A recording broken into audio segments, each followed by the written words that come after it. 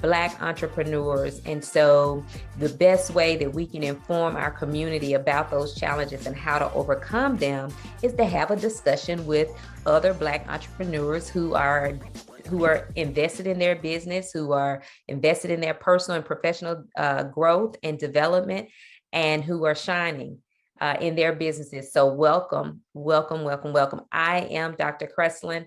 I am located in Houston, Texas. I'm excited about moderating tonight's discussion. My focus is on leadership and women's empowerment. I am the founder of Queendom Connections, the #1 Queendom coaching program in the world. And so I am excited to listen in and chime in and ask the questions tonight and have you all to share what you're doing. So why don't we do this? Why don't we go in alphabetical order? And why don't you start off with introducing yourselves? So I think that means that Amber, you will be first. Let's take 1 minute and allow, 1 to 2 minutes, since it's three of you here, to introduce yourselves. Go ahead, Amber. Hello, everyone. My name is Amber Hawkins, hailing out of Toledo, Ohio. The name of the company is Your Computer Needs of Toledo, LLC. I provide customized on-site, online, and mobile computer training consulting services. I also sell computers and accessories online. Since the pandemic, it has been pivoted to where the on-site has to meet COVID-19 rules and regulations. I provide the type of services and products to small businesses who have 500 and under, who find computers and technology challenging. I additionally do video marketing, audio conversions, form conversions, and also speak on computer topics and trends. Thank you. Thank you so much, Amber, You're welcome. for sharing that. I appreciate that. Okay, Drusella, please introduce yourself. Hey there. My name is Drusella Mugorewera. I'm located in Knoxville, Tennessee. I am the faith to faith speaker. I speak about faith, hope, resilience, and leading with empathy. I am also an international income growth and integration coach. I help skilled refugees and immigrants struggling with low-paying jobs increase their income so they can comfortably live in any country in the world. After losing everything I invested in more than 40 years and relocating to US, I have been told several times that I am overqualified. And then my just first job was $6.55 an hour. And I have been sharing my story for free. After learning how I can get paid by sharing my story on the stage, I decided that I can be a professional speaker and I can also help scared refugees to cash in on their stories and on their expertise so they don't delay where I delayed. So it's my second year in business and I'm super excited to be part of this panel. Awesome. Thank you for sharing your struggles and then how you've learned from that and being willing to share it with others. Thank you so much for that. All right, Dr. Joe, please introduce yourself. Hello, everyone. My name is Dr. Josephine Harris. You can call me Dr. Joe. I am a military spouse for over 20 plus years. I am a psychotherapist, an international best-selling author, and a 5-time Amazon best-selling author, as well as a global speaker. I am also the founder of Common Minds LLC and a certified mental health wellness coach and advocate, where I am committed and voting on women, particularly military spouses, where I facilitate for them and providing them opportunity for hope, whether it's through empowerment, a transformational message, through personal or professional growth. Awesome. We have a very diverse group of women in here in terms of your background and expertise. So this is going to be super excited. And so again, our topic is it's not over until we win. Okay. So this is about real talk. So I want you to be authentic, honest, and just really pour forward, all of your knowledge and your understanding about the questions, because we know as African-American and Black entrepreneurs, we all have challenges. So let's really give the audience all that they signed up for in this discussion. So first of all, let me say, Amber, let me ask you, what does winning as a Black entrepreneur look like to you? To me, winning means everything from you're having the recognition of your expertise as far as the business that you are conducting. You also have winning as far as doing what you can to help in whatever population you are serving, your best service and your best product. You are being recognized and respected as a business owner. You are recognized and also respected as the person that gets a nice flow of compensation coming your way.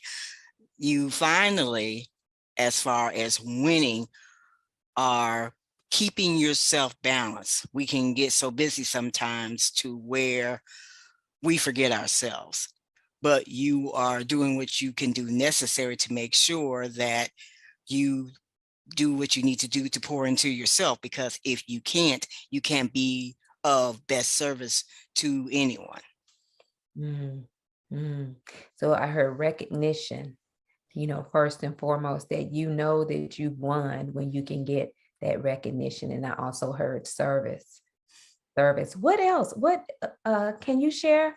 Drusella, what does winning look like to you? A Black entrepreneur that's winning in business, what does that look like to you? For me, winning is achieving my dreams and making a global impact, because you cannot win just by yourself. You have to make impact and you have to help a lot of people. And winning for me is living a lifestyle you deserve. Winning also is helping the least ones, educating, empowering, and others. So when you see the light, I think you have to show the light to others. And I think shining my light to others is part of winning too, because I just don't like misery. I don't like people living in poverty. If there is any tip of development, of success, I just want to share with many, especially women, because they were being underserved, underestimated, undervalued for decades. So I win with others. I hear your passion. And what I hear you saying is that when others win, you win. We all win. And so winning is about really empowering others to win as well. Thank you for that. What about you, Dr. Joe? What does winning as a Black entrepreneur look like to you? For me, is creating legacies, generation wealth, having a positive impact in the community that you stay in, especially in the Black communities. Because as a psychotherapist and dealing with mental health is very taboo in the Black community. So it's helping them have that understanding that the stigma of mental health is just a stigma, because as in the Black community, we all have to reach out for help. We all have to have that so that we can have that mental stability. So it's like investing in your own in professional and personal development through the community. It's helping the community realize that the mental health is a stigma in our community. I love it. It is. And, I can really get on that topic, but, and there are so many stigmas in the Black community, right? Even as it comes to being an entrepreneur, And so we have so many to overcome in our community so that we can continue to leave that legacy that you talked about, you know, make an impact, leaving a legacy. These are the winning keys. This is what winning looks like for our Black entrepreneurs. I love it. Thank you so much. Thank you so much, ladies. Oh, awesome. So in your opinion, Dr. Joe, what is hindering Black entrepreneurs from realizing this vision and why? Please explain your answer. One of the things I come across a lot of within Black entrepreneurs is competition. Mm. And when I mean competition, that people within our community, we try and compete against each other instead of collaborating. So one of the most important thing is collaboration trump competition. And one of my mentor always said that. Her name is Dr. Nikki Ziegler. She always say, collaboration trump competition. So in the Black community, we always try to compete against each other, not realizing there is enough wealth out there for everyone, and we can collaborate so that each one of us can even bring it into the Black community as a whole. Collaboration trumps competition. That's a mouthful. And I agree that competition, when we're competing with each other, that's behind an idea that there's not enough for all of us to succeed. So I love that. I can definitely see that as a barrier. What about you, Amber? One of the hindrances, I'll do this as a quick two-parter. One of them is, might as well say, address the money, because you need the money to conduct business. You need the money to survive. You need the money to purchase or invest in what you need to conduct your business. And you also need the money as far as compensation to you as a business owner that is fair and that there will not be any arguments about, if that makes sense. And let me do the B part. The B part is whom you're surrounded by. If that could be a whole nother talk, but anyway, it's going to let you know, and also you're going to be experiencing who is for you and who is against you. If your goal is to be an entrepreneur, make sure you're surrounded by entrepreneurs. If your goal is to be in this industry, you have to be surrounded by those who are experienced in whatever industry you would like to enter. If your goal is to achieve anything that you're thinking about, that's who you need to be surrounded by, that sect, that group, that committee, whatsoever. Because if you're not surrounded by entrepreneurs, you're going to be surrounded by people who are not going to understand how you talk, how you think, how you're trying to succeed, because that can really block you by whom you're surrounded by. Great. And so what comes to my mind, one of the things I share with people is that don't cast your pearls to swine. And so, you know, we go around people and we cast our pearls and the people don't understand. And before you know it, you know, you are discouraged, or people are bringing you down, or people have an opinion and it's sending you in a tailspin of emotions that didn't have to happen because you weren't surrounded by the right people. Definitely. And the money, that's the real talk. The money. Yes. What are the challenges for Black entrepreneurs as it pertains to money? Anybody else want to chime in on that? So, let me talk about money. So recently, I was in a training, and people say, sometimes I want to make more money. So we cannot make money because who make money is the government and the agency attached to the government, but we can have more money. Personally, I think that there is enough money for everyone. And we have to know how to get access to money. And sometimes I like Robert Kiyosaki, how he explains assets and liabilities. Sometimes we think that we have money in the bank, but it's a liability for us. It's an asset for the bank, but it's not for us. For example, I want to tell you that after learning that, I went to the bank. I don't have enough money there, but I have my IRA. Why my IRA will be there, not serving me, while I can use it and then they charge me a little bit interest. And I can just go and use it when I need it. And then that little interest will pay off. So I think really one of the problem I wanted to address is the limiting beliefs. Because I think also we have to think our relationship with money. And one of them is like the limiting belief saying that we cannot access money. But if our dreams are bigger enough, if they make us cry, we'll find money. And I want to tell you why, because I lost everything as an immigrant. I came here, I started from nothing. I just had one of clothes on me. I didn't have a house, but I have been in this country 13 years. But now I have a house. It was 110,000 worth. I paid off 65,000. So I'm paying little by little. But the reason why I am engaged in business and to be financially in the time free, I happen to define my uniquely qualified talents and gifts I have. And everybody has those ones.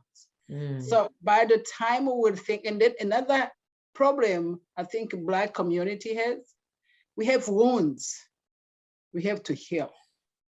We have to wounds we have to heal, and we have to network better. The predecessors talked about the surrounding.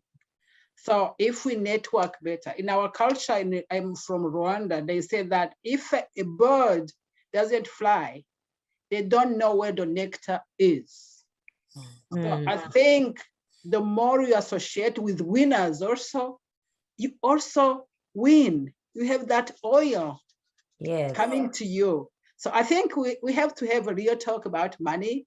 Yes. Personally, I think really there is enough money. It's like when we are immigrants and people say, oh, you are coming to take resources. I say, no, we are not just takers, we are givers too. But there is a lot of resources. There is a lot of enough money for everyone. We just have to have the techniques and the tactics to get to it and to learn how to use money. Yes. Yes, you said a lot. And so the first thing that really stuck out was the struggle. Like, it's okay to struggle and get in that bad place, because sometimes that's where the real purpose and the real strength is birthed, in order to just really motivate you and empower you to go and take what's rightfully yours, right? Because wealth is ours. It's ours to have. But I also heard you talking about the wounds. Like, as a community, we are a very wounded community. We're a very wounded community. And I think the lack of networking goes back to what Dr. Joe was saying, is the competition. You know, the fear of networking, or thinking that I'm not going to go, network with this person because they're doing what I'm doing. There's no competition. There's enough for all of us to go around. And like Amber said, we got to make sure that we're in the right circles. We are in the circles with the collaborators and not the competitors, so that, we can stay motivated. So very good, very good. So let's move on. Let's move on. So Mr. Oliver, are you present? We can't see you.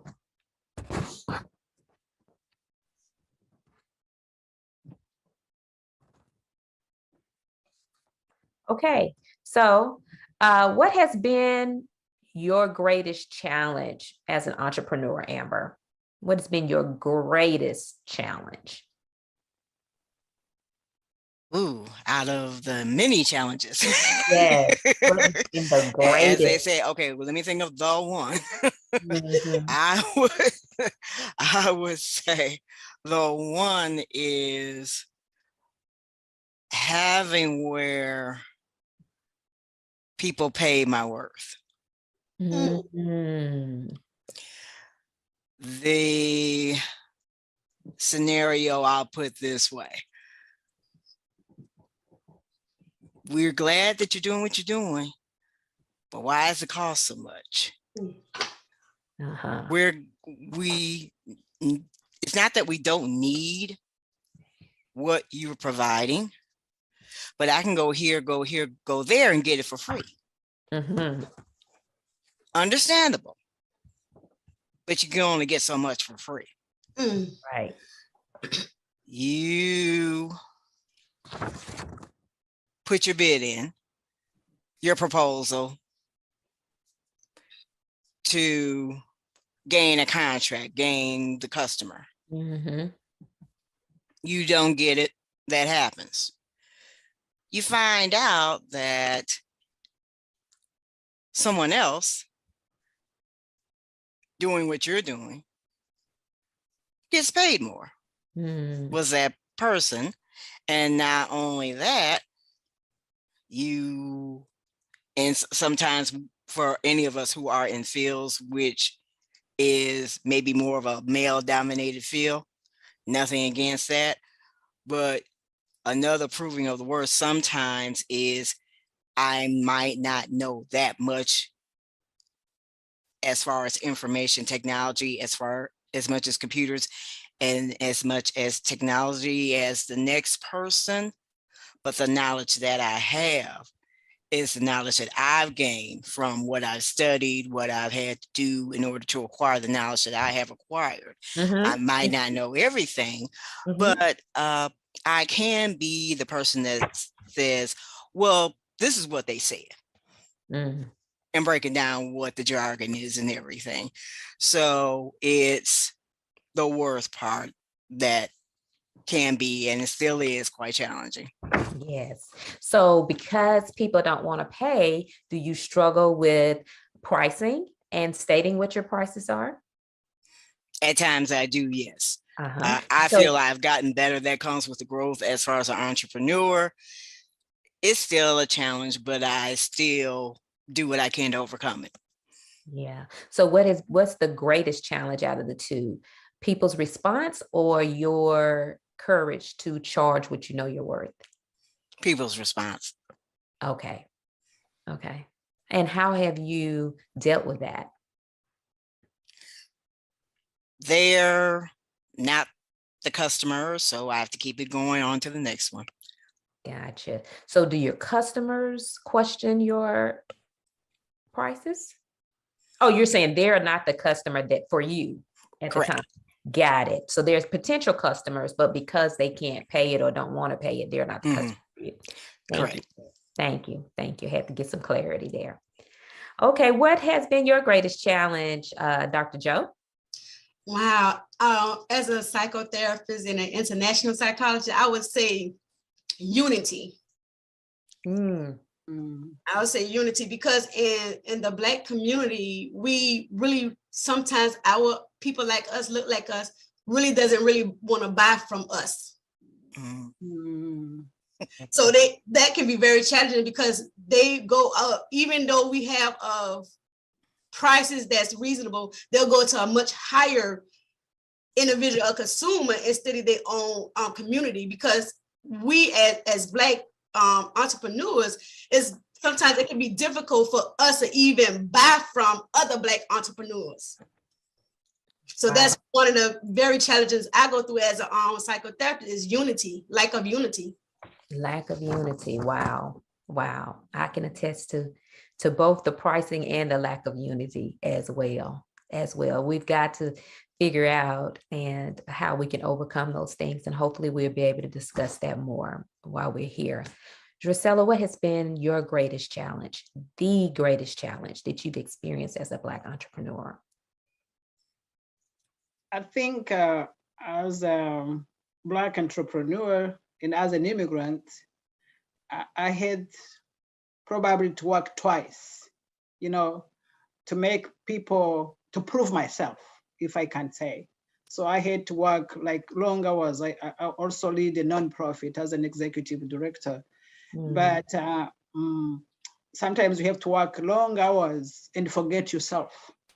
So now what I did build a team, but also I learned that the rule of 8 hours to work for somebody, 8 hours of sleep with a psychologist, you can say, and then 8 hours of doing your business or working on the family. So now I know that I can be part-time on the work, on the job, and be part-time on my business. Got it. I am progressing very well now because I'm now dedicated, and I have to find time to work on my dreams.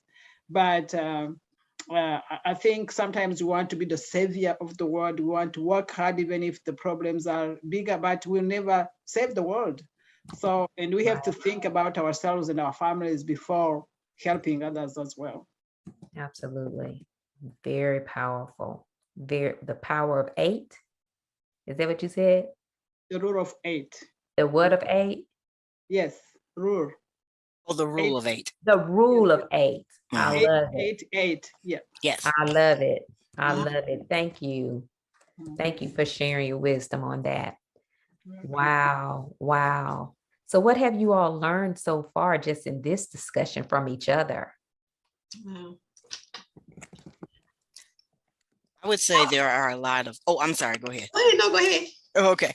I would say each of us have many similarities as far as what we had to do to overcome, as far as, you know, problems that we've encountered, that we did what we needed to do to overcome them, what our professions are. But also what's wonderful are the differences, and we can celebrate our uniqueness. I'm unique in my way. Dr. Joe is unique in her way. Drusilla is unique in her way. And you, Dr. Crescent, are unique in your way. And so is James. We are all unique. We are all wonderful. And we all have our talents and everything to contribute to help to do what we can to make the world better. I love it. I love it. Anybody else? Anything that you've learned? We're kind of like at the halfway point right now. So I want to do a check-in with you. Like, what are we learning from each other? What are we, you know, what are you wanting to say that I haven't asked you so far? One of the things that I learned is that, not to exclude James, but we all are female entrepreneurs. And I know within the Black entrepreneur world, as females, that's another struggles that we struggle with, being a female, especially with Amber as a computer person.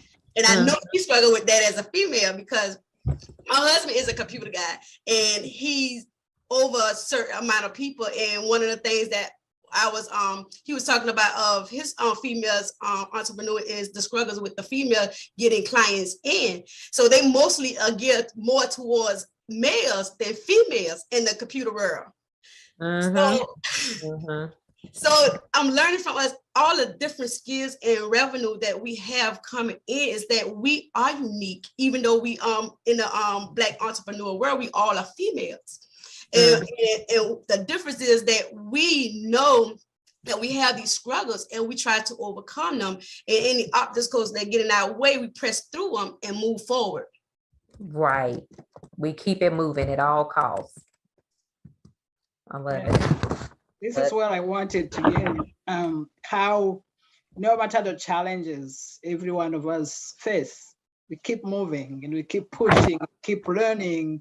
I think Amber's talked about investing ourselves. That is key.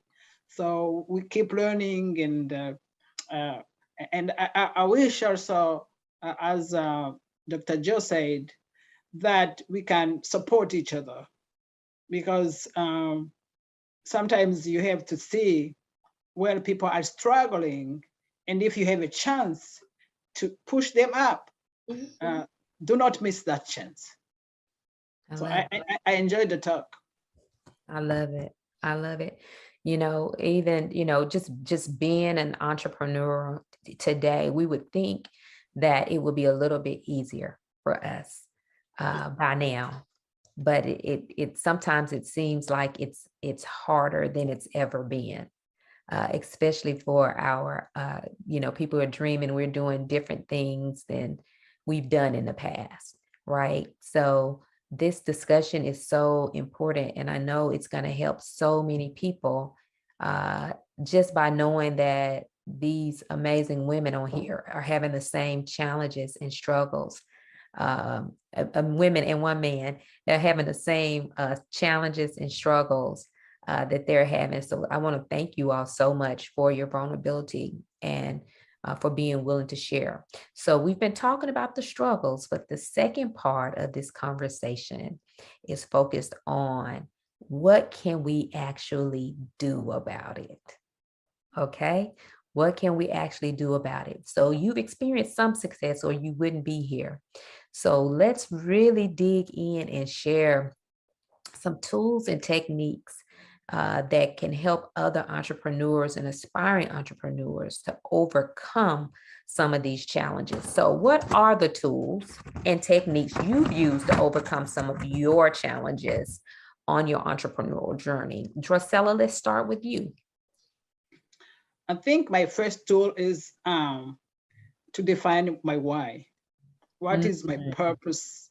What I want to achieve? What legacy do I have to live here? Because I'm a grandma. My grandson is 2 years old. And I want to inspire him. I want him to see that even if I am almost 60, I will work. It's not over until I win. So the second thing besides defining my why, I network like crazy. And I want to teach my African American sisters really to network in person, online, their face group. Even if you have fear, we have to overcome that fear. Because if we don't network, they say your network is your net worth. Yep. So many of them are down there because they're isolated. We have to take them from that isolation. So, and we can bring one at a time. Because I think sometimes you have also to encourage people and to listen to them. Because sometimes I say, why, when I go into the room and I see, where are others? And I say, are they informed? Do they have the technology they need? So I try just to understand why we are minority on the scene of business. But I wanted people just to define the why and to believe in themselves. They are capable, they have talent they are uniquely qualified for. So after defining my why, and then I did plan my work and hire a coach. Nobody will develop without a mentor or a coach. That I did see that. And also when I was seeing the trainings here and there, like being a butterfly and spending 2,000 here, 1,000 here, 1,000, I decided to hire like a company having marketing, having all the things in one, who will teach me the funnels. And then for refugees and immigrants, we can learn also. I want just to give them a message. We do not have to play small. We can play big. So these are the two things I can share, but without a coach, without a mentor, it's hard to succeed. I love it. You said a mouthful. Know your why. Know why you are doing what, and how many times do we get lost in the sauce and we forget why we're doing what we're doing? We have a setback, we have a failure, and we just, lose it because we're not focused on that why. Like, why am I doing that? Because if we keep that why in front of us, we wouldn't let much discourage us. I love that. You talked about networking and hiring for help, which is why the money piece, I think the greatest challenge for our Black entrepreneurs is so important, because we need to be able to put the money in your bit. I think you mentioned that earlier, Amber. It's the money that you want to make, but it's also the money that you need to put in your business. And so hiring the people that can help you, hiring a coach, that's seems like it's sometimes complicated for our Black brothers and sisters to do, is to pay for a quality coach, because there are a lot of people calling themselves coaches these days, and maybe they're being burned in that arena. I don't know, but a coach is so very important. So is a therapist. So is a psychotherapist. They do two different things, or some people can be a therapist and a coach, and they know the difference between those things. But some people can't get to the coaching until they can heal those wounds that we talked about earlier. Drusella, you have shared such a book of knowledge just in that. And if I can add a small thing on that coaching, you can. There are also free resources. Absolutely. You know, there are people who do challenges. There are masterminds which are free or just $47 or $97. So you can invest little and harvest much. So I think probably I want to keep in touch with you ladies, so the conversation doesn't stop here. So we have to see how we can multiply thousands of us using the resources you and I already know to help others to know that. I love it. Love it. Love it. Thank you so much, Drusella. Amber, what are some of your tools and techniques that you've used to overcome the challenges on your entrepreneurial journey? There actually have been many, but I'm going to say this. Earlier, we had talked about, the challenges each of us are facing or have faced. There are, as Drusella says, so many resources out nowadays. There are some in which I wish were around in I would say the first 3 to 5 years of my business. So I would say greatly take advantage of those, because I'll go back to when the pandemic first started. Here come all of these resources provided for free online about this aspect of business, about this aspect of small business, as far as doing task A, B, and C, and on from there, that were just coming from the woodworks. And you had the opportunities, and you still have the opportunities with a lot of them, as far as gleaning from that knowledge and that information. One of the other things is that I'll touch money in this way. All of these small business grants, usually grants are in the nonprofit sector. But since mid 2020 and on from there, I mean, there had been for small businesses before, but the floodgates opened as far as small business grants are concerned. So anybody out there listening to us, please take advantage of those. Please do not give up on your business. Please find out and get assistance if that is not your forte on applying for them, because they're out there. They are available for different industries, different populations, and on from there. I would say the third thing is, and I'll touch on computers and technology, there is help as far as if you are challenged in that way. Because whatever you do, however you do it, computers and technology is going to be involved one way or another.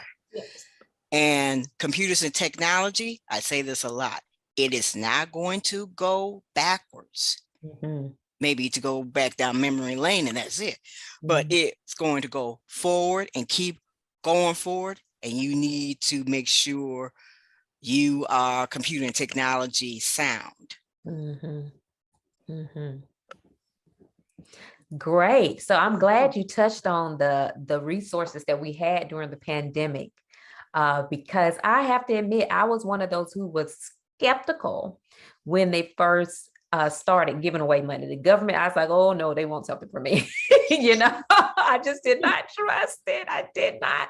But I got on board. I got on board. Black people just haven't had a lot of success with the government. And so And so I was very leery, but I did get on board and I was able to take advantage of that. So I want to share for those entrepreneurs who may have gotten a grant or gotten a loan through the Small Business Administration, that if you did not maximize the amount of money that you could get, they are still loaning money at a very small interest rate. And so use other people's money. If you believe in your business and you know you have something that can be lasting, then use other people's money to really build that for yourself. So I'm glad you brought that up, because that was a powerful tool, and it still is a tool. I don't think if you didn't take advantage of it at first, I don't think you can just start now and get that COVID loan. But if you were a part of the process and you only got a few dollars or what have you, a few $1,000s, if your business is eligible for more than that, you can still go back and get more. So thank you for bringing that up. And also, you're very welcome. Yeah, you're telling us to embrace technology. It is not going anywhere. Whenever you go into a store and buy a computer and get it home, soon as you take it out of the box, it's obsolete, it's outdated, because technology is moving that fast. So yeah, I agree. That's one of those things that I'm leery about sometimes too, but it's not going anywhere. So we have to figure out how to use it for good and not get turned off by it, but just because some people are not using it that way. So thank you so much, Amber. That was very valuable. You're very welcome. What about you, Dr. Joe? Give us some tools and techniques to help us overcome some of the challenges, which you've used to overcome some of the challenges on your journey, and I know it's going to help us as well. One of the things what the lady said is building that network. Building that network, getting a mentor, getting a coach, getting a therapist, because as a psychotherapist, I have a therapist and I have a coach. So it's getting that, taking care of your mentally, your physically, your spiritually well-being is even also looking into the eyes look through the world through other people. It's like getting that trend setting requires unconventional thinking. Whether you understand, you got to play the market. You have to really have the opportunities to know your market. Who are you marketing to? What are your consumers? What are your target audience? Absolutely. Absolutely. I love it. The marketing piece, that's what I love about BlackCEO, that I was not marketing savvy, and they are. I mean, they are amazing with marketing, and it is so important. That's how people, stars, NBA players, everybody, it's not just based on skills that they get picked up, it's on marketability. And it's on there. People are looking at your Facebook pages. They are looking at your Twitter. They are looking at your Instagram. They are Googling your name. So it is so important that we make sure that what we put out there aligns with the image that we want people to see about us. So that marketing is also important in building your network. We keep hearing that word come to the surface. Network, network, network. Drusilla said it best. Your network is your net worth. And so you do business with people. You exchange money with people. So the network becomes your net worth. So very, very, very valuable information. Were there any other tools and techniques that you all thought of as you heard other people sharing that you want to share? One of the things I say is getting teamwork. Teamwork. Make sure you're a good team player, because when, as that old saying say, teamwork make the dream work. Absolutely. So you have to have trusted teamwork. And with me, I have a biblical affirmation for my business. So with me, I put God in everything I do. So without God, I can never flourish this, because God bringing the vision to me. So and he implementing the vision through me, and I'm prospering the vision. So it's me putting God in everything I do. I love that. I'm with you on that. I am totally with you on that. Give him everything, turn everything over. And that's one of the things that I learned to say this year. Help me.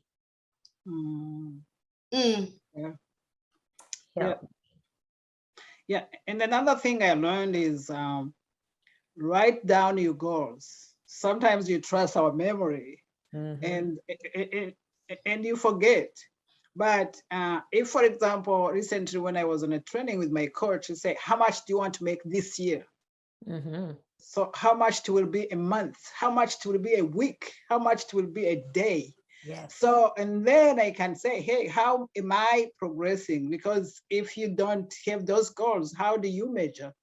So sometimes you have just a global goal, but you have to be specific and be having those small goals. And another techniques and tip is celebrate small wins. Lisa Nichols, I like her. She's an African American motivational speaker. She said, celebrate the wins. Sometimes we don't see those ones and they keep us moving. You know, no matter how small they are, it's an achievement. Just jump and celebrate.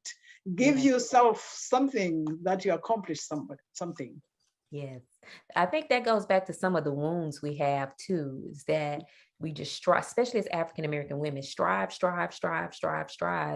And we don't give ourselves that compassion. We don't give ourselves that pat on the back. We don't give ourselves that attaboy that we give to everybody else. So celebrating small wins, I agree with you wholeheartedly. And of course, write the vision and make it plain. We got to write those goals down, and even the money goals. Write those goals down and begin with the end in mind. And then, like you said, backtrack. What's your year goal? What's your 6-month goal? What does that look like every month? What does that look like every week? What does that look like every day? Very, very, very powerful. Very powerful. And then, like I said, help me. Because as African-American women, we don't ask for help. And so that's this year, that's been one of the things that I have just committed to my memory, that if I'm just sitting here working by myself, ask for help. God help me. I can't make it to the grocery store. Call my husband. Today I called him. He said, what do you want from the store? I said, I don't want you to go to the store. I want you to come home and make sure the grandkids are not slamming the doors, because I have a 90-minute conversation tonight and there could be no background noise. And so I need you to help me. If I can interject this quickly, Dr. Cresslin. Absolutely. The part as far as the help, prayer, of course, because your faith will be tested. Absolutely. Let me assure you, and I'm sure the other ladies agree with me, that your faith will be tested at times.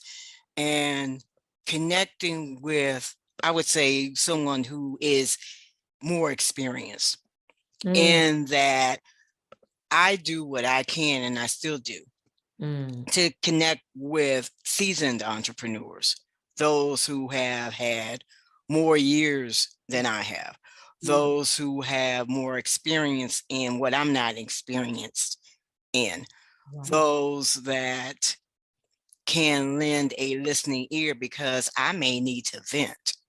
Yes. Is because it could be where you run into so many frustrations that you need that listening ear. You need a confidant. You need to have, this is what I have. This is the contract I'm going after, but I just don't understand whatever it is you don't understand. Your thoughts and ideas about this, that, and the other, and on from there, because we don't know everything. Absolutely. We cannot do everything. We can do all we can. And multitasking, I'm sure that's a term that hasn't been heard in a long time. There are times when we can flow extremely well, multitask and do 20 things or 30 things at the same time and get it done. But many times, if we're realistic and when we're honest, we're humans. Absolutely. We're not part of the sea world where octopus live. Right. So, you know, got to think about that.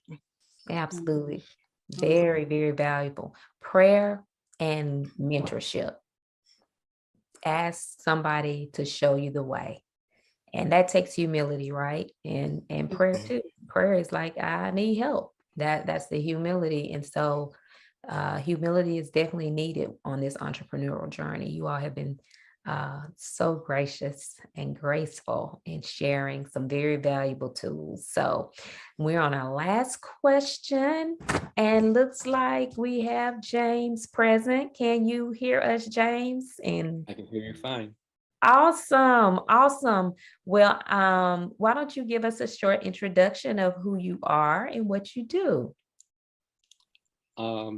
I am, well, first of all, the name is James Oliver. I'm from Cleveland, Ohio, or the greater Cleveland, Ohio area. I am an accountant, specifically a enrolled agent, and I also share the title of money coach and proactive tax strategist. Wow, awesome, awesome.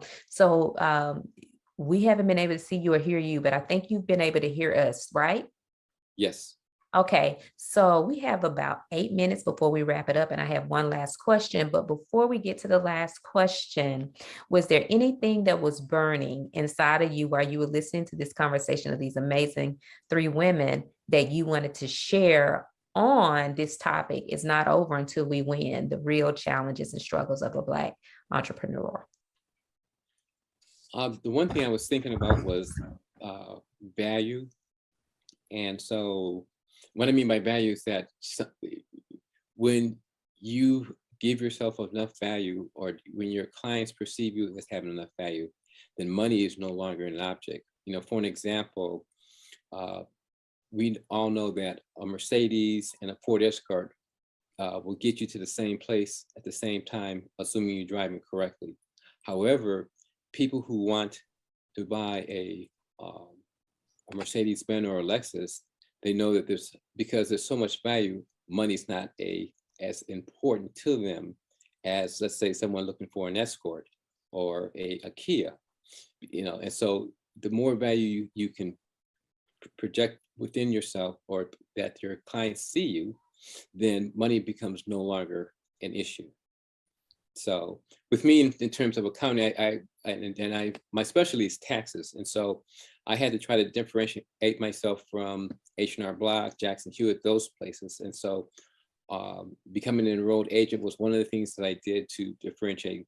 And then also in terms of tax planning, that was another big thing that I was able to get people to understand, that just doing your taxes is one thing, but if you're trying to save taxes in the long run, and also in terms of building and becoming financially independent, those are things that I could help people with that H&R Block can't. Gotcha. So. Gotcha. So you said a mouthful in that first statement, that when we see ourselves as valuable and others can see us as valuable, then money is no longer an issue. And so how is that created for the Black entrepreneur? How, you know, what are the elements of value that a person needs in themselves in order to get other people to see them as valuable? Well, you've got to probably be the orange amongst the apples. You got to be the different person. You know, you got to be, like I said, you got to be the Mercedes-Benz or the Lexus among the cars. Mm-hmm. And so, and what you have to show is that you do more than just, you know, instead of, one of the things, for an example, someone says, what do you do? I say, I help business people save money on their taxes, versus just saying I'm an accountant, because everybody, accountant is an accountant, CPA, whatever. But if you say something like, my business, I'm in a relationship business, and my goal is to help business owners to save money on their taxes, that then catches sometimes people's eyes and ears and say, okay, well, how do you do that? That leads to a conversation, and then sometimes I can get, it's a way to get business. And so you have to think of things that you do that you uniquely are you're in terms of your strengths and weaknesses, and how you service people. And so people see that uniqueness, that's something different than what everybody else is doing, then they will tend to gravitate towards you that way. Great advice. Great advice. Dr. Joe, I see you lighting up. Yeah, let me piggyback off what he said with the value, because I'm a psychotherapist, and there's many psychotherapists out there. There's many international psychologists out there, but I am a military spouse with a PhD in a psychotherapist. So when I put value in a mental health coach, where I help the military spouses through challenges with their mental health. So you see the difference. What he's saying is the value that I put on myself. I love it. So you put your money where your mouth is. You said that you were something, and then you went and got the credentials to back it up, which adds value, the letters behind the name. So I totally get it. So listen, y'all, we have 4 minutes before we not finish the conversation, but we wrap up this part of the conversation.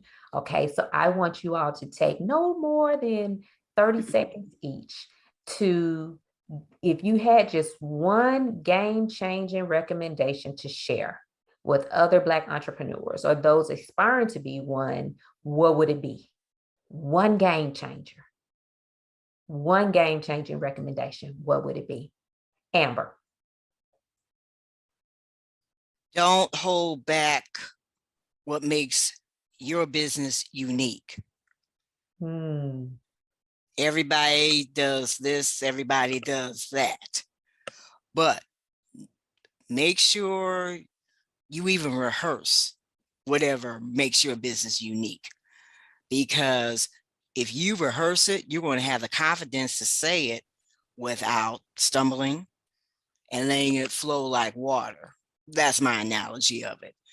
So for instance, yes, there's computer training, there's consulting, but what makes me unique is that it's customized, because not everybody learns the same. And I'm still one of the few computer trainers, if the house is big enough, who still specializes in coming to your home and training you on your own equipment, training you on your own computers. Again, got to meet COVID-19 rules and regulations. I love it. So don't be afraid to identify what makes you different from the competition and putting it out there and rehearse it, know it, so you can share it with confidence. Wonderful. Dr. Joe, one game-changing recommendation. One of the things I would say, your professional and personal development, the power of connection and entrepreneurship. Invest in yourself. Okay, I love it. We've been saying network, network, network, and then also invest in yourself. Thank you. Drusella, one game-changing recommendation to share with other Black entrepreneurs. You are worthy and deserving. Know your gifts and monetize them. Love it. Know that you are worthy and deserving, and monetize your gifts. Awesome. All right, James, what's your one game-changing recommendation? I'm going to maybe piggyback off of Amber a little bit and say, have a 30-second elevator speech that you can, that has some power to it, some zing to it. So when people ask you what you do, in 30 seconds, you can tell them and have them, and obviously practice it so that you can feel confident when you say it, and people will see that confidence in you. Awesome. I love it. You all are great. It is 6:15, and my one recommendation is that they will connect, that Black entrepreneurs out there and aspiring entrepreneurs connect with great people like these that's on this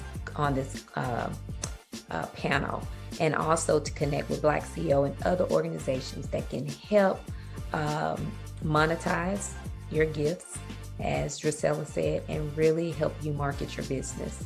Okay, this has been wonderful. Thank you for joining. Thank you for the moderation. I'm just stopping recording.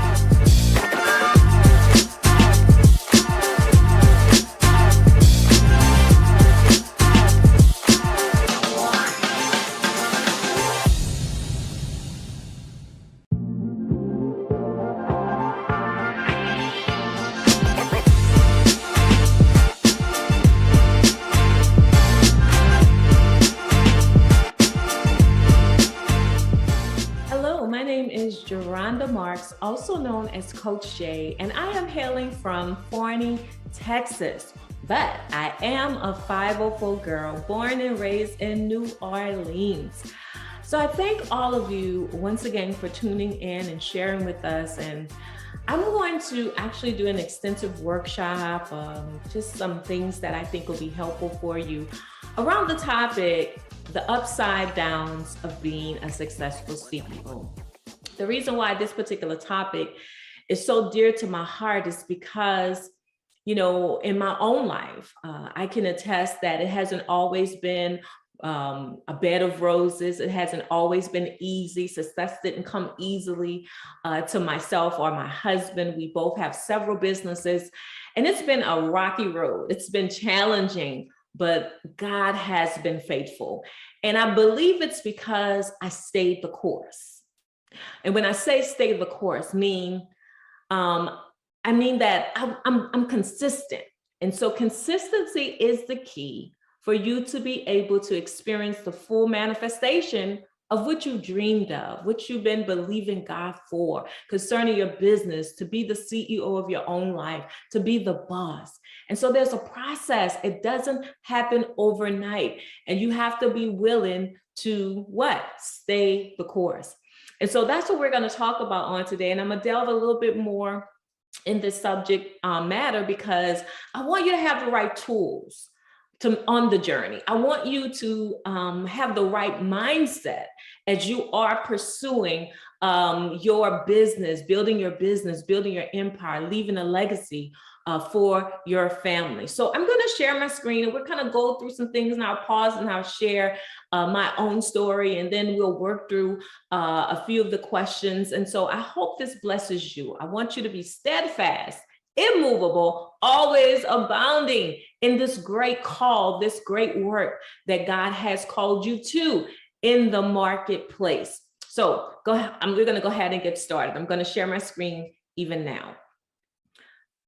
All right, so let's talk about this whole notion of the upside downs of being a successful CEO. All right. So the question becomes, do you have a dream? Come on, let that sink in. I hope you do. I hope you have a vision for your family, a vision for your finances, a vision for your business. Do you have a dream? What are those dreams? And I want you to take time and list them. You see, the word tells us in Habakkuk, I'm not here to preach to you, but it may come out of me, this is normal. But in the book of Habakkuk, it says, write the vision, make it plain, so those who read it can run with it. Come on. So you have to write the vision. You have to write down your dream. What is it that you want out of life? And so if you need to pause, I need you to take a moment and list that. It's nothing like seeing it written. It's nothing like affirming it with your mouth. Okay. So do you have a dream? And I bet you do, because you would not have attended this conference if you did not have a dream of being successful, a dream of being your own boss, right? A dream of leaving a legacy and building a legacy for your family. Okay. So let's visualize. Visualization is so powerful, man. When you can see it, you can have it. Yeah, if you can see it, you can have it. And so I want you to take out some paper and imagine your life as a boss, as a CEO. And remember, I'm not sure if you remember in the keynote address, I shared with you, what does being a CEO look like? And for me, I summed it up in 4 words. I said freedom. Oh, God, that word, freedom. I said flexibility, right? Being able to what? Do what you want, how you want to do it, when you want to do it. Financial security. Man, having enough money, not just to be a blessing to you and your family, but to bless others that are in need. That's what I live for. I don't want to just be blessed. I want to be abundantly blessed so that I could be blessed to be a blessing. And so then we said, freedom, flexibility, financial security. And then the other one was fulfillment. Man, I am living this half of my life very fulfilled. Yes. I worked in corporate for 8 years. I worked in nonprofit for 24 years in ministry. And God knows I love doing things that fulfill me. So I visualized my life. I mean, literally where I am now, I visualized this almost 22 something years ago or more. And I'm here. And my daughter's like, did you ever think you would get to this point where you're able to build your own business full time? Because it wasn't always like that. It was a process. And so I told her, I said, I visualized this. I saw this. I wrote it. I did the vision board parties. I wrote in my journal. So I want you to take some time out and I want you to do it. What does that look like? Being your own boss, being the CEO of your own life. What does it look like? Ooh, write that. And not only write it, but I want you to get a picture, a mental picture, and then hold fast to that mental picture, okay? All right, and as I stated, the freedom, the flexibility, the financial security, all of us want that. That's so important as you're on this journey. That's what I'm living for daily. I don't want no chains holding me. I don't want no restrictions. I want to be able to go to my baby's parties, games, fly, you know, if I need to go out of state, out of the country, financial security. Have all of that, man, not worrying about finances, money working for me. That's what I'm talking about. Fulfillment, okay? Fulfillment. Yeah, operating in your sweet spot. Operating in your sweet spot, doing what you love and what you've been called and assigned to do. That's what it looks like to me. But you first have to visualize it. And then you're able to walk into it, okay? So take a moment. And I want you to take these words: freedom, flexibility, financial security, fulfillment, and then any other word. And I want you to write down, what does freedom look like for you? You know, freedom for you might just simply be, you know what? Oh, Lord, not wanting to clock in, right? Or have to punch nobody's clock, right? Yeah, flexibility. Come on, what does that look like for you? Being able to care for your loved one.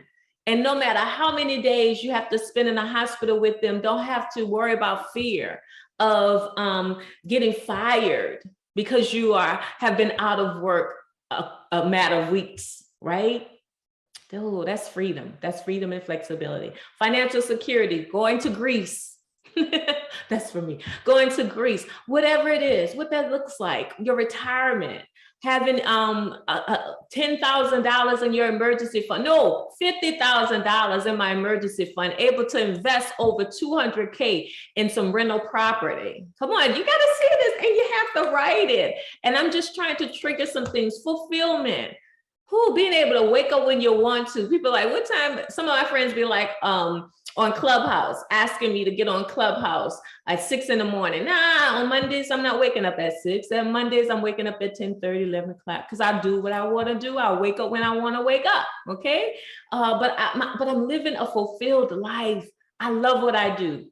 If I didn't get paid, I'll still do what I'm doing. Helping, adding value to people's lives, serving people. And then what else is there that you desire to do? So I want you to take some time and I want you to fill that out, okay? Remember, success. What does success look like to you? Now, we know what the world deems success, right? And you could just blurt out some words. You could just blurt out some words. When the world talks about success, they talk about money, money, money, money, money. And you need money. Yeah, you do. You need money to survive. All the likes. We have all of these influencers that have like, what, millions of followers, likes, and because of these likes, they're getting paid. Because of their subscriptions on YouTube, they're getting paid. That's success in the world's eyes. People who are gracing stages and you know, have the cars and the houses and all of that is great. That's the world's way of defining success. So I want you to know that's the world's way of defining success. But what is success for you? What is success for you? That's a good question. And I want you to pause and I want you to think about that. What does success look like for you? For some people, they may not want to necessarily quit their full-time job. They might want a side hustle or a side job to bring in some additional income. If they just had, what, $3,000 extra income, man, that would be success for them. Seeing your children graduate from college or high school, that may be success for you. Yeah, and being able to afford to pay their tuition, not necessarily having to take out loans, that may be success for you. Retiring your parents, that may be success for you. Retiring your husband, so he won't have to work as hard. He could get off the road and now he could do his own thing and start the business.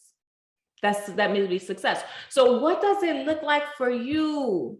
Don't allow the world to dictate to you what success looks like, okay? So be mindful of that. There's too much pressure that the world puts on us, and we allow the world to put on us and people to put on us on what success looks like. God wants us to be successful. He wants you to accomplish great things. But like I stated before, success is you finding and following the will of God for your life. Okay, that's the right way to view success.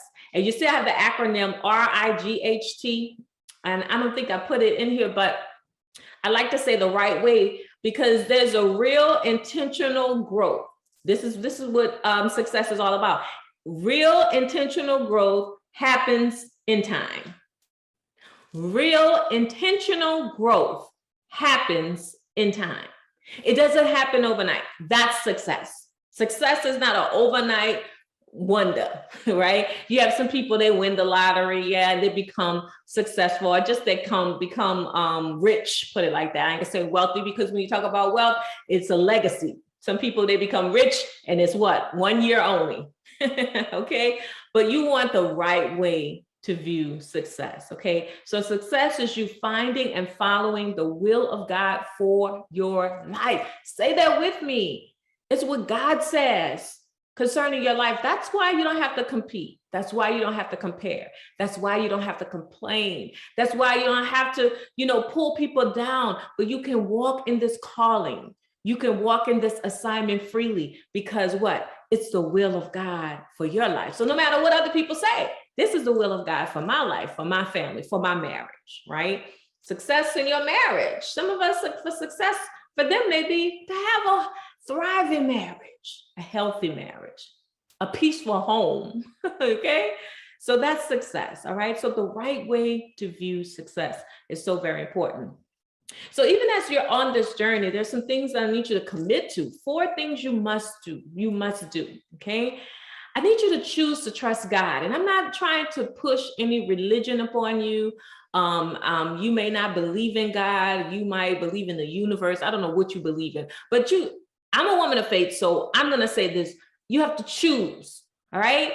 The reason why I say you have to choose, especially on this road, because there's so many things that are going to manifest and you're going to need some help. You're going to need some support, and you're going to have to be able to realize that you must partner with God on your next journey. You're on this journey and on your next level. Okay. You need to choose to trust God. Then I need you to commit to the process. No, upfront, you got to commit to the process. Why am I saying that? Because if you don't make an intentional decision to commit to the process, you won't last. You will not finish. You will start, but you will not finish. You got to be committed that even when life hits you with arrows and darts and you're under fire, there's so much hell going on in your life, you're committed to the process. So not only am I choosing to trust God, I'm going to commit to the process, and then I'm going to collaborate with God. Do you know that you're in partnership with God? Yes, you are. You are in partnership with God. He needs you here on earth to fulfill your assignment. So you got to get your directives from him so that you guys can partner together, right? Nothing like being in partnership with God. I know we're looking for all of these external partners, but I dare you to partner with God and then watch how your business will begin to have some traction and some momentum. And then consistently keep showing up. When people look at my life and they're like, how could you have stayed in ministry for 24 years? God has blessed me in leadership. I've been training thousands of leaders and doing workshops and seminars. And I was consistently doing that. I was consistently showing up on the job in the right position. Regardless of how life was hitting me and the things that I was going through, I was consistent, consistently smiling, consistently loving, consistently serving, being present. Man, it goes a long way. And so whatever you sow, you're going to reap. And so I need you to be consistent. Don't be in one moment and out one moment, showing up on social media, giving good nuggets and tips and strategies. And then next thing you know, they don't see you no more.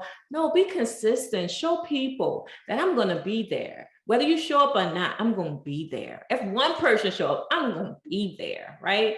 So consistently showing up. Those are the 4 things. And when you begin to commit to these 4 things, you say, I'm choose to trust God. I'm committed to the process. I'm going to collaborate with God, and I'm going to consistently show up. Guess what? You will be and see it. You will be the CEO, and the people will see you showing up as a CEO if you do these 4 things, okay? So as we begin to talk about those 5 areas that you need to safeguard, I'm telling you, I feel this so strongly in my spirit that if you safeguard these areas and pay close attention, there's power in being self-aware. And so self-awareness to me is the superpower. When you're able to look at yourself and analyze yourself and assess yourself and begin to see what things you need to change or do differently in order to get different results. And so this whole notion of safeguarding, that means that you're being intentional about positioning what? Holy Spirit or real guards to guard your life. You gotta do this. You have to do this. So those are the 5 areas right here. These are the 5 areas.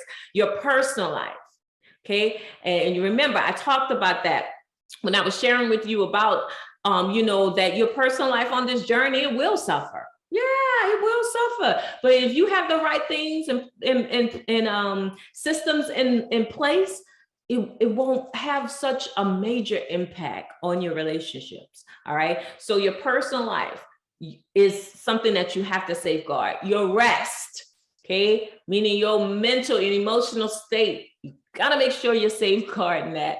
And then your heart and your mind, remember I said I put those together, they go in hand and glove, like they go together like red beans and rice.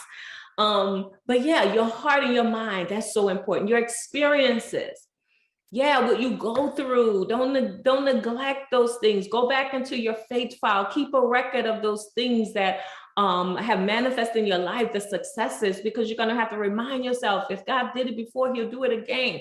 Then your reputation. Be a person of integrity, have the right work ethics, be a person of excellence, that when they see you and you show up, you're showing up and you're giving it your all, right?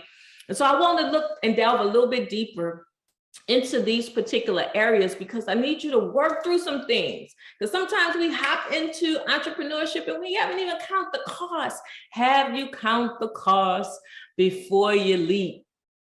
Have you count the cost before you launched? Okay, so I need you to count the cost, and I need you to definitely look at these areas and assess them and see where you are.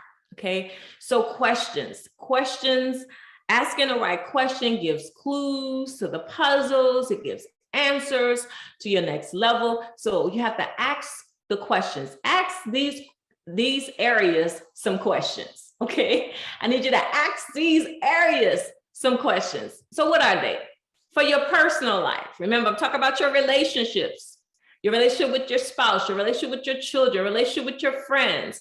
Come on, I don't want them to suffer, because they will as you're building your business, all right?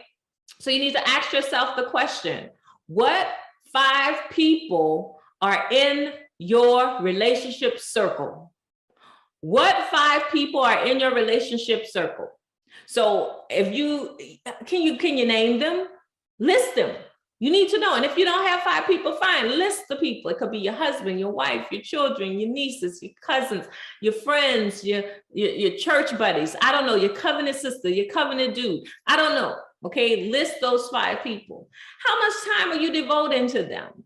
Because as you're building a business, you're going to become busy, but you still have to make time for them, right? Are they supportive in the things you're doing? Because you don't need people around you that's not supportive. You don't need them that close to you. You know, it's okay to have them on the outskirts, but if you're gonna be in my holy of holies, my inner circle, I need you to support what I'm doing, like the post or something, share the post or something, tell someone about my product or my services or something. Come on, that's key. You gotta ask yourself, and then, you know, have a conversation with them and say, wait, I don't see you supporting anything that I do, but I'm always supporting you, right? Okay, and then how is your communication with them? Remember, I shared with you 3 things. I say you have to clarify the vision in your relationships. You have to communicate your commitments in these relationships. You have to consistently check in with the people. Don't be trying to maneuver and move around in silence. Like I said, it's a burden. It's really a weight when you don't have the support of your spouse, especially if you're in business. And I want to speak to those of you that are really having a hard time getting the husband or the wife on board. I need you to keep praying. God will turn the hearts of all men, you know, and he will help you get through it. But I understand it can be challenging. That's why I say I thank God for my husband. He's a gift to me. He cheers me on. He supports me. There are times when I have to prepare. I remember, you know, as I begin to prepare for messages to preach or speak, that would take a whole day and I'll be in isolation. And, you know, he respects that. My time of consecration. I say isolation, consecration. And so, but I value that. And so if you have a spouse that supports you, you need to love on them. Your children support your business, knowing that you have had to sacrifice so much, right? But they still love you. That's priceless, right? So what ways can you improve your relationships now that you are in business? Okay. Let's talk about your rest. So make sure you go through those questions, because questions leave clues, right? They can give you answers. They're going to help you keep momentum. Let's talk about your rest. Remember, when I talk about rest, I'm not talking about sleep. Sleep is one of the aspects of rest, but we're talking about the mental and the emotional rest that you need. Here's some questions you need to ask yourself. How many hours of sleep am I getting? How many hours of sleep am I getting? What are some things you do for rest? Ask yourself the question. What are some things you do for rest? What are some things that break your rest or your peace? You have to look at those things, because that's going to determine how creative you're able to be. And your creativity is birthed out of rest, the recreation, you being able to rest your mind, not always be anxious or stressful or moving and all this commotion, right?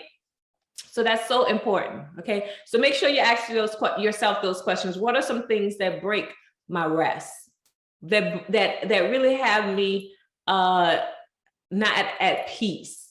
Okay, so that's what we're talking about with your rest. Now let's look at your heart and your mind, which is so crucial. The word tells us that above all else, guard your heart, because out of it flows the issues of life. So you have to make sure your heart don't have no toxic emotions, bitterness, unforgiveness, all of that in your heart. You got to cleanse your heart and cleanse your mind, because your mind is a battlefield. All right. So ask yourself some questions. Is your heart healthy? I'm not talking about your physical heart. I'm talking about, you know, like I said, right in here. That's what I'm talking about. I'm not talking about your physical heart. I'm talking about your spiritual state, right? Is your heart healthy? Are there toxic emotions eroding your heart space? What are they? List them out. How are you handling them? And then what are you doing daily to keep a positive mindset, to stay in a positive mindset? And then what are some ways you can guard your heart and your mind? All right. All right. Now we're talking about your life experiences, because sometimes we like to ignore our life experiences as if things didn't happen. Lord, if I could erase. No, all of that. You need the dark streams and the light streams. You need the dark streams and the light streams. All of that is woven into the fabric of your life. And God, all of that tells a story of who you are and how you're able to handle what you handle. Don't you know people are wondering that about you? How are you able to withstand what you're going through or what you've been through? How is it? Because of my ups and my downs, because of my bad days and my good days, because of the pain, you know, and the joy in my life. Yeah, I had to have that. So here's some things to ask. Name at least 3 defining moments in your life that you pulled through. These are successes because you made it to the other side. See, sometimes we neglect to look at these defining moments, and it doesn't have to be grand or big moments. You know, find the little wins, those things that you know, if it had not been for God, he helped you to get to the other side. Now you see why you had to go through it. So take that time. Another question, how did you get to the other side of your valley? That's your story. That's your steps.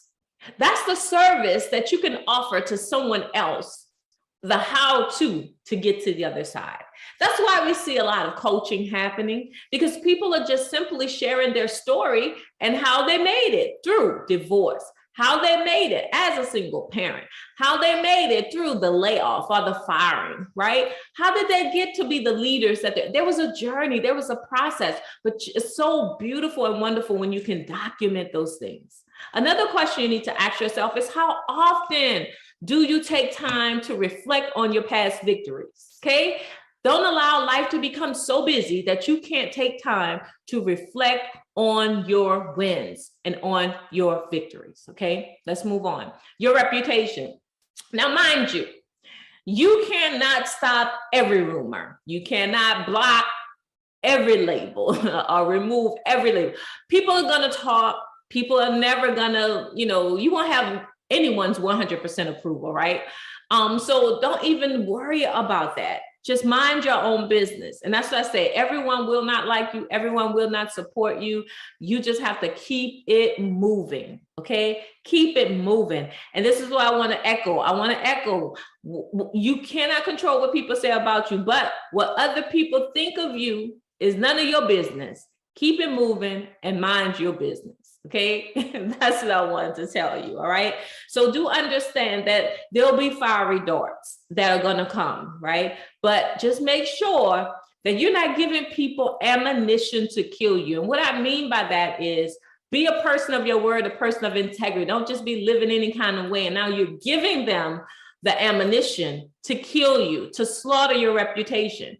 You're not perfect. You're progressive. Right? I'm not perfect, but I'm progressing in every area of my life. But make sure that you're being kind. Make sure that you're being generous. Make sure that you're being true to your word and you're showing up authentically you, okay? So your reputation, here are a few questions you need to ask. Just 2, are you easily offended by what people say or do to you? Because if you are, you're not going to last on this journey. I remember when I first started out in ministry, you know, you sometimes think that when you work for the church or you work in ministry, that everyone's going to be nice, everyone's going to be kind. No, they have some devils, some demons sitting up there in the church, working in the church, and they're hateful. And my heart was so heavy because of just some of the attitudes, the mindsets, and the ways and behaviors of some of the people that was working. And I was like, I don't like this. But I remember my spiritual father, he shared with me, he said, Yoronda, you got to have tough skins. So I had to grow up and I had to realize it's not personal. To them, it might be personal. This is business and it's spiritual. And it's the enemy's way of trying to keep you from moving forward. So you need to ask yourself the question, if you are easily offended, you need to deal with that offense. Now, offense is going to happen. So you just got to prepare yourself. I like to say, it's these attacks, it's like water on an oily duck.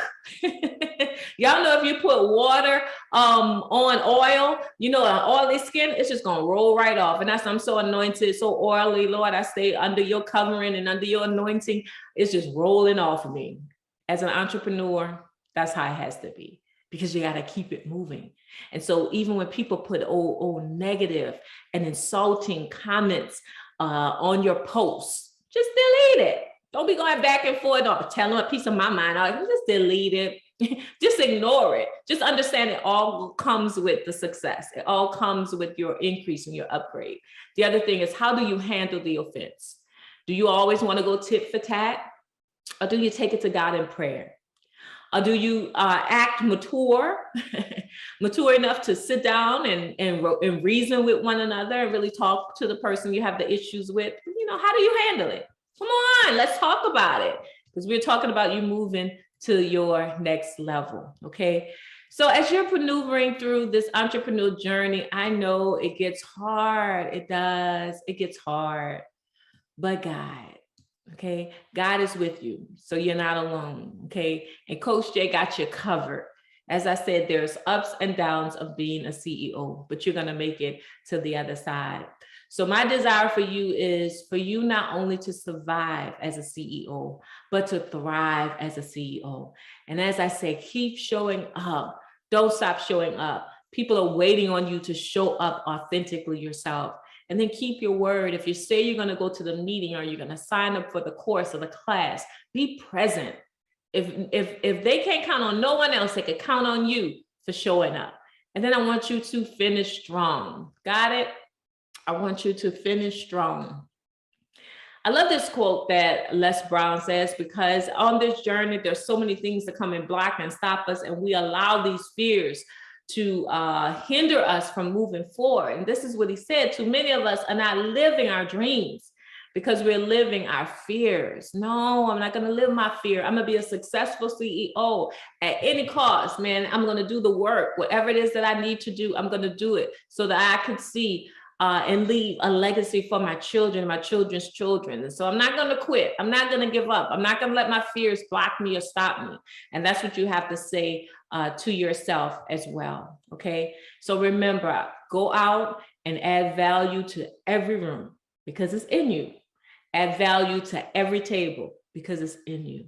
And add value to every life because it is in you. Okay. Well, of course, thank you all for sharing with us for the upside downs of being a successful CEO. I do want to remain in contact with you, so you can follow me on all the social media platforms at Geronda Marks. Let me go ahead and end the show and stop the sharing. You can all reach me at Geronda M on Instagram and on Twitter, and I'm also on Facebook. All you have to do is just put my name in, just Google it, Geronda Marks. But also, if you want to send me an email directly, you can. I would love to hear from you and just share with me how this particular workshop has helped you, what sort of transition that you're in, and that this has helped you to really make some good decisions and to really evaluate your life. I want to hear your story. So make sure you send me an email. You can send it to Geronda, Geronda, Geronda@youareunique.org. Geronda@youareunique.org. So remember to follow me on all social media platforms. I'm on Instagram, I'm on LinkedIn, I'm on Twitter, as well as TikTok, all of those different social media platforms. And I look forward to meeting you and to also connecting with you. So have a wonderful day and keep showing up.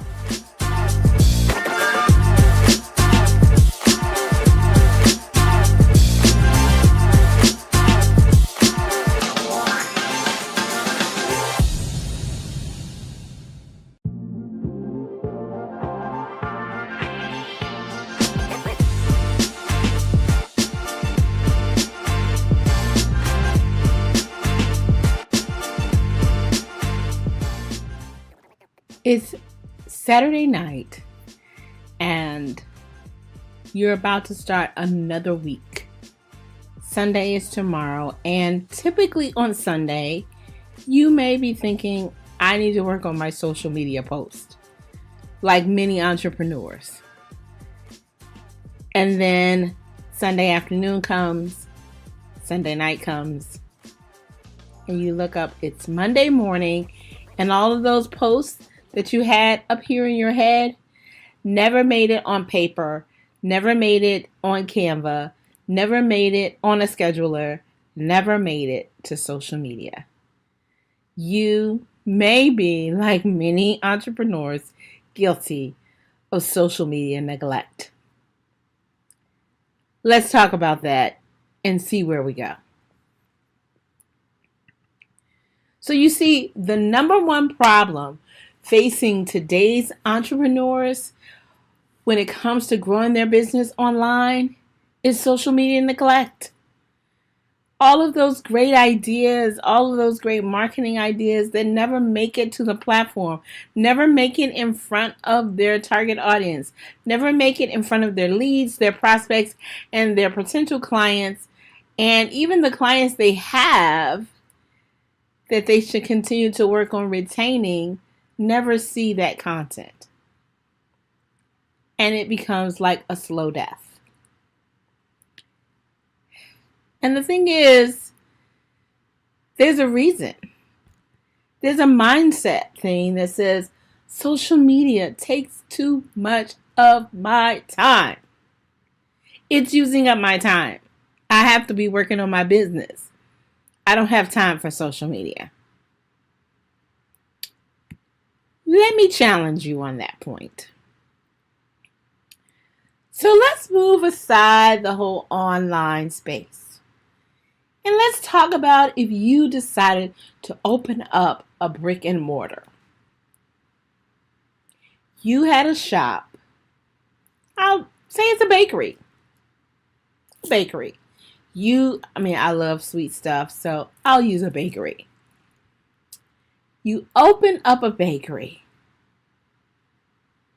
Well, you have to have a location. So you set a location and you expect people to show up and purchase your products. And without you doing anything. You wouldn't think that. You know that you would have to advertise in some way to let people know at least you were having a grand opening. Something to let them know that you existed, that you had the bakery. Something to let you know that you had that sweet, irresistible, mouth-watering confection that everyone wants. So you at least had to do some advertising, and then it grew from there by word of mouth. And before you know it, people were coming in. But you know that over time, you would still have to do some advertising.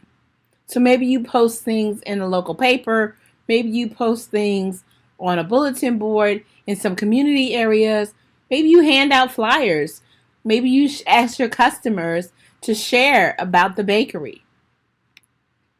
All of that is leveraging social interaction to produce results in your business. Social media is the same way. You've got to make some investment of time to make yourself known, to make your products and services known, to make people know about you and how great your stuff is, your services, your products, so that they will, one, purchase from you, and two, tell other people about you.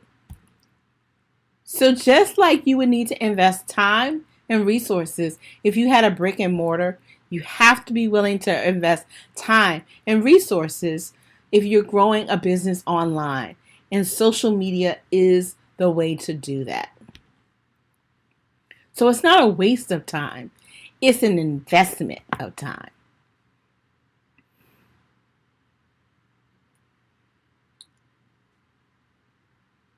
But maybe you already know that. Or maybe not.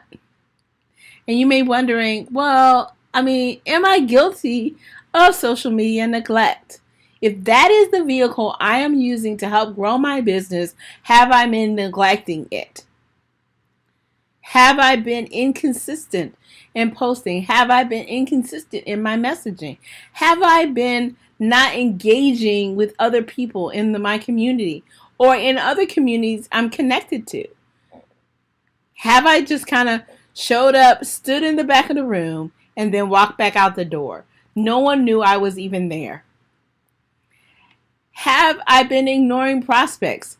Maybe I do a post and somebody responds and they show an interest in my services by even getting on my email list, and I do nothing with it.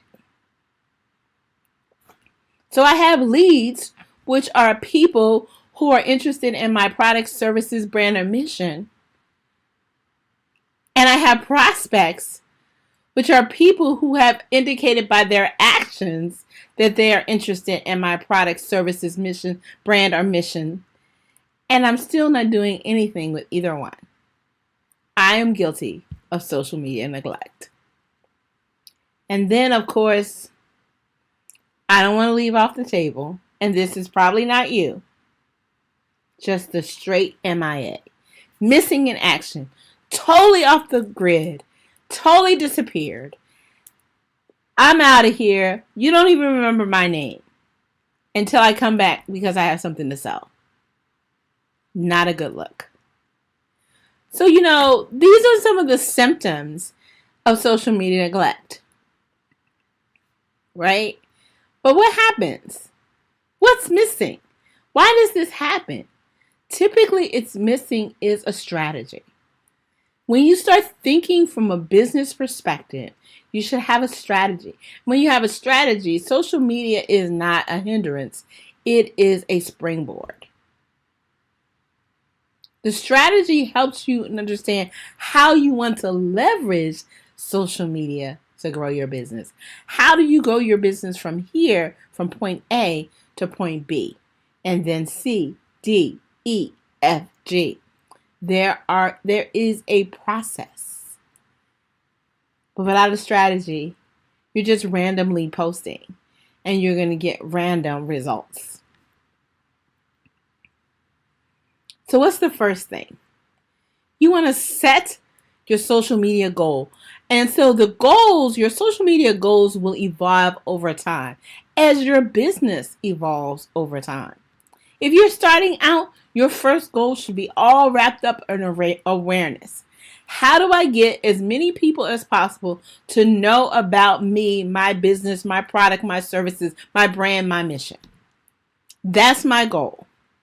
Because what I'm clear about, and what you should be clear about, they can't buy if they don't know you exist. They can't buy from you if they don't know you exist. Awareness is making sure they know you exist.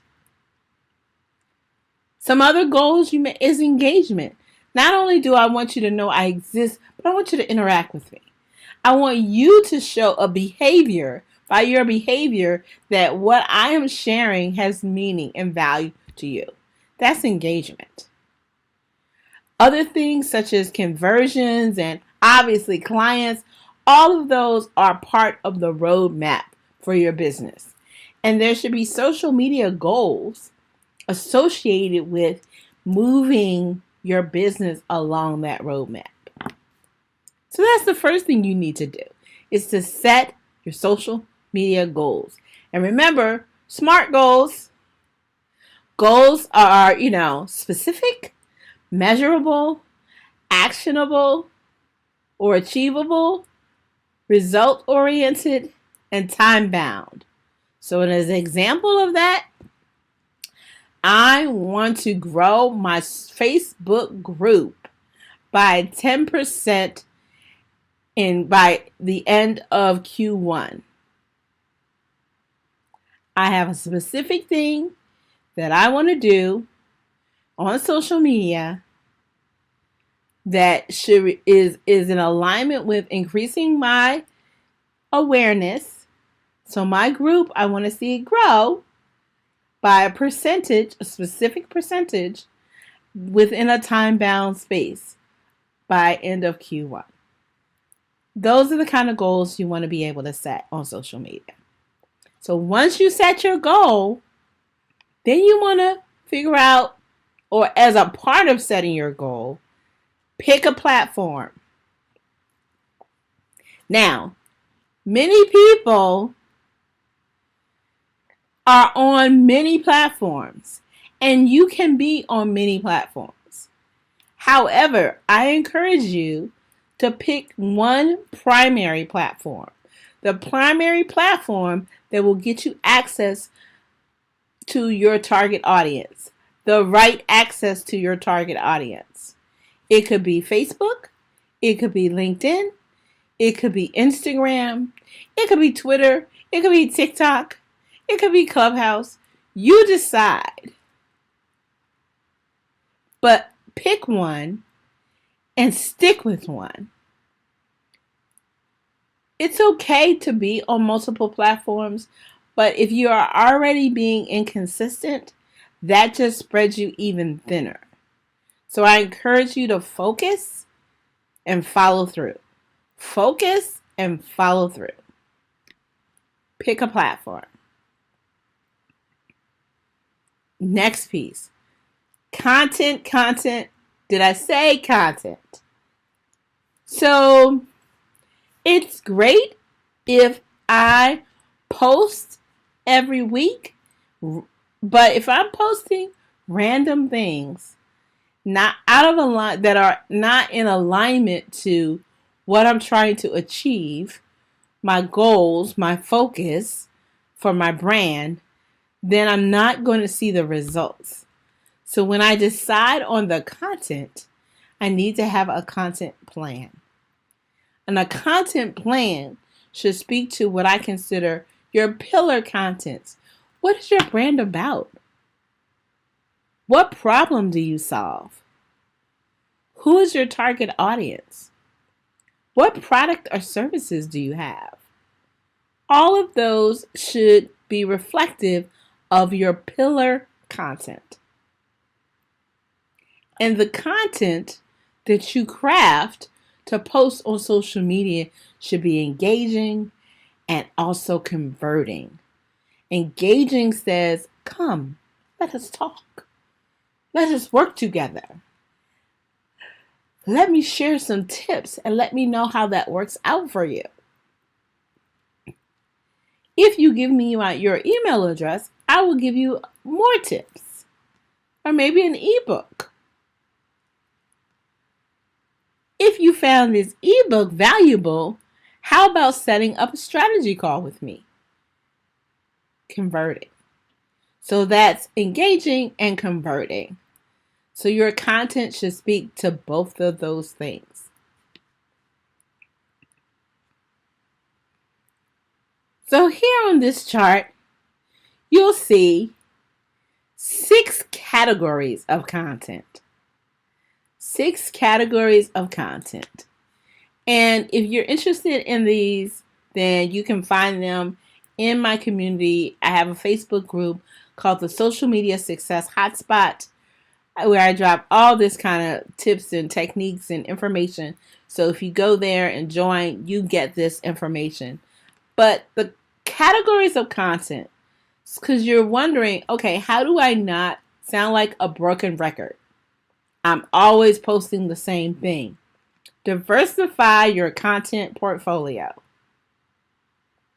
I encourage you to diversify your content portfolio. Mix it up. Have some entertainment. Have some fun. Be willing to post things that aren't about your brand, but are about who you are, who your audience is. So for instance, the age-old Android versus iPhone. Android versus iPhone. Now, that is always a hot topic. Everyone wants to weigh in on that. So that is entertaining. It's fun to see how people, some people are diehard, iPhone users, some people are Androids to the ground. All of that. Those kind of posts always get a lot of engagement. I happen to be an Android user, but I love my MacBook Pro. So I'm an anomaly. There is a group of us like that. But I'm sharing that to say that's one type of content, right? It doesn't have to be about your brand, but it's something to engage with your audience. Other types, inspiration. We're all familiar with the quotes. But also, aside from the quotes, you can do things like trivia, share a story. All of those things can be inspirational. Education oriented. Share tips, techniques, resources. Things like, other links to websites that could be useful tools. Another is conversation-oriented posts. Things that are asking questions, conversation starters, querying people, polls. but also you want to add posts that connect with your people, right? And encourage them to connect with each other. And last but not least, promote your products and services. So out of the 6, you'll see just the last one is promotion. So a lot of the content you should be doing, if you think of the week, you have 7 days in a week, 1 day to rest. So now you're down to 6. You got 6 categories. Out of the 6, you have content that you could post each day out of these content categories. That right there could be your content plan.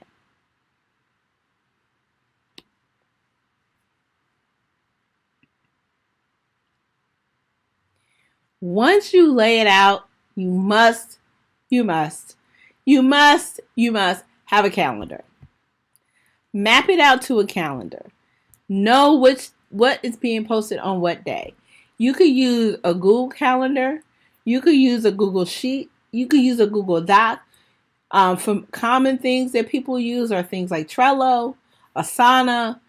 There's a lot of different ways you can manage your content calendar, but having a calendar allows you to put for the day what you're posting, what is the information, your caption, hashtags, what platforms you're posting it on, all of those kind of things, so that you know you're on track. And if you have a team, it becomes a resource for you to use for your team.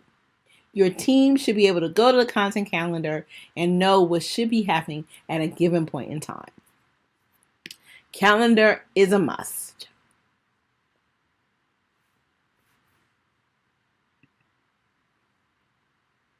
Now you've laid out your content, you created your content plan and mapped it to a calendar. Now you just have to execute it. Execute it. What does that mean? So you've got all the information, but you want to create the imagery or the creatives associated with the content. So you want to, maybe you're using something like Canva. You want to make sure you have compelling caption. You want to make sure you're using hashtags, and different platforms have different guidelines around using hashtags. But at the end of the day, hashtags help you extend the reach of your content. So you want to have that as a part of your plan. And you want to execute it by setting it up either to post manually on the platforms or to set it up with a scheduling tool. I happen to use socialchamp.io as the scheduling tool I use, but there are many tools out there and you can set them up ahead of time and literally set it and forget it. Okay? There are tools that will post on the different platforms at the same time. You can set them up to randomly post. All of those functionalities depending on the different tools. But having a tool so that if you pick a particular day of the week to set up your schedule for the week, you can literally set it up and forget it. Okay? So that's executing on the content plan. Creating the content plan and then executing on it. 2 different steps, both equally important. And last but not least, how did I do? How do I know that I am making headway? This is when it comes to measuring the results. You want to measure results. So what does that look like? Well, if you have a Facebook group and your content is driving people to your group, then you should see growth in your group. If you have lead magnets and your content is driving people to sign up in your email list, you should see growth in that list. You should see growth in your number of connections or friends, or whatever it is that you're trying to drive to measure success. If you have a group, you may want to look at the insights and see levels of engagement increasing. So those are measurements that are trackable. But at the end of the day, with SMART goals, you want to make sure that you have measuring criteria so that you can see that your work is working for you.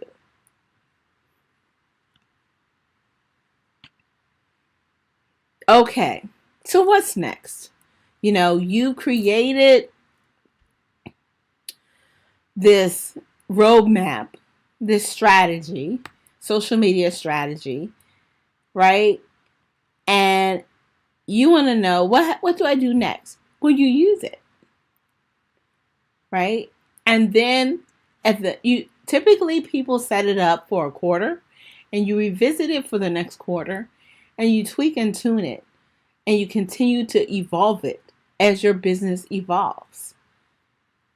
And maybe there's some new things you need to do or new things you need to learn and you need some help. Well, I invite you to join my community. My Facebook community is the Social Media Success Hotspot with Miss Nina B. And, I invite you to be a part of that community so that you can grow your social media to help grow your business. And no more social media neglect.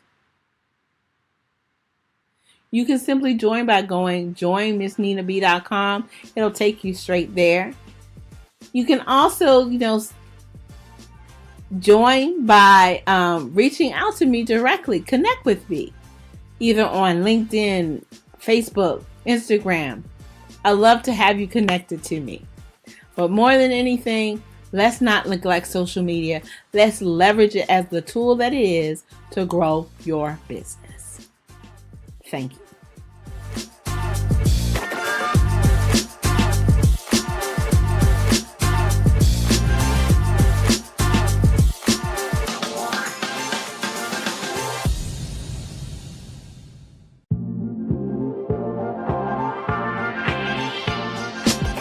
So, how many of you have ever heard that song, Step in the Name of Love? Step in the Name of Love. Now, we don't need to be quoting the aura anymore, but what about two-step, two-step, two-step, or maybe some of the saints that are out there that know a little bit about stepping. When you stepping down that choir stand, well, I'm here today to talk to you about a different kind of step. Because maybe some of you have also decided to join a sorority or fraternity where you're going to step. You got the Qs, the Omegas, the Deltas, the AKAs, so that's a different type of step. And then maybe you thought about, for the saints, like I said, that's out there, if you take one step, he'll make two. But today I'm here to tell you about a different kind of step. That is step up, step out, and step in. That's right. Step up and step out and step in. But before I do that, my name is Dr. Jennifer Harris. I'm the CEO and founder of Purses, Pumps, and Power. And I am so thrilled to just be talking to you today about how you can step up, step out, and step in. So let's start with the first step. Step up. Have you ever thought about stepping up to the plate, or have you ever heard that term, you need to step up your game? Well, in today's entrepreneur, especially as women, as business leaders, you really have to step up your game right now because it is so competitive. But not only that, you are in a league of your own. And when you step up to the game, you start stepping up into what it is that you desire to have in your business. What it is that you desire to have for your family. So step up, okay? Step up and step out and step in. Now let's talk about stepping out. Have you ever thought about what you're going to step out to? Or maybe you put on this nice outfit back in the day. I'm an oldies person, 90s, 80s, 90s type of baby. But have you thought about when you started to step out of the house, you had on the nice outfit, you just about to step out. But let's talk about today about stepping out into your destiny. Let's talk about stepping out into what it is that you desire to have for your family. So today's entrepreneurs, you really have to not only step up your game, but you have to step out into your mission. What is that mission that you know that you're going to have and want to do and be in your life? What are you going to step out of? Maybe some of you are stepping out of fear, or maybe you're stepping out of, toxic relationships. And also maybe stepping out of some bad decisions that you have made in the past. And either way, it's okay. Because once you step up and you step out, then you can step into your destiny. You can start to step into what it is that your heart's desire. What type of business you're going to step in. What are you going to step into your purpose? Are you going to step into the wealth and the desire and the finances? Because one of my mentors often told me, wherever you are in life, your mind got there first. But you have to step out of what it is that you think that's holding you back and step into and make that jump, make that leap. And today, when we're talking about entrepreneurship, we know it's not a simple thing. We know it's not a simple task, but entrepreneurship is something. And as a business leader, you can do that. You can step out of fear. You can step out of your comfort zone. And many of you have been sitting a little bit comfy, just sitting back, waiting for things to happen. That's not how we're going to rock this time. This time, when you step out, you're going to be stepping into your purpose. And you're also going to be stepping into the joy and that you deserve and the happiness that you deserve to have in your life. So when I say, two-step, think about what you're stepping into.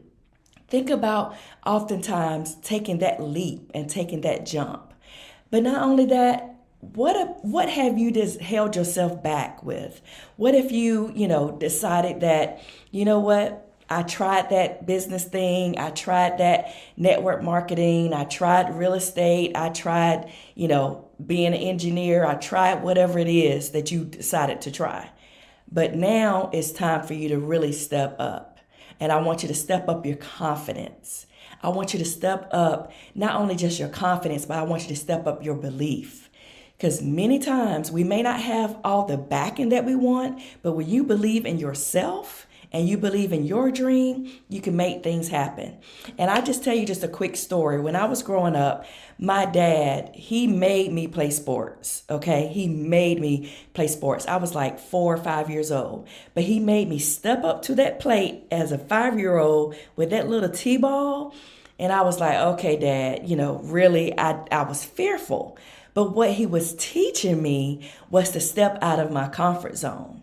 And also, he was teaching me to step into being a more confident little girl or more confident woman. So now when I'm doing business deals or I'm traveling around the world, I have that self-confidence to not only just step up to whatever my dreams are, but you can also do the same thing. So think about what may have held you back over these last, 12 months, maybe 24 months.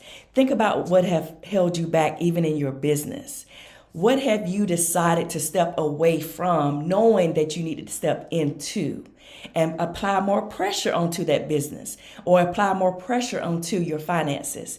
So step up, step out, and step in. I want you to leave here just thinking about a different type of step. But now, not only that, for those of you that are believers, when you make one step, yes, he'll make two. And wherever you are in life, your mind got there first. So don't discourage and don't get discouraged. Don't stop from what it is that you're desired to do. And I'm just a country girl from, North Carolina. I am a real estate broker, entrepreneur. And I remember when I was stepping out of being a network engineer, I hated it. Of course, I was on weekend nights and I said, you know what? I have to step up my game because my mentor also told me repair your roof while it's sunny outside. And when I did that, I jumped and stepped into real estate, which has been phenomenal as far as my destiny. I have been doing that close to 2 decades now. But think about what it is that you may have put on the back burner. What are you willing to start to step into? I want you to write that down. I want you to write it down. What have you stepped away from? Now, it's great to step away from toxic relationships. It's great to step away from, frivolous debt and just endless spending. But you can never step away from your mindset. And you can never step away from your imagination, because your imagination is the preview of life's coming attraction. And as a business owner, an entrepreneur, someone that maybe travel in the world or whatever, maybe some of you are just starting, but stepping into that, you have to see it before you see it, or you never see it. And I just feel so passionate about that part. But step up into your destiny. Step up into your mission. Step up into your purpose. And not only that, you may have to leave some people behind. You may have to step out of your comfort zone and leave those, that are trying to hold you back. Some people may call them haters. You can call them, whatever you want to call it. But think about what it is that you know that you need to step up and step out into. So step up, step out, and step in, because it's time to not only declare what you have and want to be and do in your life and in your business, but it's time to step into your purpose, and it's time to step into your destiny, because no matter where you are in life, your mind got there first. So for those of you that may have just decided, I'm going to put this dreams or put this business on a back burner, I'm challenging you today to step up, step out, and start to step into what you know is rightfully yours. Again, I am Dr. Jennifer Harris, the CEO and founder of Purses, Pumps, and Power, and I just delighted to talk to you about two-step.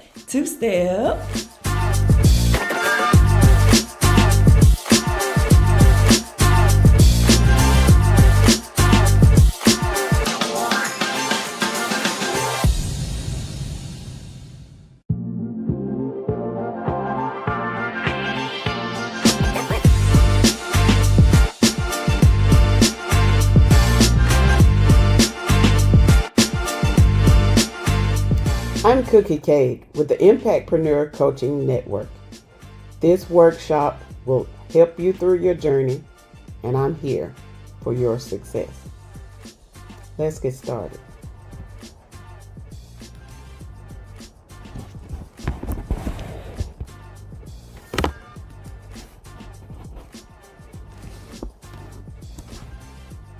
At the Impactpreneur Coaching Network, we inspire business owners at every stage of development to grow and prosper.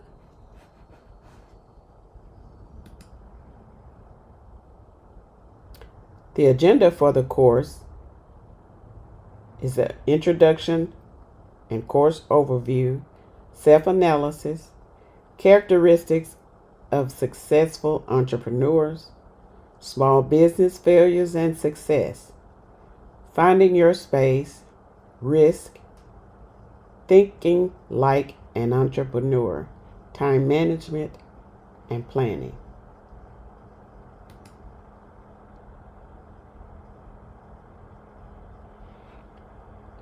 Getting to know you.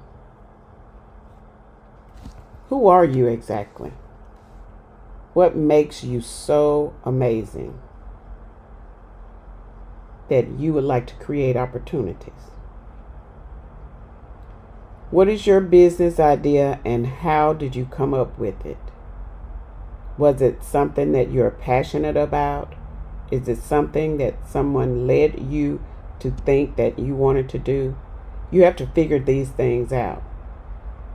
What's your motivation and your why? Is this a passion that you're motivated to do, or is it something you're just wanting to make money doing? Why is this important to you? Why did you start your business, or why do you want to own a business or wish to start a business? These are things that you need to figure out. You need to figure all of this out prior to starting that business. If you're already in business, you need to have all of these questions asked. What do you hope to learn from this course? These are things, whenever you take a course or a workshop, attend a conference, you always need to know what you plan to gain from that. Any knowledge that you gain should help you succeed. What is one goal for your business?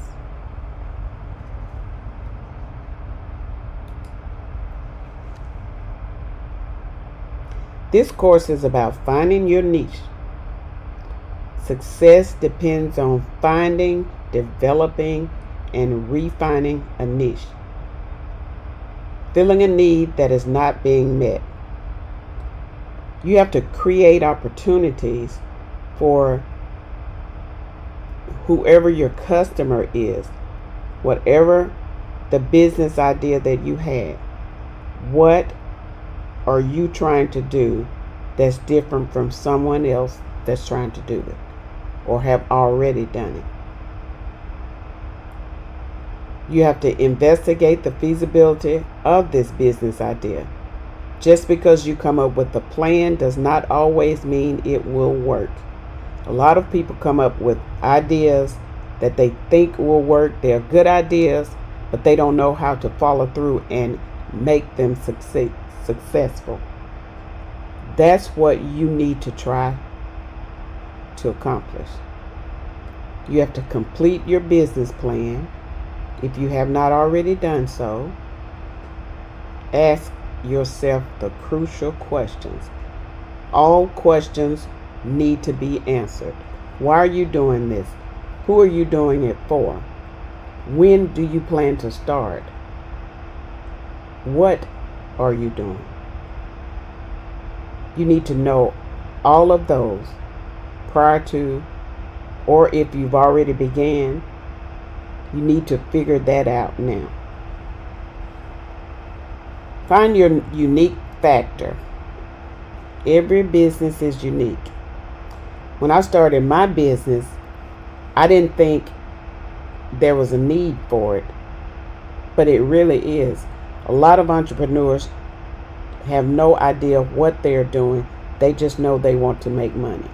Making money is fine, but if you're in it for the wrong reason, which is just to make money, more than likely you will not be successful.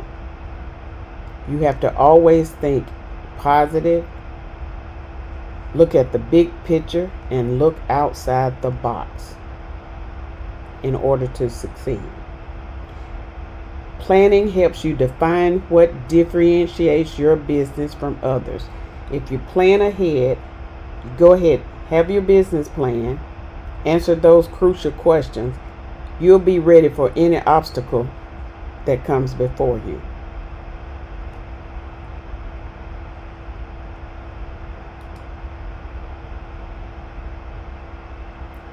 Your most important asset. What is the one thing that your business has that no other business has? Think about it. You must think really hard about whatever you plan to do.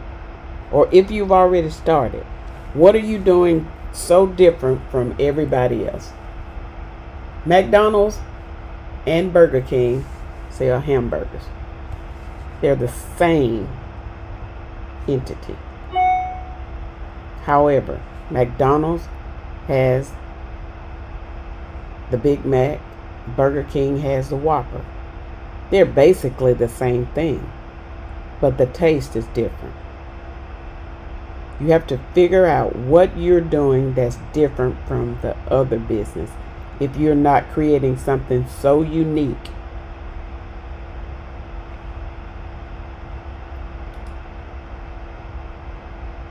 Self-analysis. Are you sure you want to do this? Are you a self-starter? You cannot be mediocre and expect results. You gotta be motivated enough to want to do everything. You can't wait on anybody else. You've gotta be a self-starter. Do you get along with different personalities? Everyone don't. Everybody's not designed to be an entrepreneur. You have to know how to treat people, how to communicate with people, how to accept criticism. All criticism is not bad. You learn from the negative and you turn it into a positive. Do you have physical and emotional stamina? You've got to be ready for the journey, whatever it takes. If you plan to do this and be an entrepreneur, you've got to be ready for it. Whatever you do today determines your tomorrow. Are you good at making decisions? Some people are not. Some people like for others to help them decide. You've got to move quick and think quick when you're an entrepreneur. A lot of times you don't have time to think or assess anything. You've got to be ready for action at the spur of the moment. How well do you plan and organize? You've got to get yourself organized. I was one of those people that was very unorganized. I wanted to do this, do that. Sometimes I think I'm ADD. I was doing so much. I would not plan, or I'd put something on the calendar. Then I'd forget about that because I didn't check my calendar. Now I do everything with my calendar. If it's not on my calendar and I don't get a reminder, it does not get done. I have to make sure that I stick by my calendar. If I plan something that's outside of work, I make sure that I allot enough time for that. You have to allot enough time for meetings, whatever is included in your business. You have to plan and be organized. That's very important. Is your drive strong enough to maintain your motivation? You gotta stay motivated. No matter what you do, you gotta stay motivated. If you plan to be successful, you gotta commit to that idea and stick to it.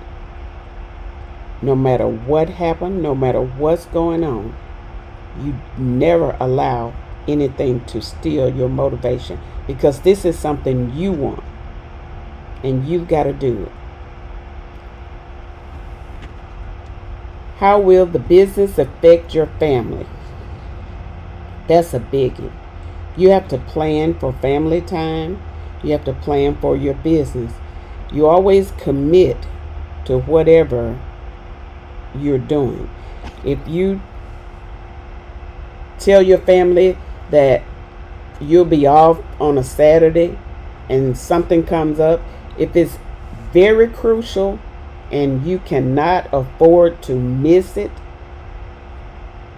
schedule around it. See if you can schedule another time. If not, take the time, plan out a quick meeting, take care of that, and get back to your family. Family is very important. You don't want to lose your family because of some idea that you had and you think you can make this money. Money is not everything. Family is important.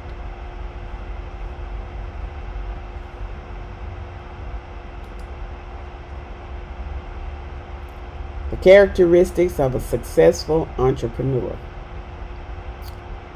Passion. You have got to have the passion for this idea. Whatever you committed to, you have got to have the passion for it. You always think, I'm committed, I'm going to do whatever, and I'm going to devote myself all the way. You've got to be persistent in doing this. You've got to always strive to make things happen no matter what. Good health, high energy. Take time and exercise. Take time and meditate. Whatever your good health habit is, make sure you take time for it. I'm one of those. I'm an early bird. I don't get a lot of rest, but that comes from when I had my job. I go to bed late, but I'm an early riser. I'm up early, so I try and get a little exercise in. If it's no more than 30 minutes, whatever it takes, even if I'm at the office, I'll stand up, walk in place, whatever it takes, as long as I can get a few minutes to keep myself healthy. I try to eat healthy, but that doesn't always pan out. Whatever it takes to keep your high energy level up, because you've got to be ready for whatever you're doing in your business. Creative and innovative. Now that's an area I'm not good at. I'll tell people, I let people do what they do. I'm not a creator, so I know this. I already know this, but I don't mind asking for help when I need it. I'm very independent and self-motivated. I don't need a lot of people to help me decide if this is what I want to do. I'm very independent. And sometimes my husband tells me I'm too independent. But I guess I was brought up that way, and I don't know any other way. But it's a good characteristic for me.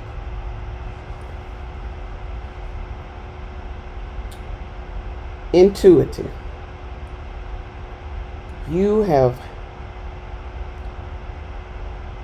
got to know what you're doing. Be aware of whatever it is,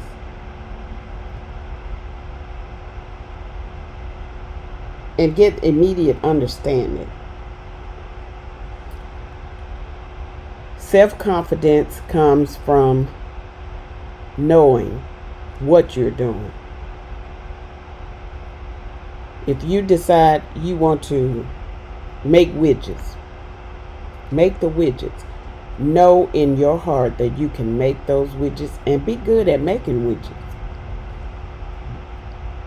If you're confident and believe in yourself, if you're selling a product, you can sell that product because your confidence is so high that people will believe in your product. And you have to make them believe. If you don't believe in yourself, nobody else will. You have to have the desire to work hard. Hard work has never hurt anybody. If you plan to be successful, you wouldn't mind working hard. Resourceful. You've got to be resourceful. I always tell my clients, if I don't know, I know somebody that knows. I have a large network, and it really doesn't matter what it is. 9 times out of 10, I know somebody that can help with whatever the issue is that come up. Build your network so you can have the resources. It doesn't always mean resourceful as far as money. If you have someone that you can count on to help you out with whatever the issue is, that's a good resource.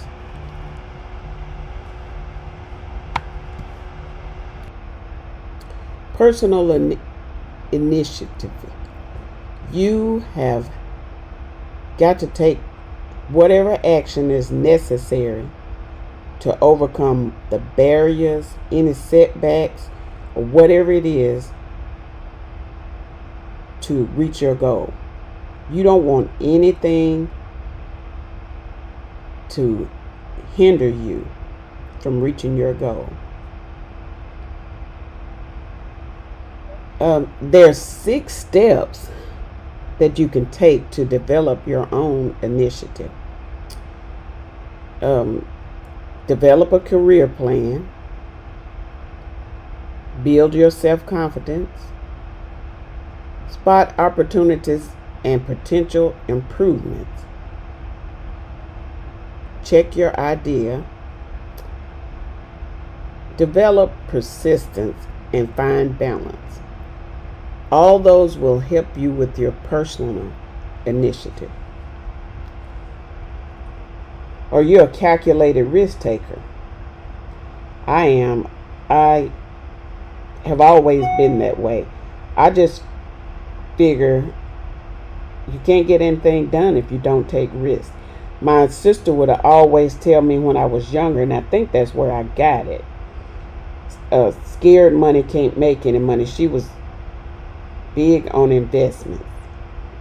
And every time she would tell me about something, I would say, I don't know about that, or I don't think I want to do that. But she would always say, scared money don't make any money. And that's true. If you're not a risk taker, how do you know your idea is going to succeed? Everybody's not going to be on board with you. So you've got to take a chance on your idea.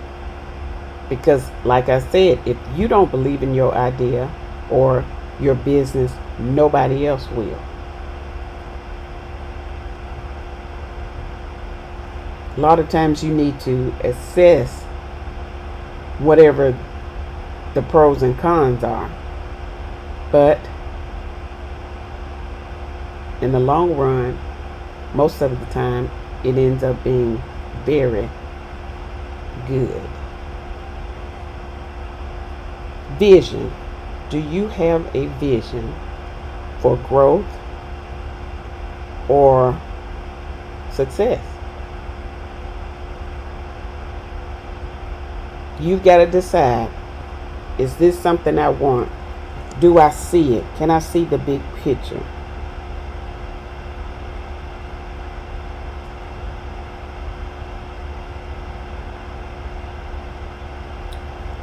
Inquisitive. You have got to make sure you are positive.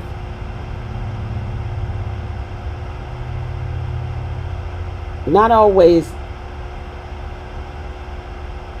curious, but you can be neutral, but always show interest in what you're doing.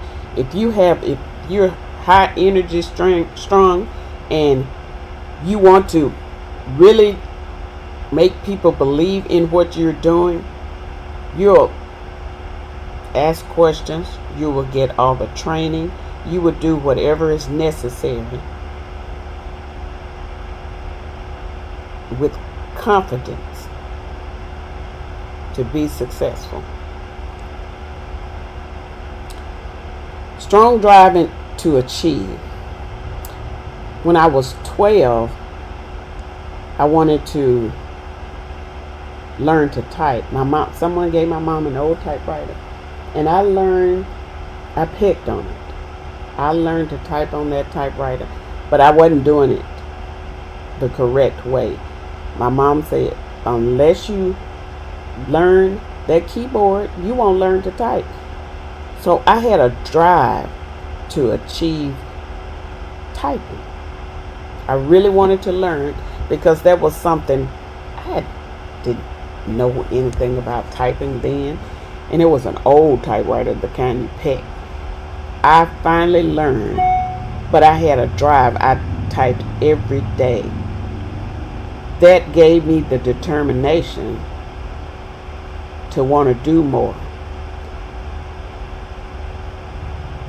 That drive is something that everybody don't possess because they're not in it for the right reason. You've got to possess that drive to want to succeed. Are you highly reliable?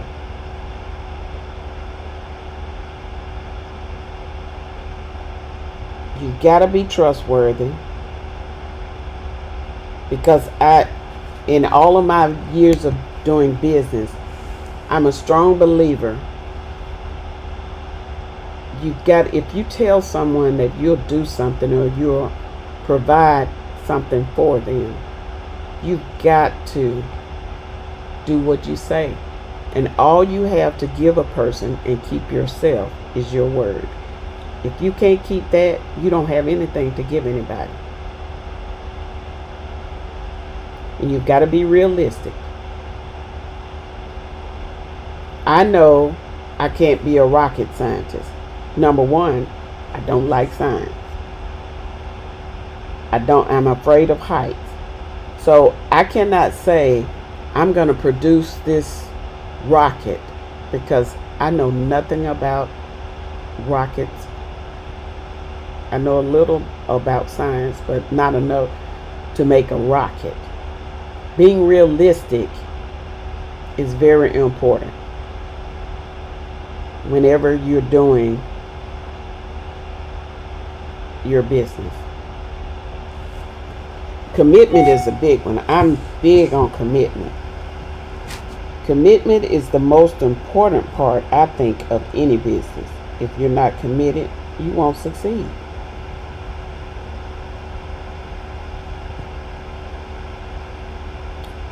Problem-solving skills. You must be able to solve problems. Solving problems is easy, but it's hard. The only thing hard about it is what you make it. And nothing is hard unless you make it.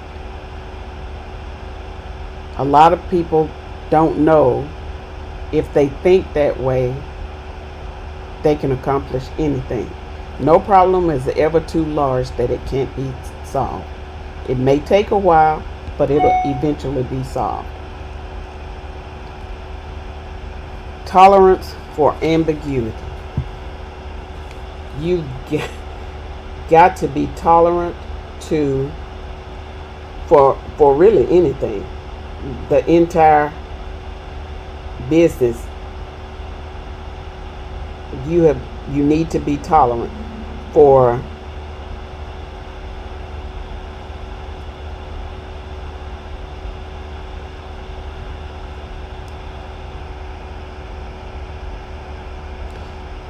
you've got to be open to any other suggestions. My way may seem right to me, but someone else may have a better idea, and it may not take as long. You've got to be tolerant to those that may want to help you, but you think your way is the best way. You know,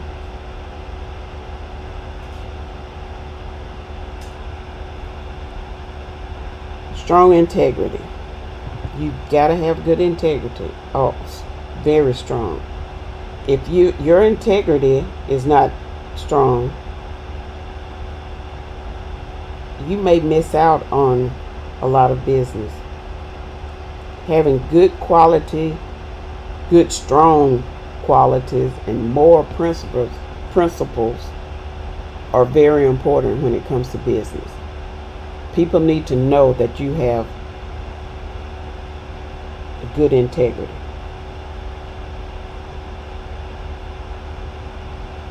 The ability to consolidate resources.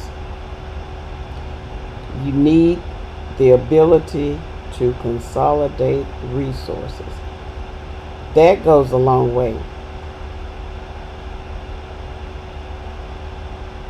Being able to put things together and get them done, having products or services that your customers need to consolidate is really a good characteristic. You have to have strong organizational skills. Some entrepreneurs refuse to learn. They don't want to team up and get things organized, lead.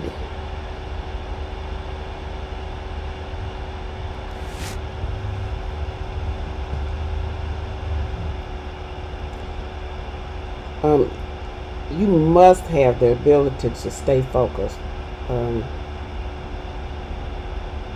different tasks. Like I said earlier, sometimes I think I'm ADD because I'll start doing one thing and then I'll get a call and I'll leave that, start doing something else. But then I have to think, in order for me to be efficient, I've got to do everything in order.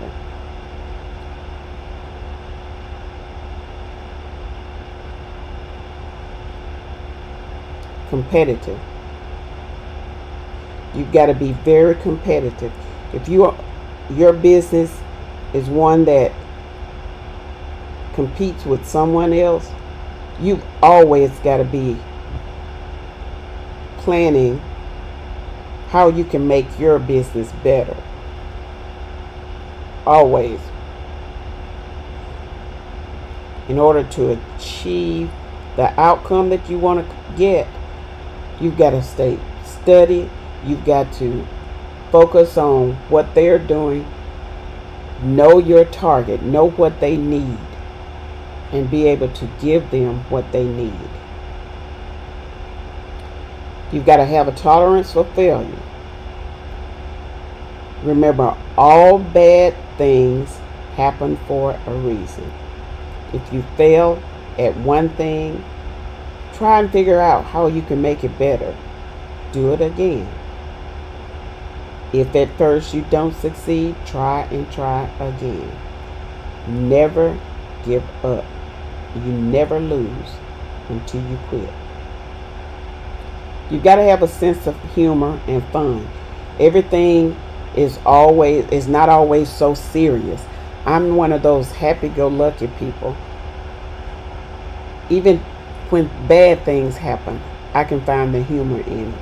Because if you don't find humor in some things or make it fun, you'll stress yourself out.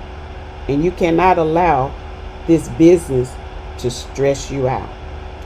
That's how you just stay calm and be ready for the next day.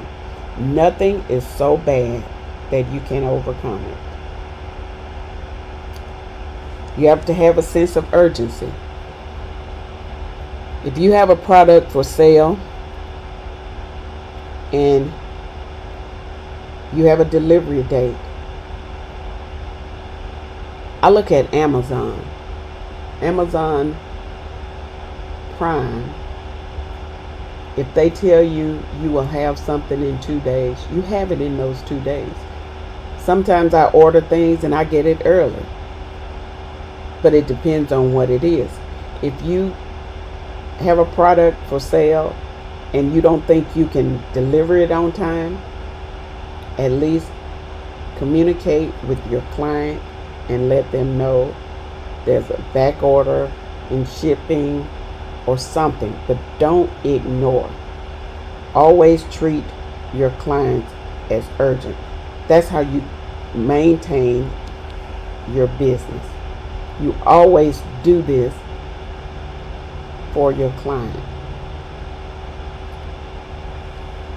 Emotional stability. You've got to be stable. You can't be a basket case walking around waiting to go off on people when things happen.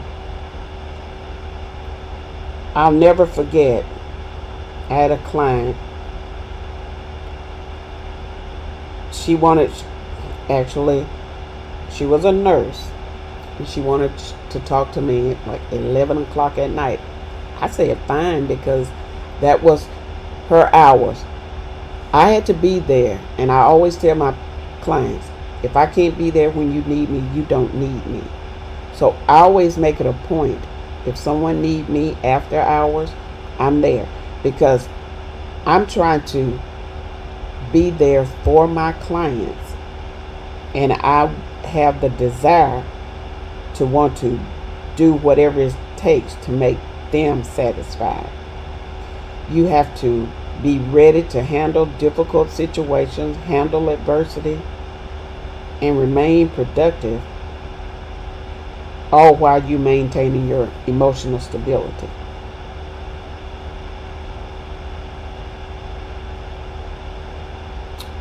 You can develop emotional stability by getting sleep. You got to get good quality sleep. Practice self-care.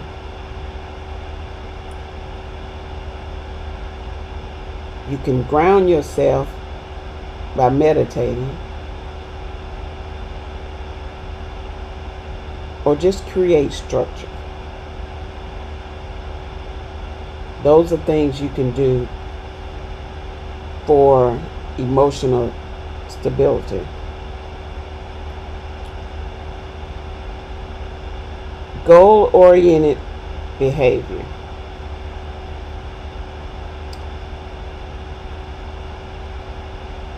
This actually falls in the range of motivation.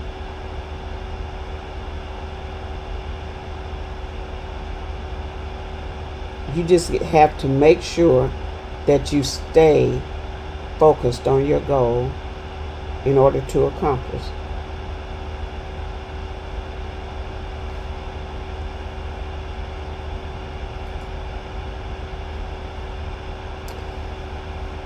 What successful entrepreneurs are not. They're not people that take risks without calculating the consequences. Not at all. People that do not look for resources or help. People who are not realistic. People that only desire to be rich. People that don't have a life outside of their work. These are a lot of things entrepreneurs don't think about, because all they can think about is, I have this product or service and I need to make money. And at the time, that's all that's important to them. But that's not a plan for success.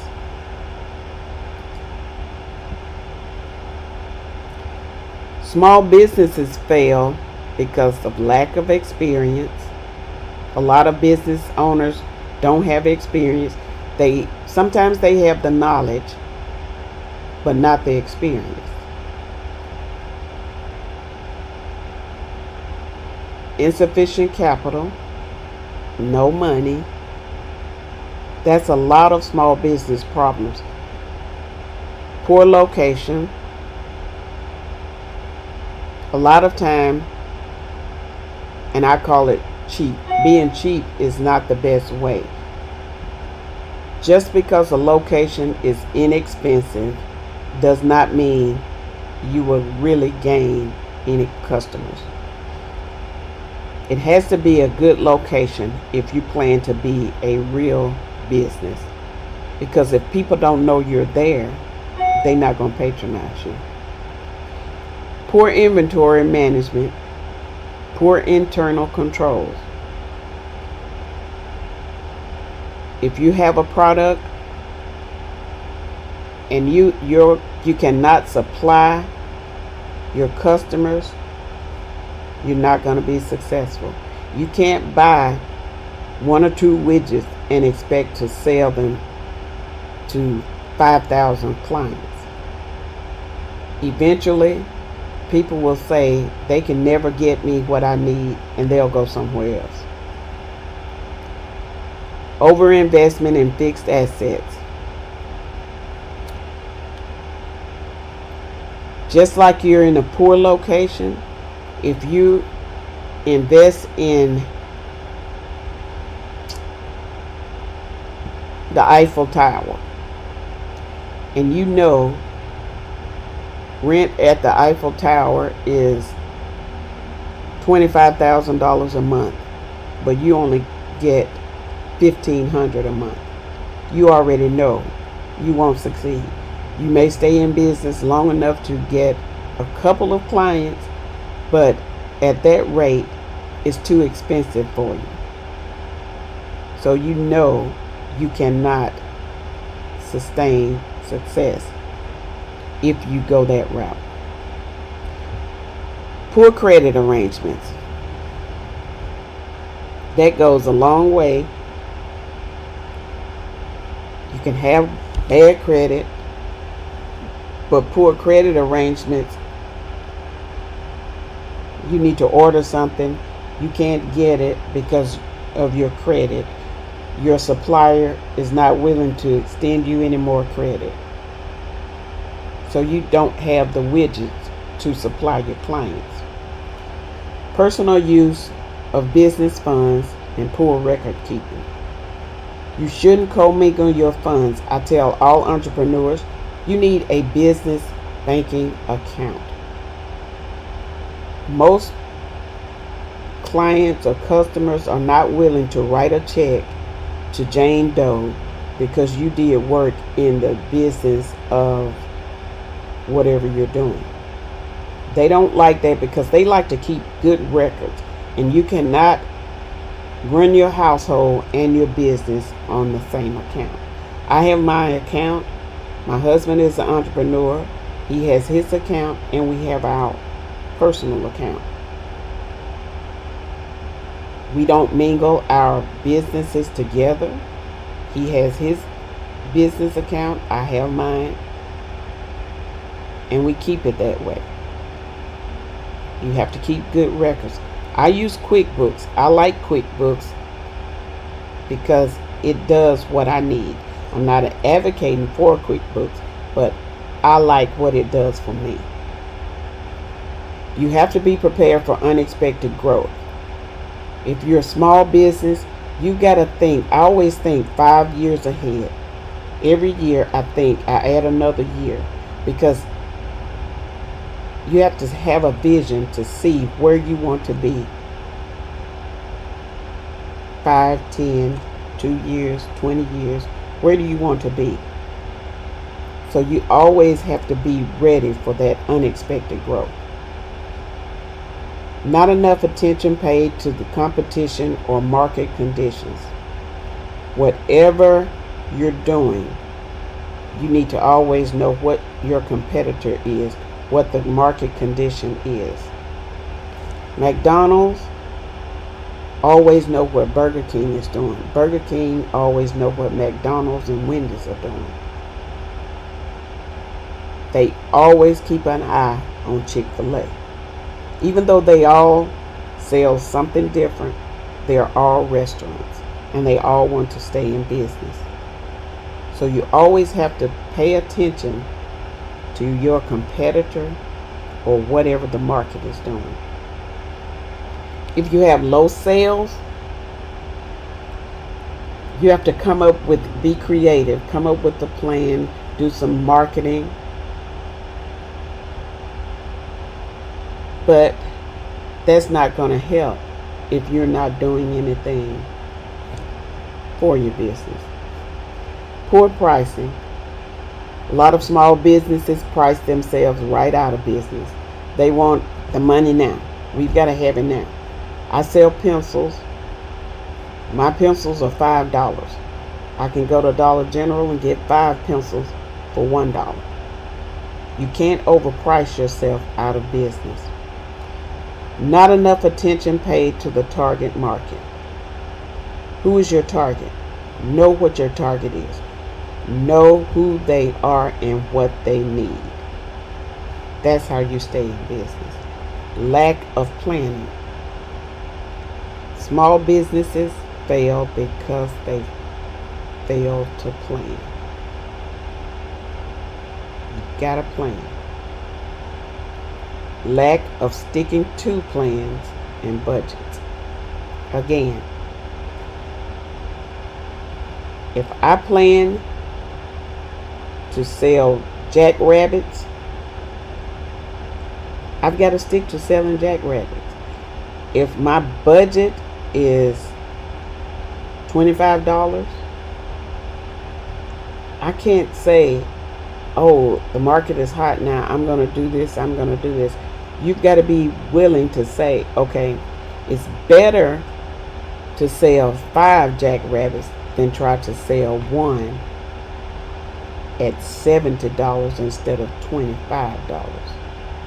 Whatever it is, You've got to stick to your plan and budget. You cannot go over. I have a budget sheet that I use for my business. It does not matter if I'm doing something for my house and I don't have the money. I don't go in my business and get it out. I just don't do it. It doesn't matter what it is, doesn't matter how bad I want to do it. I don't do it if I don't have the money, because it's not so important to me that I've got to have it. That means my business will go lacking because I took from my business for something personal that I wanted, and I don't do that. And most business owners don't, but a lot of small businesses will. Entrepreneur weaknesses: personal problems, financial situations, too much control, workaholic, not enough experience, communication skills, time management. What weaknesses do you have? We've got to think about that. Whatever weaknesses we have, those tend to control our business, and we can't give that weakness that much power. Why small businesses succeed: they have a clear sense of what they offer.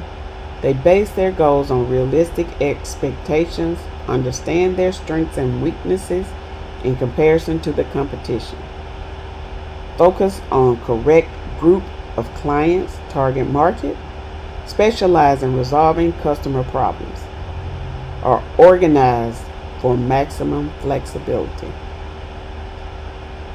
create loyalty among clients and assure that they return, construct relationships based on quality, honest attention to clients, they keep good records, and they maintain diligence in costs, prices, and profits. This is why businesses succeed. Not only small businesses, medium and seasoned business.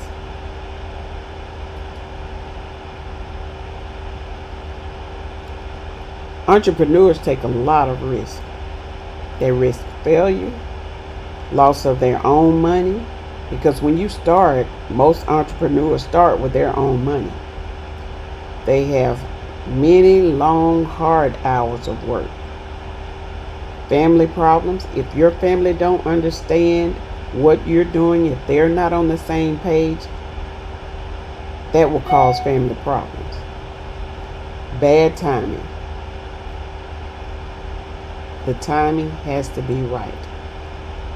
If you do everything right, your timing will be right. On the upside, reasons people become self-employed: because it helps you control your destiny. You can be your own boss. You can do the things you want to do, go places you want to go, spend time with your family. The financial reward: it may not be lucrative at first. Some people luck out and really make it big of one sale. Everybody's not going to do that. But hard work and long hours directly benefit you. The growth potential is not limited. If you're on a 9-to-5, you're only making X amount of dollars. But the growth potential is unlimited when you're self-employed. You have variety, challenges, and opportunities to learn. There's no limit on the knowledge you can gain from being self-employed. You have a creative urge, and you do what you love to do. I really enjoy what I'm doing. And if you don't enjoy it, if it's not a passion for you, maybe you shouldn't do it. But most self-employed individuals, some people are just pushed into it, and it turns out that that is their gift. But if you love what you do it.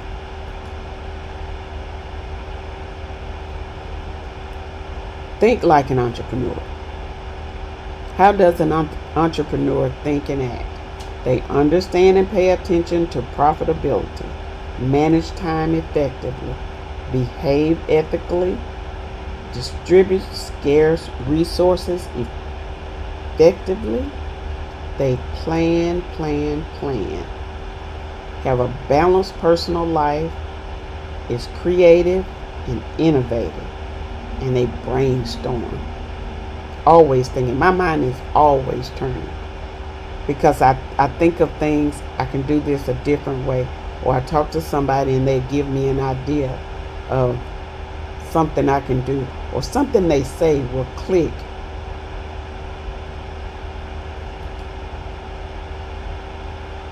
The importance of profit. Profit is the positive difference between what you earn from selling your goods and services and what you pay to produce them. If you're paying too much to produce them, your profit is not going to be great. Use your profit as the only measure of success can be dangerous. It's very dangerous. Cash is king. You need to have sufficient cash flow in order to run your operation. Like I say, I don't touch my business account for anything unless it's business related.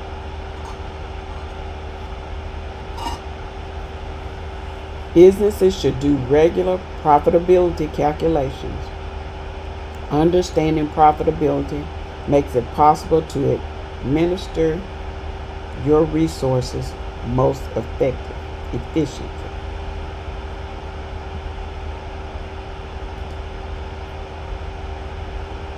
Bootstrapping.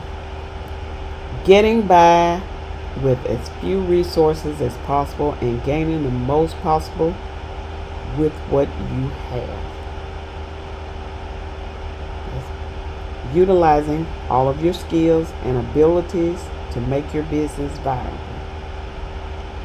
To finance a new business, you might need to have 3 jobs, take a loan from a friend or family, sell stock or valuable possessions, take a second mortgage on your house. Bootstrapping also means to look for non-conventional ways to generate income, to minimize cost and maximize your earnings.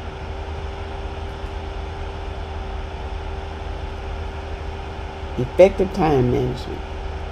Time management is extremely important. Good time management requires discipline and organization, but it'll help you become more efficient and improve the quality of your work. It always will. If you start before you get up in the morning, think about what you're doing, plan your day, you'll always have good time management.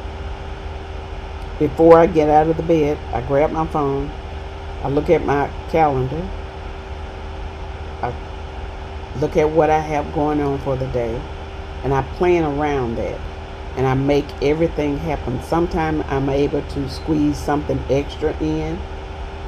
Sometimes I may not, but I always make sure I get everything done that I'm supposed to do for that day. The importance of personal planning.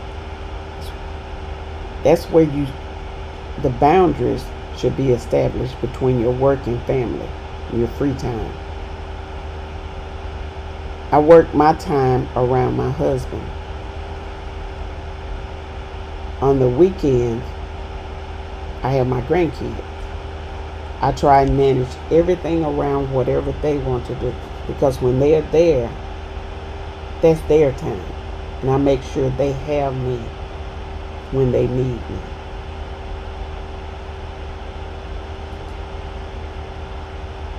The importance of planning.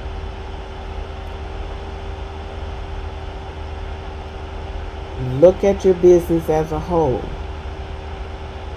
You use it as a guide in making daily decisions, useful communication tools, and increase your chances for success. Planning helps you see the future business opportunities. Planning can also make improvements based on your re-evaluation and past plans. Planning takes action, not reaction. Planning also gives you the opportunity to ask yourself questions, key questions. Planning is a vital part of being an entrepreneur. Why do you plan? When do you plan? You are always planning. Consistently planning. Before I go to bed, I have my little notebook and I'll write down something that I always have a notebook. I always write down things as they come into my mind. And eventually you'll see where you can use that idea or that thought. The planning process is dynamic. It is not only a reaction to a critical event, it needs to be integrated into your daily administration of your business. It's the key to success in guiding your business through both difficult and easy times. When the pandemic hit, I thought I was just not going to have any clients. I think I picked up a few because people were at home and they started thinking, how can I do this? How can I do that? And they called. It was really, even though the pandemic was bad, it was good for me because it helped me help them. Planning should be flexible and reflect reality, always. You have to plan for it. The pandemic gave a lot of people clear perspective in what they wanted to do. Even though we didn't know it was coming or it was going to be as bad as it was, we had to plan around it. We had to be ready and be realistic about the effects.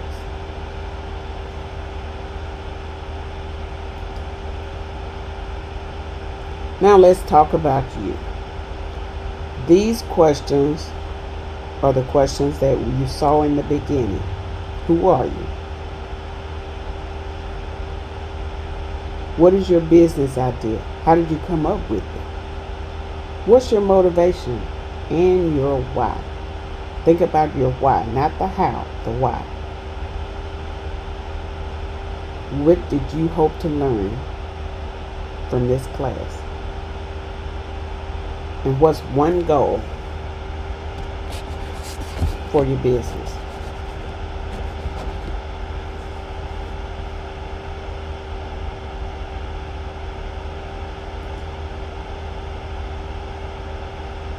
If you have questions, please send an email to support@impactpreneurcoachingnetwork.com. That's support@impactpreneurcoachingnetwork.com.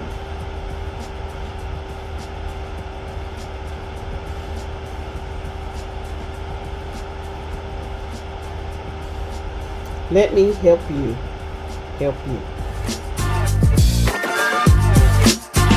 His office. Loretta, the company is undergoing a corporate merger, and we have to let one of our top managers go. And it's going to be you. Me? What? I sat there and tears just started streaming down my face. I choose to work with families and entrepreneurs to fulfill my life's purpose. I help them start their own businesses because it is the only way to gain a competitive edge in life using the tools of entrepreneurship.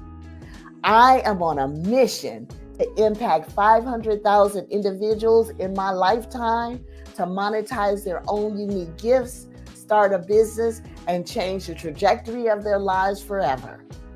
Hello, my name is Loretta Wetzel, also known as Mama Soul Wisdom, where I share old school wisdom for a new generation.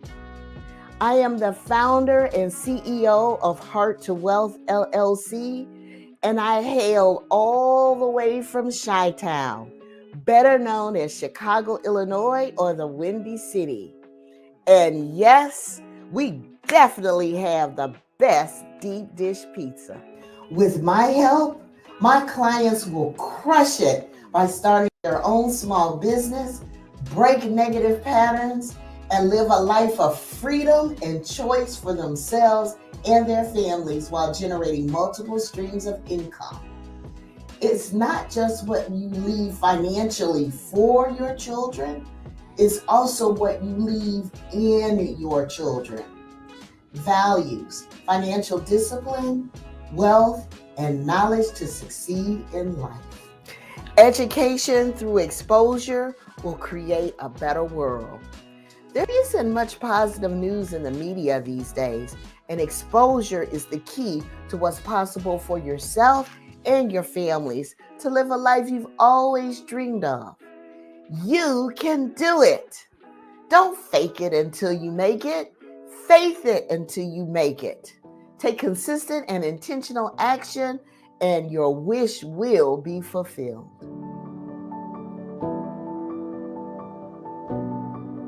Well, Lord, Loretta Dooley Wetzel said, stop messing around. Do you really want success? Stop messing around. Do you really want success? Now, I'm not going to have her talking to me like that, but she's speaking truth to power. Is she speaking to your inner self? Let's dig in. Because I had to ask myself that, am I messing around? Are you messing around? Let's find out. Go ahead, hit the emojis, bring on Loretta, because we need to find out what Loretta knows so we can get moving. See y'all in a few minutes.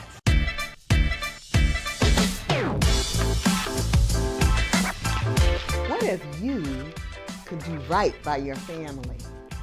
You want to live in good neighborhoods and have access to extracurricular activities for your family, don't you? It's better to send your kids to the best schools for quality education, isn't it? Why, that's not possible, you might say. I don't have enough money, I don't have enough time, and my circumstances are really tough. While some of those statements may be true, it's really your belief system that has you stuck. But if you are ready to hear the truth, say yes. If you are ready to stop messing around and break the cycle of negativity, say yes. According to a published 2020 study on 233 millionaires, over 75% of those millionaires were self-made, meaning they didn't inherit their money. 51% of them were entrepreneurs, and 41% of that population came from poor households. People, we have no excuse. With technology available at our fingertips today, it is easier than ever to start your own business. My name is Loretta Wetzel, also known as Mama Soul Wisdom, where I share old school wisdom for a new generation. I am passionate about families and entrepreneurship. Why? Because it is the only way to gain a competitive edge in life for yourself and your family. Business ownership develops multiple streams of income and eventually points toward passive income where you begin to build true wealth. I am on a mission to impact 500,000 individuals and families to monetize their own unique gifts and start their own business using the tools of entrepreneurship. I've had the privilege of helping families to change the trajectory of their lives by guiding them in starting a small business, everything from hair salons to real estate investing. My promise to you is to help individuals and families become financially independent through entrepreneurship. But first, you gotta stop messing around. Are you just gonna keep watching reruns of Empire or Build One? Are you gonna keep watching Power or claim your own power? I'm from the Chi, and I choose not to get caught up in that drama. If you want your family involved in your business in whichever way you define family, your children will imitate you, period. It doesn't matter if it's past their bedtime. They will pick up your behaviors through adult conversation or worse yet, in the street. Let me share something with you that might be shocking. I remember being a kid, about 8 years old, and my mom would put me to bed at 9 p.m. She thought I was going to sleep. Instead, I had a small flashlight hidden underneath my covers, and I would read for about 90 minutes. Then I would flip my pillow from my headboard to the foot of my bed, crack the bedroom door open just a teeny tiny bit so I could see the kitchen TV. I remember sneaking and watching The Tonight Show with Johnny Carson when adults could still smoke on TV and I could hear grown-up conversations. Here's some old school wisdom for you. Little pitchers have big ears. It's your choice how you spend time with your family. But choose wisely, grasshopper, because you are being watched and imitated.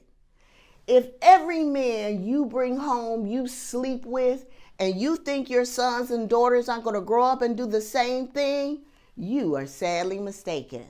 And ladies, just because a man takes you out to dinner doesn't mean you have to have sex with him.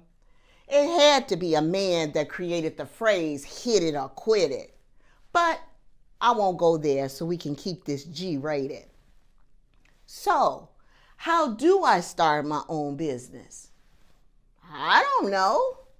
Well, that's okay, because honey, I didn't know how to do half the things I'm doing today 10 years ago. You see, part of my professional career included being an HR executive at a major airline. I worked in corporate America for 15 years, coming to work early, staying late, and sacrificing precious time away from my family. My boss called me into his office one day.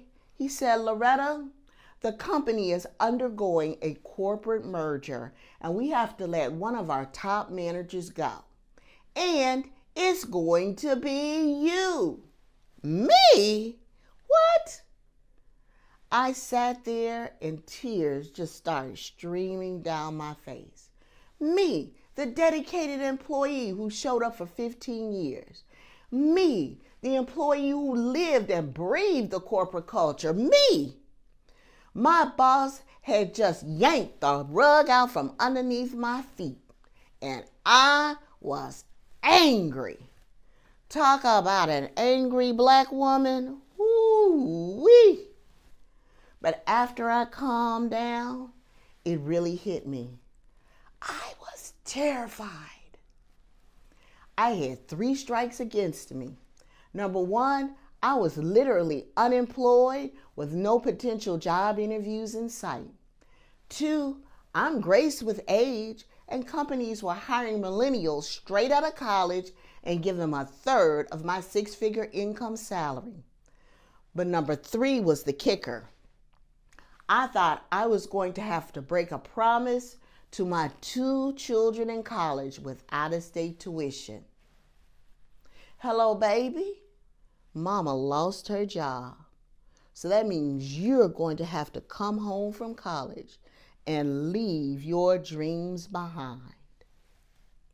Now, I don't have time today for the full story, but what I will share with you is that I transitioned into becoming a successful entrepreneur. And I used the tool of real estate investing. When I generated $80,000 net profit on my first real estate deal, results not typical, I never looked back. Moving forward, I've expanded my business as a prominent family entrepreneur expert using my 6P system that I have developed over the years with powerful results. Parents have personally thanked me for transforming generations to come. Here's what I want you to know. 99% of success is built on former failure. In my workshop, I'll reveal the first steps to legitimately start your own business. But first, you gotta stop messing around. You must be willing to take a risk on yourself and create what you want in this world. Write this down. The acronym CREATE stands for the following. C is for creating your why. If you don't know why you want to start your own business and achieve success, when times get rough, you won't have anything to anchor onto. R is for reading books. Most CEOs read a minimum of 100 books per year. If you choose to be a CEO of your own business, then you gotta act like one. E is for excel, and let me be clear, that does not mean perfectionism. It does mean doing the best you have with what you've got. A stands for affirmations. How does our mind know what to believe? By verbally speaking affirmations. This helps strengthen our new beliefs and restructure our thought patterns so we can take action and manifest our dreams. T is for training. You can learn all day long, but if you don't apply what you have learned, it will never come to pass. And E is for experiencing life. Don't squash your dreams. Life is meant to be abundant, experiencing all that the world has to offer. But in order to create, you gotta stop messing around. You gotta what? That's right. Stop messing around. Here are 3 success factors for families and business owners to help you achieve success. Number 1, gratitude. Everything begins with gratitude. It can transform common days into holidays, turn routine jobs into joy, and change ordinary opportunities into blessings. Gratitude is not a challenge, it's a choice. 2, raise your vibrational frequency. It's the difference between action and reaction. Action produces results. It may not be the results you're looking for, but you can adjust and do it again. Reaction usually starts with a trigger and you stay in a negative emotional state, producing no results. There are many ways to raise your vibrational frequency, and dancing to my favorite music is one of them. 3, self-esteem. When you have high self-esteem, you are willing to take calculated risk necessary for an entrepreneur. You don't allow people to place you in false frames, meaning they are defining who you are instead of you defining who you are. Remember, there is a purpose for everyone that you meet. Some people come into your life to test you. Some come into your life to teach you. Some, they come to use you. And then there are some that bring out the very best in you. Don't wait. Take action. Text the keyword START to the number listed below and begin creating the life you've always wanted for yourself and your family. I can guide you to business success as long as you're willing to take the action. It all starts with saying yes to your life, saying yes to the ones that you love, and saying yes to what's possible. Walk with me on this journey, and I will not let you down. Remember, the opposite of fear is not love. The opposite of fear is empowerment. Create your dream business and start taking baby steps today. If you can dream it, you can achieve it.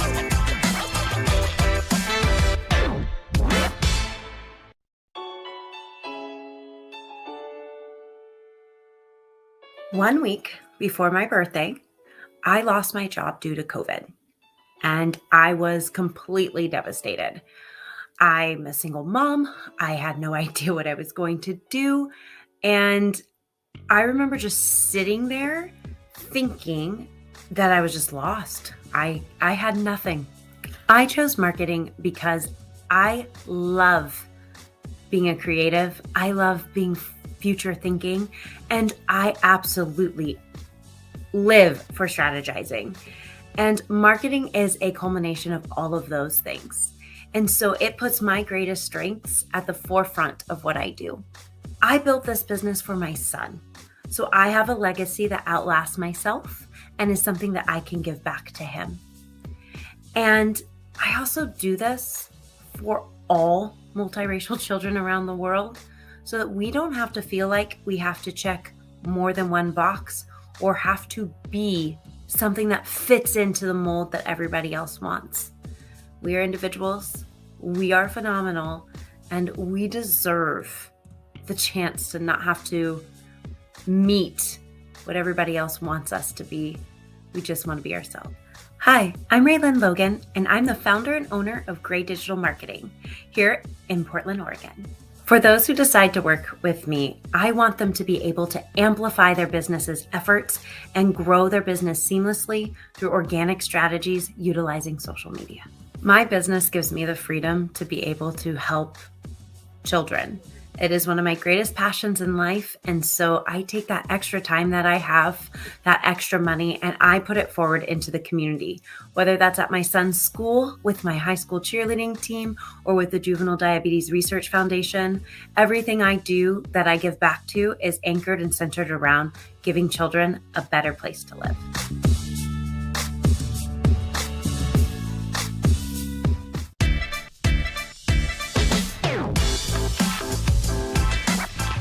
Hi. So I just wanted to share a quick story with all of you.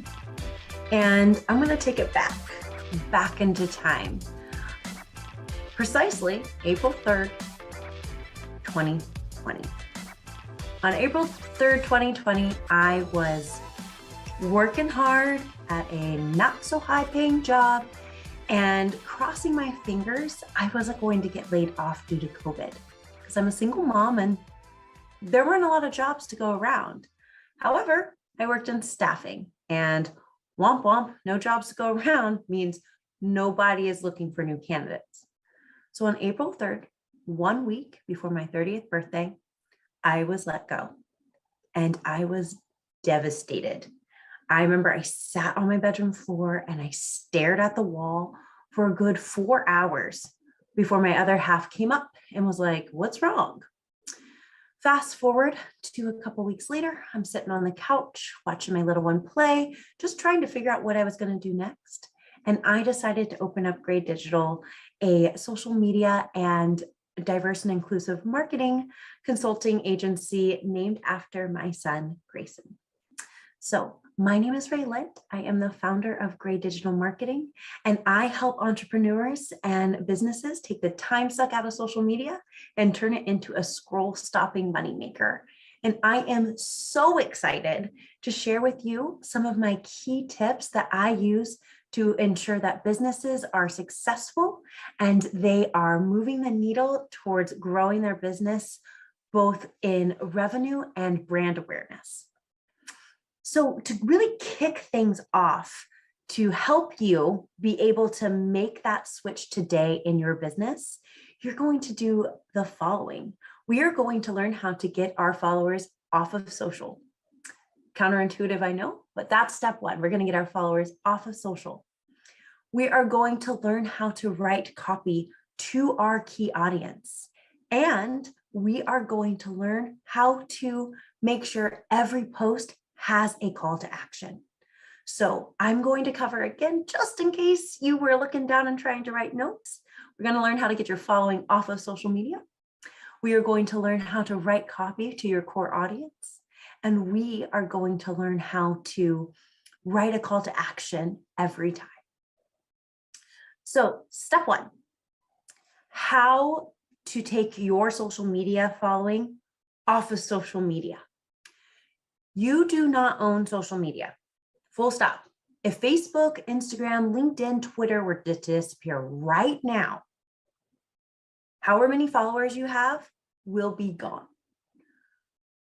But if you can get your following off of social media and onto your email marketing list, or in some place where they are interacting with you, in a place where you own that list becomes yours. That following becomes yours, and you have better control over how to own your revenue stream. So our goal is to be able to take our following and get them onto an email marketing list and or some other group that you own that is not owned by another entity. One of the very best ways to do this is in your bio, in your header image, in any way where people are immediately seeing your brand. Your goal is to, instead of having a link that just goes to your website or goes to a link tree with lots of options, we're going to work to just get it on a landing page that is a lead magnet to get folks onto your email list. Some of you might be like, well, I have a link tree, so I'll just make it my first one. No, we want a very clear and concise way to get people onto your email list, because a confused mind always says no. So give them one option. By giving them one option, they had two choices subconsciously to say, yes, I'm willing to give you your information because I really want said lead magnet, or no, thank you, I'm not going to fill it out. So give them one option to make the choice between yes and no. Number two is writing copy to your core audience. I'm just here to just like throw a wrench in everything these days, but you're going to write distinctly to two different types of people while writing to one. You want your copy to resonate with those who know you and those who don't. So you have your current following. They know you, they like you, they trust you. And because they know you, like you, and trust you, they probably are following along with everything that you're saying. They know that your dog's name is Coco. They know that your son's name is Gray. They know you. But somebody might not know you and be walking along the imaginary Instagram train and find your page. And when they find your page on this very first post, they need to feel like they're a part of your group too. So when you're writing that copy, we want to be able to give context for those who don't know you and be warm and welcoming to those who do. And so you're going to marry that in your copy. So if I were to talk about my trip to Maui and about the time that I almost puked on a whale, I would start that off with, let me tell you about the time that I almost puked on a whale. This might sound crazy because you know I don't live in Maui, and you're giving context to the other group that they don't know where you live. So saying I don't live in Maui when I have a tropical brand is really telling and giving context. And my regular audience is like, oh, here she goes again with a wild story. So we're going to just continuously keep marrying the fact that the people who don't know you need context, and the people who know you need a story to continue to know, like, and trust you. And then when you're writing that post, and the thing that I see so much lacking from other groups is that there's not a call to action on every single post, and a clear call to action. So when I was chatting with you about getting your following off of social media, I made the comment that you want to send them to a landing page where they only have one choice and a subconscious second choice. If you were to scroll through your social right now and read a post that you made, you either did or did not put a call to action. And when I say call to action, I'm not saying come buy this. I'm saying you're asking the audience to take some form of action. So that could be put a heart emoji in the comments if you agree. Share with me your favorite type of coffee. When you went to recess as a little kid, did you prefer Foursquare or did you prefer the monkey bars? Tell me in the comments below. Was this information helpful? Tag me, tag a friend who this might help. Those are all very clear call to actions without saying, hey, buy the new thing that I'm selling. And by doing that, people continue to interact with you, and then you start to show up on their feed because the algorithm recognizes that they take action when looking at your posts. And some of you might be like, oh, I have a call to action, no problem. But you have too many call to actions. Hey, do this, and then do this, then go here and do that. Like I said earlier, a confused mind always says no. We have to guide our audience, and we have to just give them one step at a time, just one, no more, no less. So when we are doing this, we've got to make sure that we're just asking them to make a decision. Do you prefer Foursquare? Or do you prefer the monkey bars? Let me know in the chat. Not, do you prefer Foursquare? The monkey bars. Let me know in the chat, and also make sure you tag a friend. And hey, go to my website, link is in my bio. No. You want them to take one action. And then that one action can lead to something else once they've taken that action. But don't ask them to do more than one thing, because a confused mind always says no. So I really hope that those 3 takeaways are going to be beneficial to you. If you are looking to learn more, meet me in my workshop. I'm really going to break down how to build out your content to turn it into a scroll stopping moneymaker with my own personal make for method, which is going to teach you how to make your posts money making, build awareness, get you killer leads, and use one of the 4 E's: engagement, educational, evergreen, and entertaining.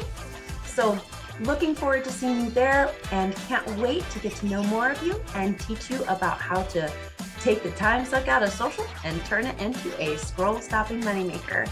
Talk to you soon. This is Raymond.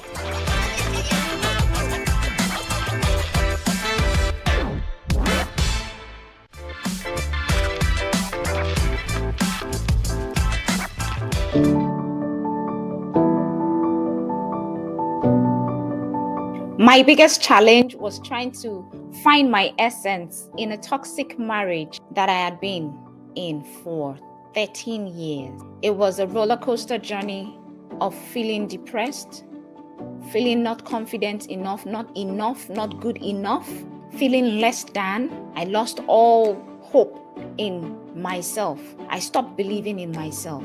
I chose my business because I want to awaken young ladies and women to their true essence. I'm on a mission to ensuring that every young lady or woman that crosses my path works in her purpose, embraces her essence, and literally works in her power. What's important for me is to see the lives of women transformed. What's important for me is to see that women are able to have a balance. They're able to create this balance between their marriage, their career, their personal lives, and at the same time, walk in their essence.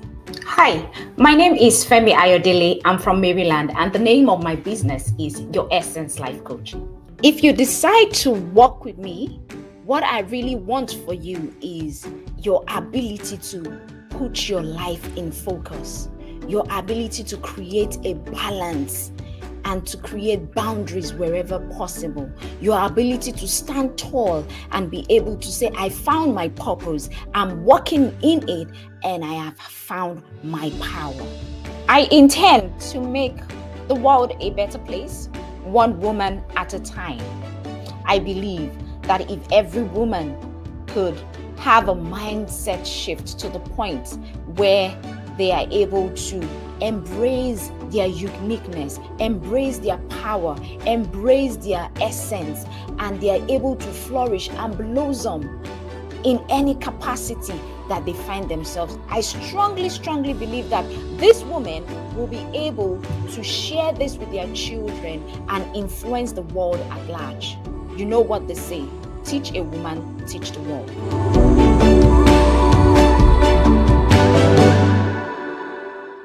Femi Ayodele says that our essence is our power. And sometimes there's a trap that keeps us from tapping into it. So let's go. Without further ado, let's hear from Femi Ayodele so we can find out what's those traps. We must avoid the traps. I can't wait to hear it. Come on, hit the emojis. Come on, hit the emojis. Call into the stage, Femi Ayodele. Let's go.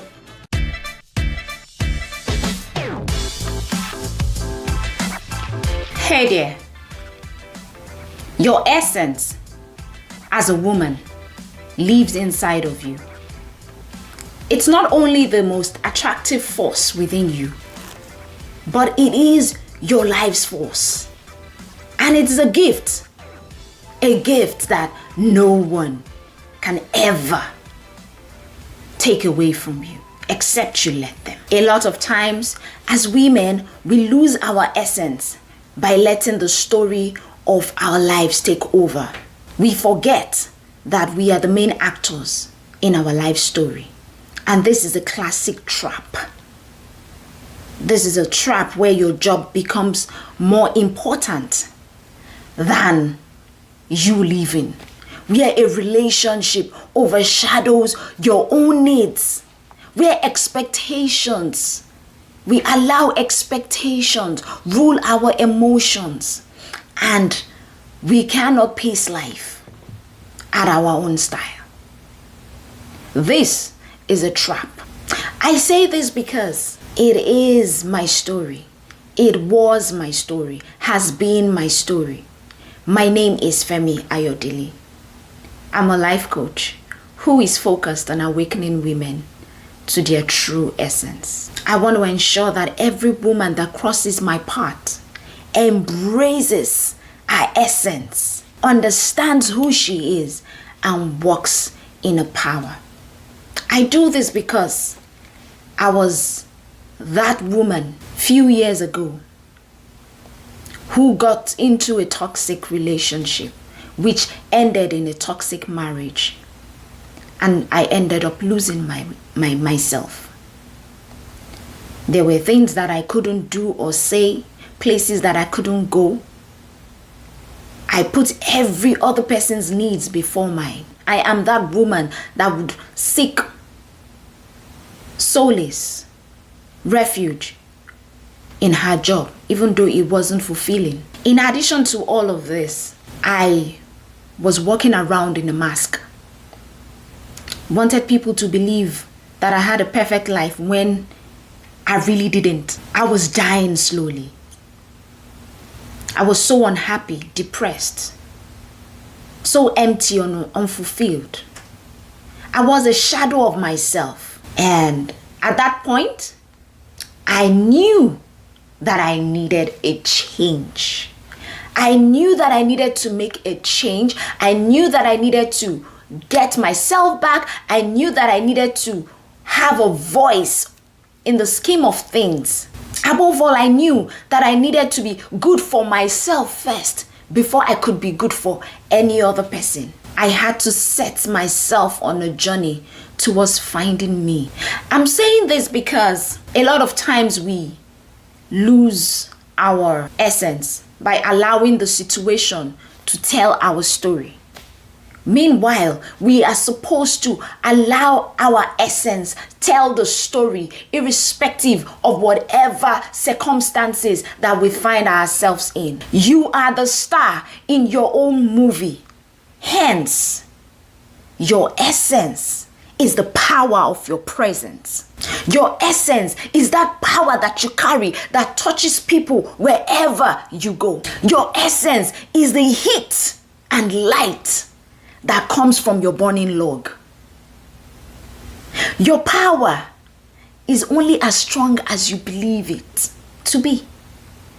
The way you see yourself is how the world is going to take you. So the first step to take for you to start to live in your essence and embrace your power is you first need to ask yourself, what do I love about myself? Do I really love myself? What are those things that I love about myself? I found myself in a team building exercise, and the question was asked, what do you love about yourself? List 10 or 15 things that you love about yourself. I couldn't. At that point, I knew that there was trouble. I had to begin to write my affirmations and begin to say these things to myself. Another question that you need to ask yourself is, what makes you unique? What makes you different? In as much as situations will make you want to hide and fit in and blend in and hide yourself, your true self cannot be hidden. You are a wonderful woman with several wonderful qualities. There will never be any woman like you. Your habits, your idiosyncrasies, your values, your experiences, these are the things that make you unique. Are you able to articulate them and say, these are the things that make me unique?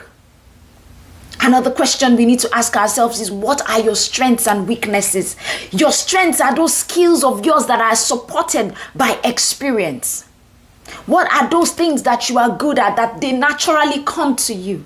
Some common strengths that we have as women is attention to detail, ability to be resilient, the ability to nurture, patience, the ability to be calm under pressure and all of that. However, there are some individual traits that you have that are unique to you. They are your own unique set of strengths. And your weakness are those things that you're not good at and they sap your energy. If you can identify those. Now, I would not say you should waste your energy on your weakness, but work on it to the point where it doesn't rub off on your strengths. Another question that I began to ask myself was, what and who inspires me? When I was able to answer those questions, then I was able to understand where my interests lie.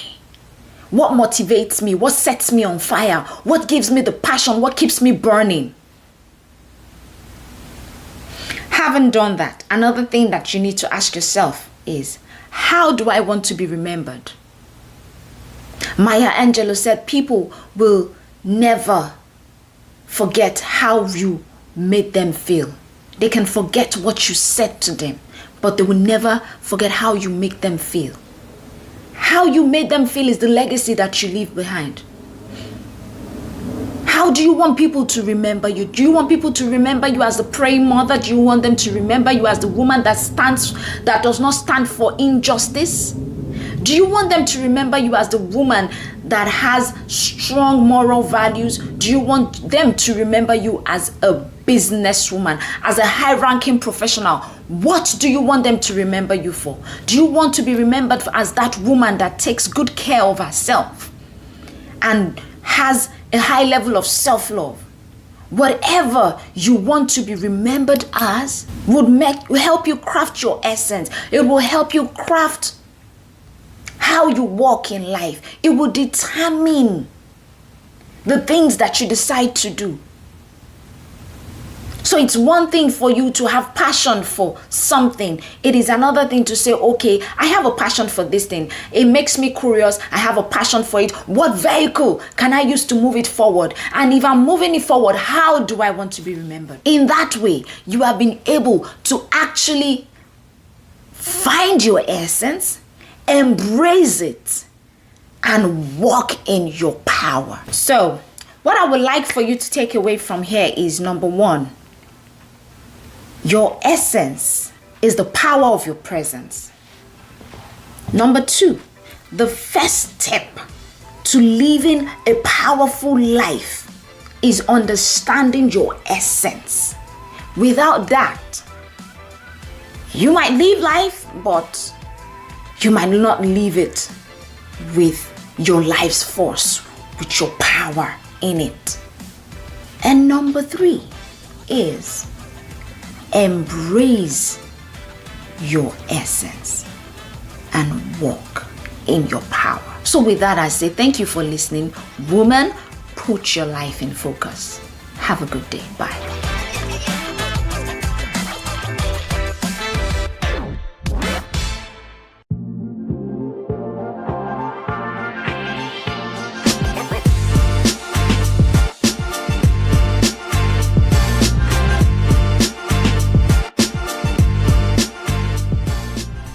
If you could do right by your family, to live in the best neighborhoods, to have access to the best schools with quality education, to travel both domestic and internationally with your family.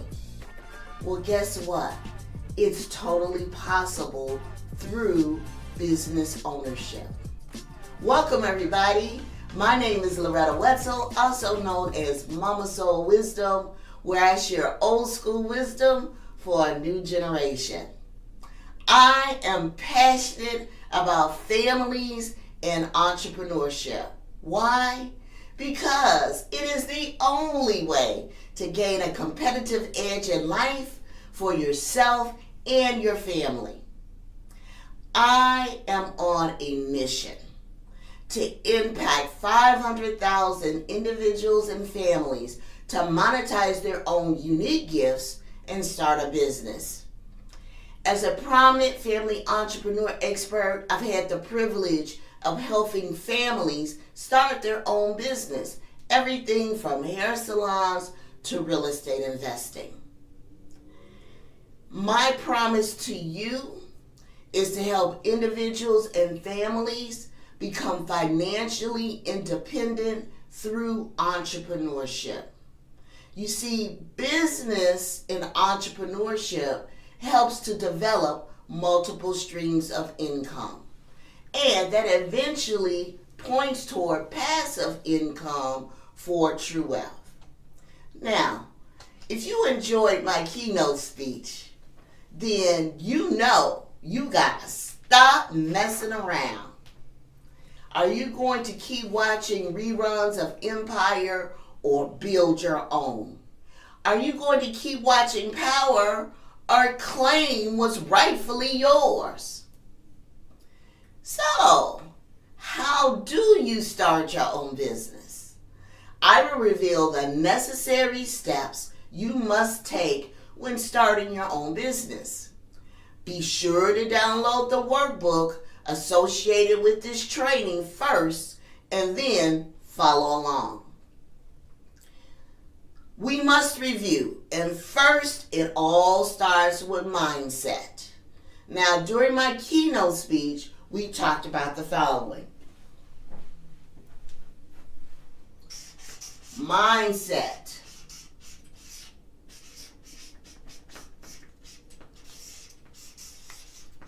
and the ability to create.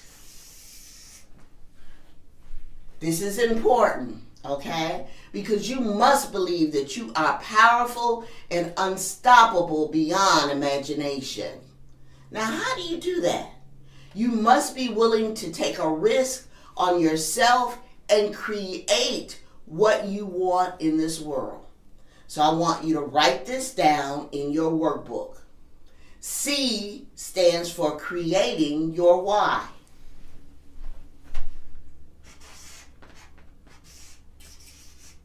Create your why.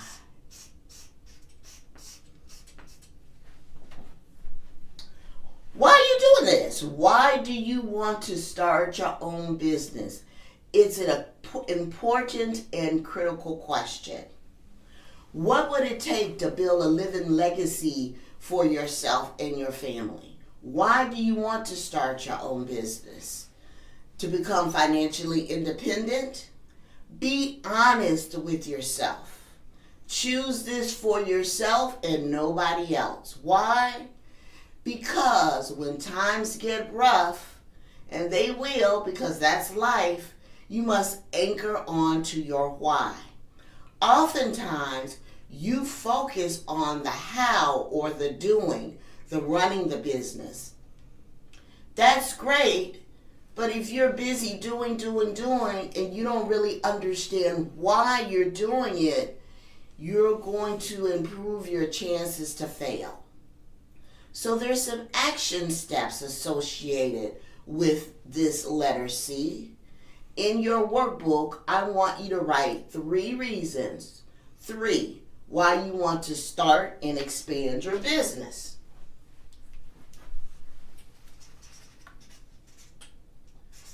Three reasons why.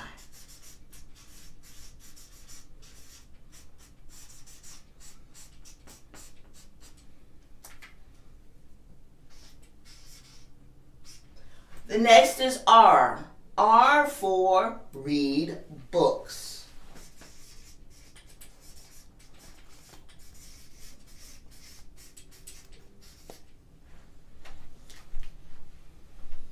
Okay, some of my favorite books are The 4 Agreements by Don Luis Miguel, The New Psychology of Winning by Dennis Waitley, Loving What Is by Byron Katie. Let's see what else. The Noticer by Andy Andrews.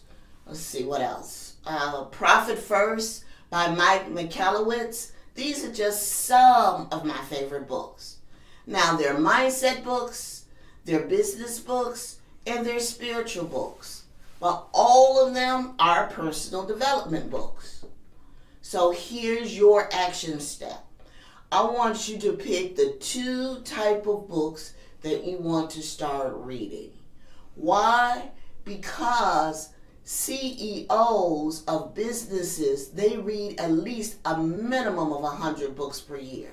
So if you want to run your own business and be the CEO, then you got to act like one. So I want you to pick 2 types of books. It could be spiritual and business. It could be mindset and spiritual, or mindset and business. But I want you to post some of your favorite books in my Mama Soul Wisdom Facebook group, and I'll also share some of my favorite books, and then you can let me know how you enjoyed reading them. Great. So, action step, 2 types of books to read. What's next? E is for excel.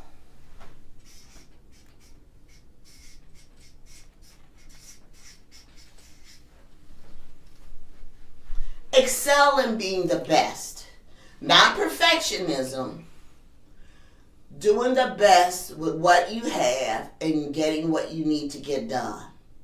Here's a dirty little secret. Perfectionism kills. You are secretly telling yourself that you're not good enough, so you always are striving to make it perfect. It's not necessary. Stop messing around. So here's your action step. I want you to write down 3 things that you are good at. And it doesn't matter what it is. It could be cooking. You might start a catering business. It could be cleaning. It could be voice talent for voiceovers. It could be social media. It could be makeup. Arts and crafts, writing, organization, whatever it is you're good at doing, I want you to write 3 things down that you are good at.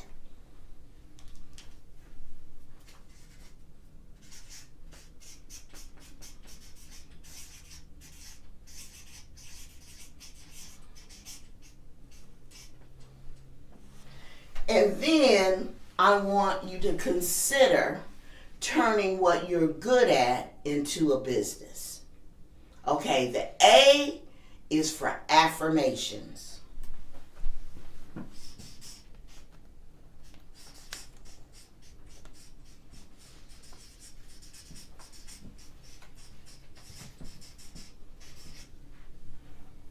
This is critical. You know why? Here's a question for you. How does our mind know what to believe? Great question, isn't it? Well, here's the secret. By verbally speaking affirmations. This helps to strengthen our beliefs and structure our thoughts so we can take action and manifest our dreams. Affirmations are critically important. So here's what I want you to do. I want you to write 3 affirmations in your workbook beginning with the words I am or I. You can do it. So, for example, I am powerful. I am smart. I am beautiful. I am unstoppable. I love my life. These are just some examples of affirmations. Write them down.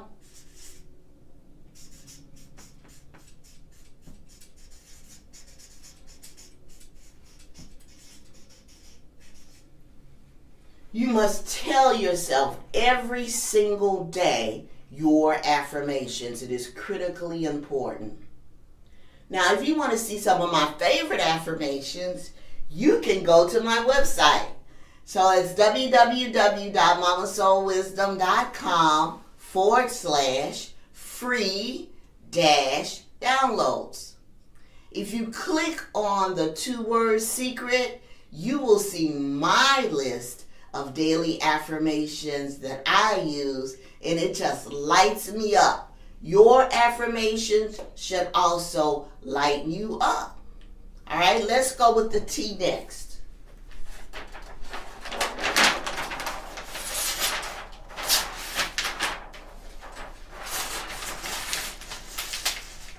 There we go.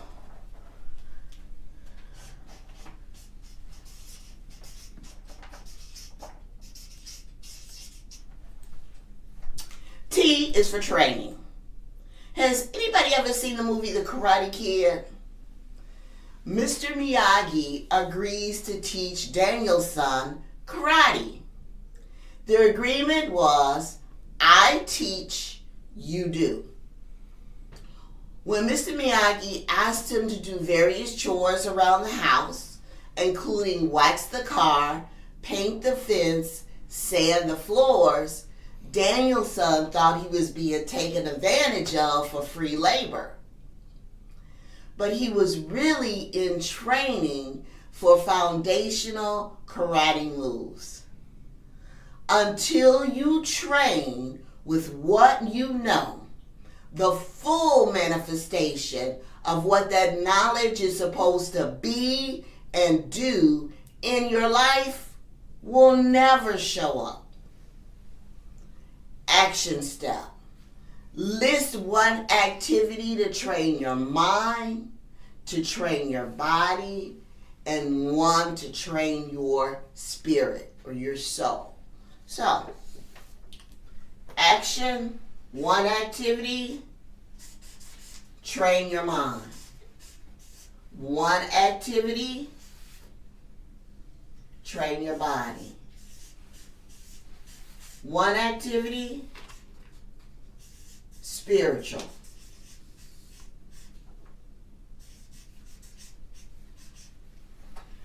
Training your mind could look like meditation. Body could look like physical exercise, walking around the block or going to the gym. Spiritual could be prayer. You choose the 3 activities, but it is critical because your mind, body, and spirit must be in alignment. Alignment.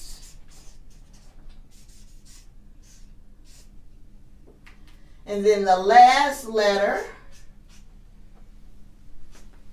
in create is experiencing life.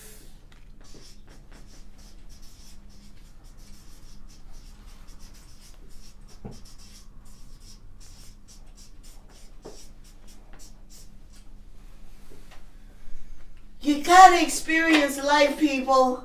Life. Don't squash your dreams. Life is meant to be abundant with mindset first and then experiencing all that the world has to offer. So oftentimes we don't take a moment to pause and say, oh wow, I've always wanted to fill in the blank. So that's your activity step. List 3 things you've always wanted to do. It could be going to New York for a Broadway play. It could be traveling to Beijing to walk the Great Wall of China. Whatever it is, maybe it's taking your family to Disney World. Whatever it is that you've always wanted to do, I want you to list 3 things.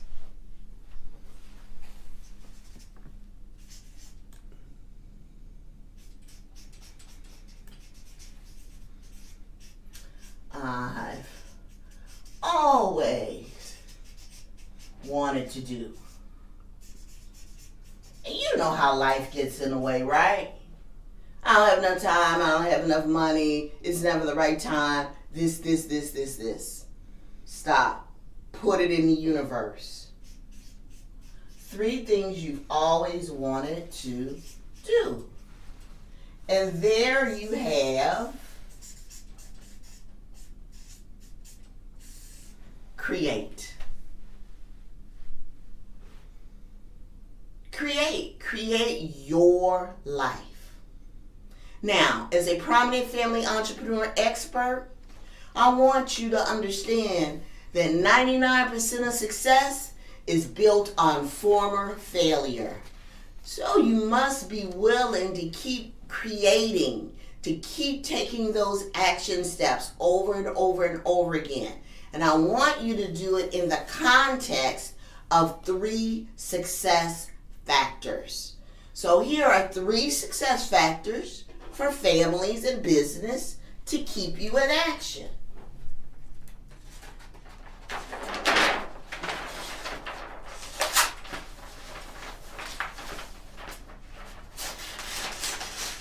There we go. 3 success factors.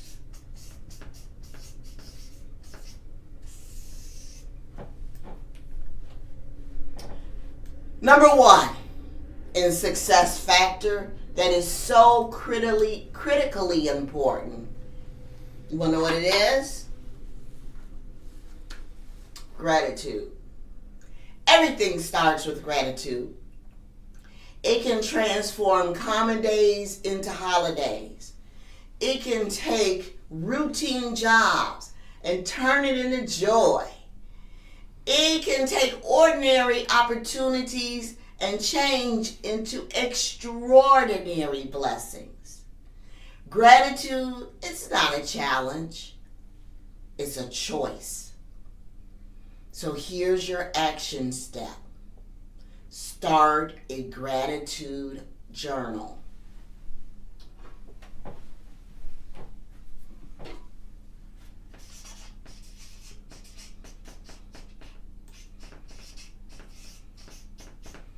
Everything starts with gratitude. I want you to start a 30-day gratitude journal. So here's the specifics on that. List 10 things daily that you are grateful for 30 days straight. No skipping. Now, you are not allowed to list what you've listed before previously in the past days. At the end of this experiment, I want you to post what your experience was like in my Mama Soul Wisdom Facebook group. Post your comments. The first week or so, pretty easy. 10 things daily.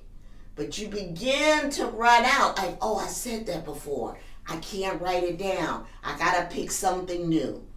It will take your gratitude, appreciation, and thankfulness to a new level.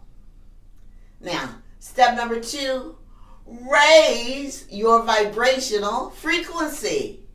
Gotta do it. All right, so this is 1. Here's 2. Raise your frequency. It's your energy. Raise your frequency. You cannot create your business from a low vibrational frequency. If you want your business to grow and thrive, you attract the people and the resources that you need to do business, you got to keep your energy up. Now, you're not required to bounce off the walls, but you do need to vibrate at a high level because it is the difference between action and reaction. Action produces results. It may not be the results that you're looking for, but you can adjust and tweak and do it again. Reaction usually involves a trigger. That means you're stuck in a negative emotional state, producing no results. Now, what are ways in which you can raise your vibrational frequency? Deep breathing.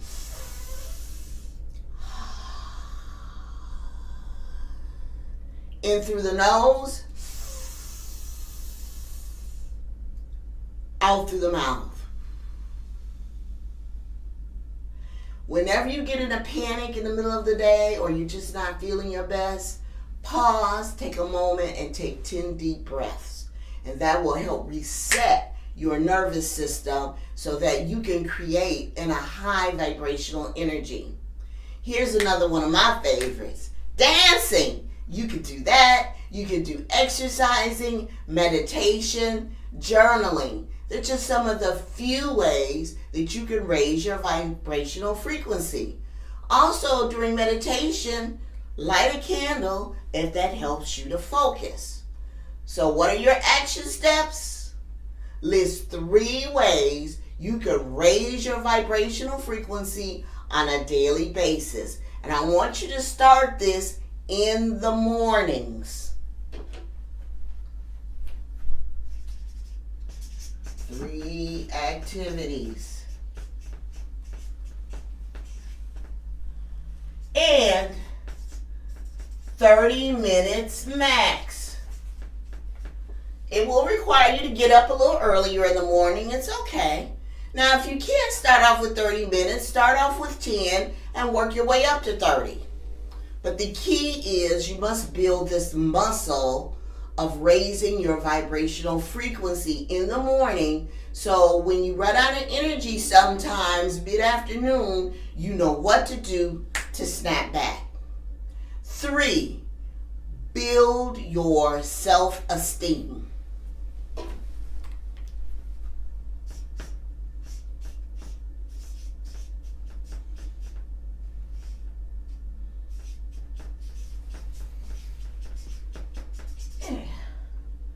Okay?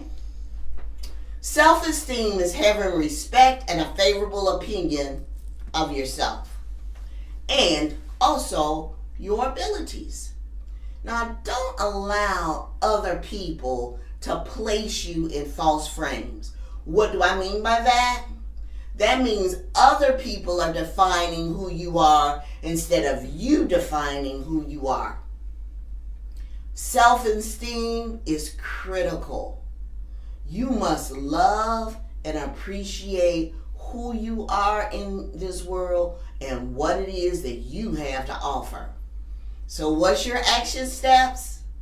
Well, instead of watching the movie 10 Things I Hate About You, how about if we list 5 things that you like about yourself and how these attributes can be used in business? You can do it. 5 things you like about yourself.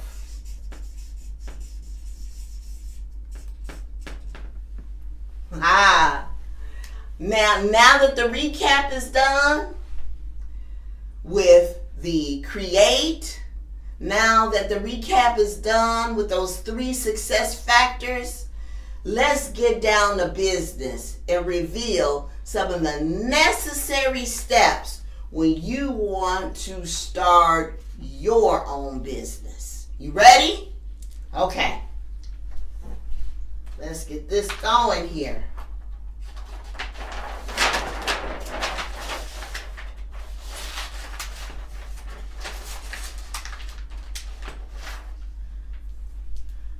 Starting your business.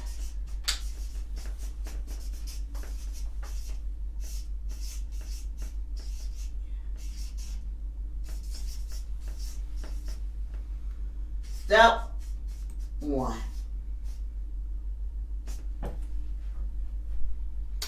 Step number 1, set your goals. Determine whether starting your own business is going to look like starting it from home and starting a home online business, or whether or not you want to do brick and mortar. Having your own business has its own unique challenges, so you better be clear on your big picture goals. Part of that is preparation, okay, and understanding before you start your business to make sure you have enough reserves in the bank to prepare your friends and your loved ones that you might be tied up for the next 6 months or a year because you're starting your own business. That's part of your preparation. But when it comes to setting goals, they will help you to focus when things don't go quite like you expect them to. So what are some big picture goals? You want to work on your own terms. Maybe you need flexibility to be with your family. Whatever your big picture goals are, here's your action steps. I want you to list 3 big picture goals for starting or expanding your own business, and I want you to attach a feeling to those goals. Goals. 3 big picture goals plus feeling. Why do I want you to attach a feeling to it? Because feelings anchor in beliefs. So just don't write down any old thing. Write down a big picture goal that has meaning to it, has emotion and feelings attached to it so that you can anchor it in. Step number 2, you gotta look like a business.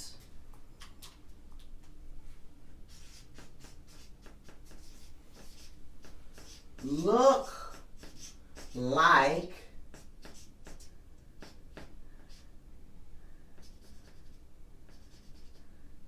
a business.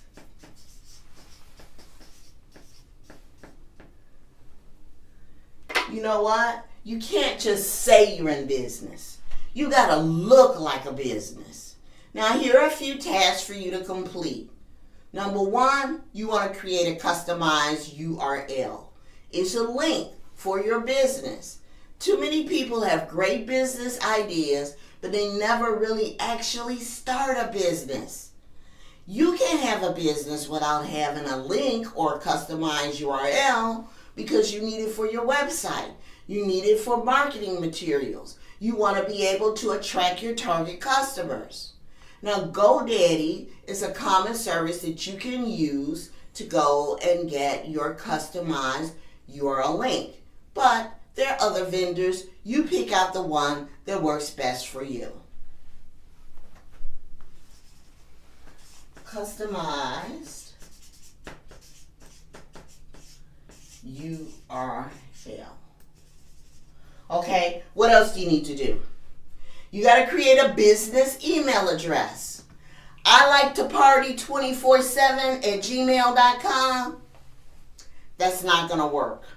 Or hotpants66@hotmail. That's not going to work. You want to be able to create a business email address, because otherwise sometimes your personal emails are inappropriate for doing business. Now, usually individuals will often use their business name at gmail.com, and that's perfectly acceptable. However, if you have flexibility in your budget, consider securing a business email which looks like your name at bcs.com or whatever the name of your business is. So sometimes it's a small monthly fee, but it looks professional if you have a business email address. Business email. The next, business phone number.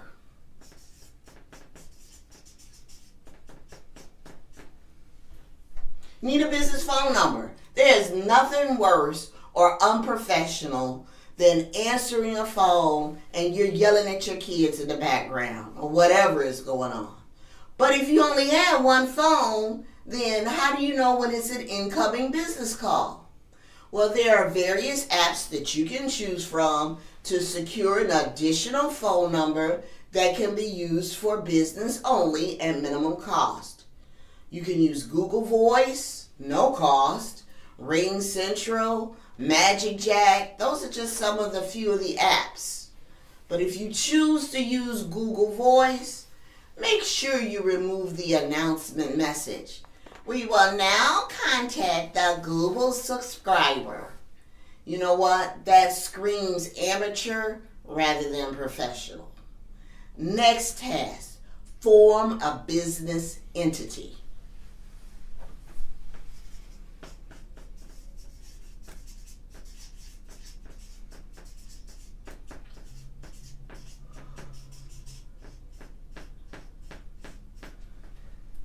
You got to form a business entity, and this is a big one that most people miss.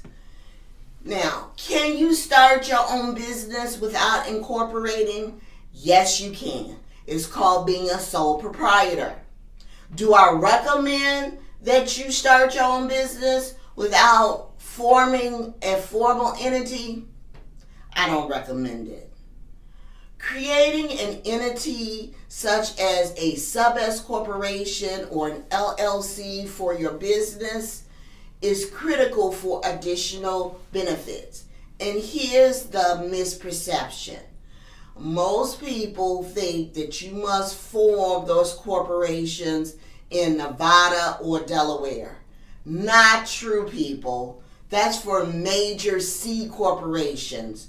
You must form your business entity in the state in which you're doing business in.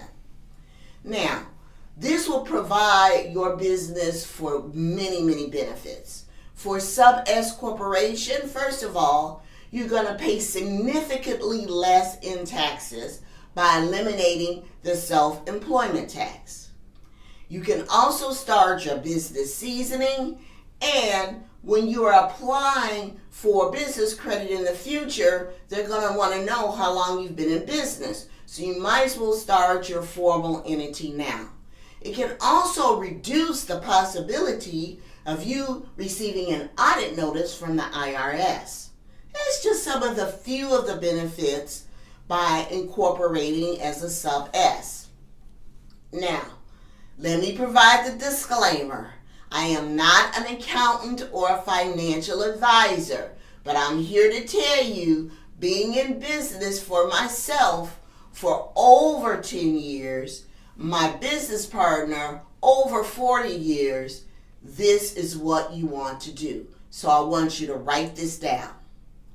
Go to pgwetzel.com to set up an appointment. The consultation is at no cost. You can have a conversation and say, I would like to set up a business entity. Can you support me? Now, the consultation is no cost, but to set up the business entity itself for incorporation, there is a fee, but the prices are reasonable. So I want you to write this down and go to pgwetzel.com. pgwetzel.com. Go to the website to set up the appointment. And if you mention BlackCEO22, you will receive a 15% discount. Next task, open a business banking account.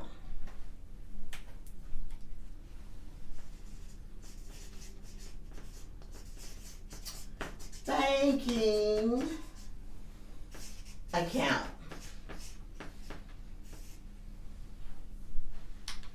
Now that you have a formal business entity, you have the necessary paperwork to take that to the bank and open up a business account so you can keep your personal income and expenses separate from your business income and expenses. This is critical for filing your taxes with the IRS and taking advantage of those business tax write-offs. Step number 3, set up your financials. Let me flip to another page here.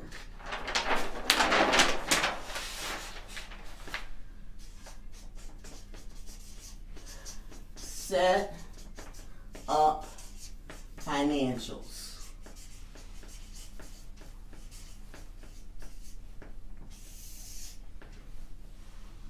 This is a critical step, and it is important to keep it simple.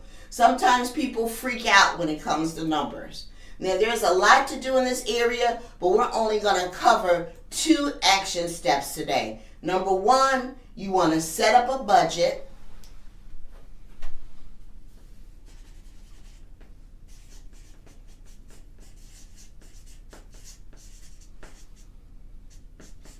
And here's the key word. Simple. Keep it simple. What does that mean?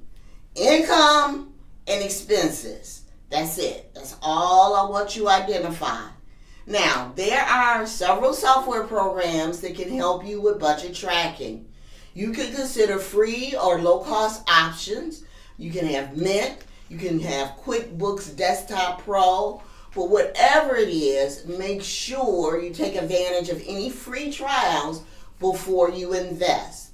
You want to be able to keep it simple. Now, you must also track your expenses. Track.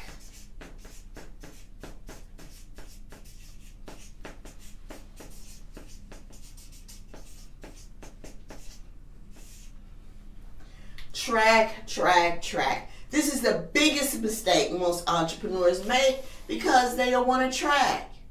You must track and then prioritize your expenses.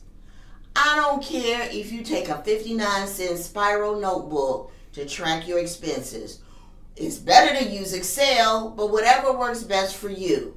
But you must be able to track your expenses So when your money comes in and you know where it is going out so you can adjust.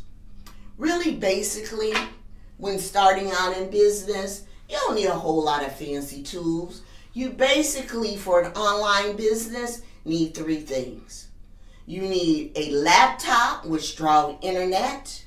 You need a mobile phone with good mobile phone service and access to transportation for networking and meeting clients when necessary. That's it for an online business. Now, there are many more steps when you first start a business, and I really don't have time today to share all of them, but if you choose to work with me, I will support you to the finish line, baby. Remember, there's a purpose for everyone that you meet. Some people come into your life to test you. Some people come into your life to teach you. Some come to use you. And then there are some who bring out the very best in you. I want you to take action. Thank you, Siri. I want you to take action. Don't wait. I can guide you to business success as long as you take the action and say yes right now. Sign up for my 5-day challenge, Prep Your Life, Prep Your Business. And each day, I will provide you with simple tasks you can accomplish to begin building your business, achieve your dreams, and come out a winner. Go to my webpage with BlackCEO22 and sign up for this no-cost challenge. It's a fun way to see whether or not you have the chops to start your own business and succeed. Now, the 5-day challenge will start soon after the conference. So pay attention, sign up, and I will see you on the other side. Remember, the opposite of fear is not love. The opposite of fear is empowerment. Create your dream business and start taking those baby steps today. If you can dream it, you can achieve it. My name is Loretta Wetzel, also known as Mama Soul Wisdom, sharing old school wisdom for a new generation. I'll see you soon.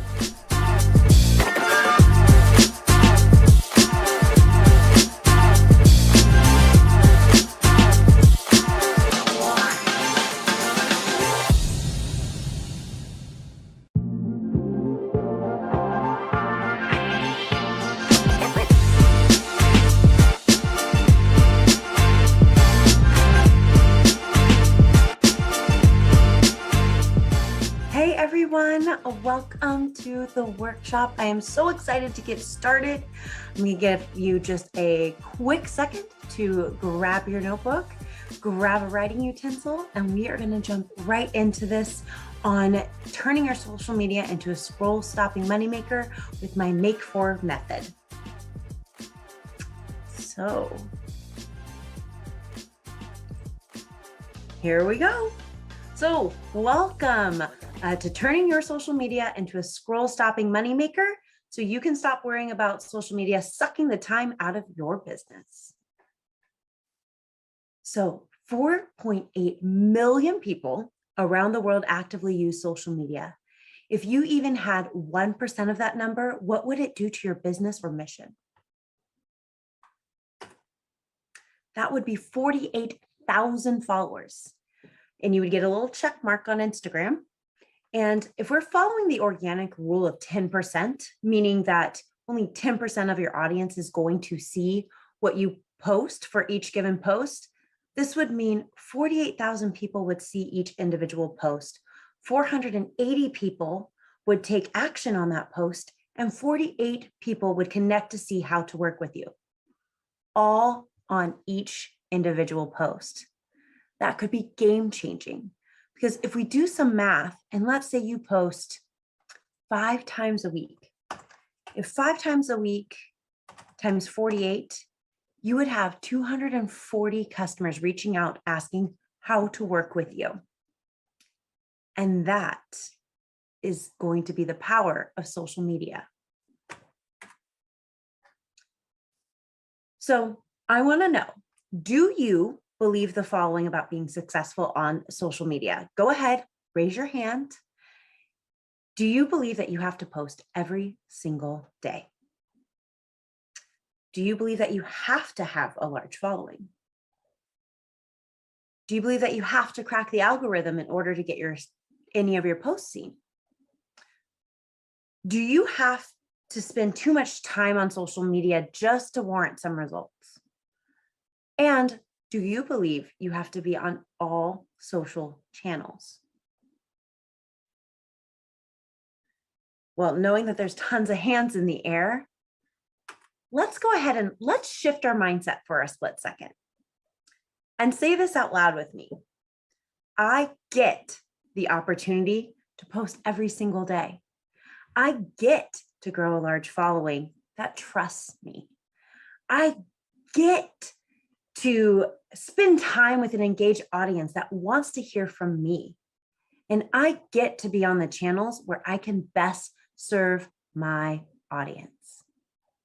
So think about that. You get to be where you can best serve your audience.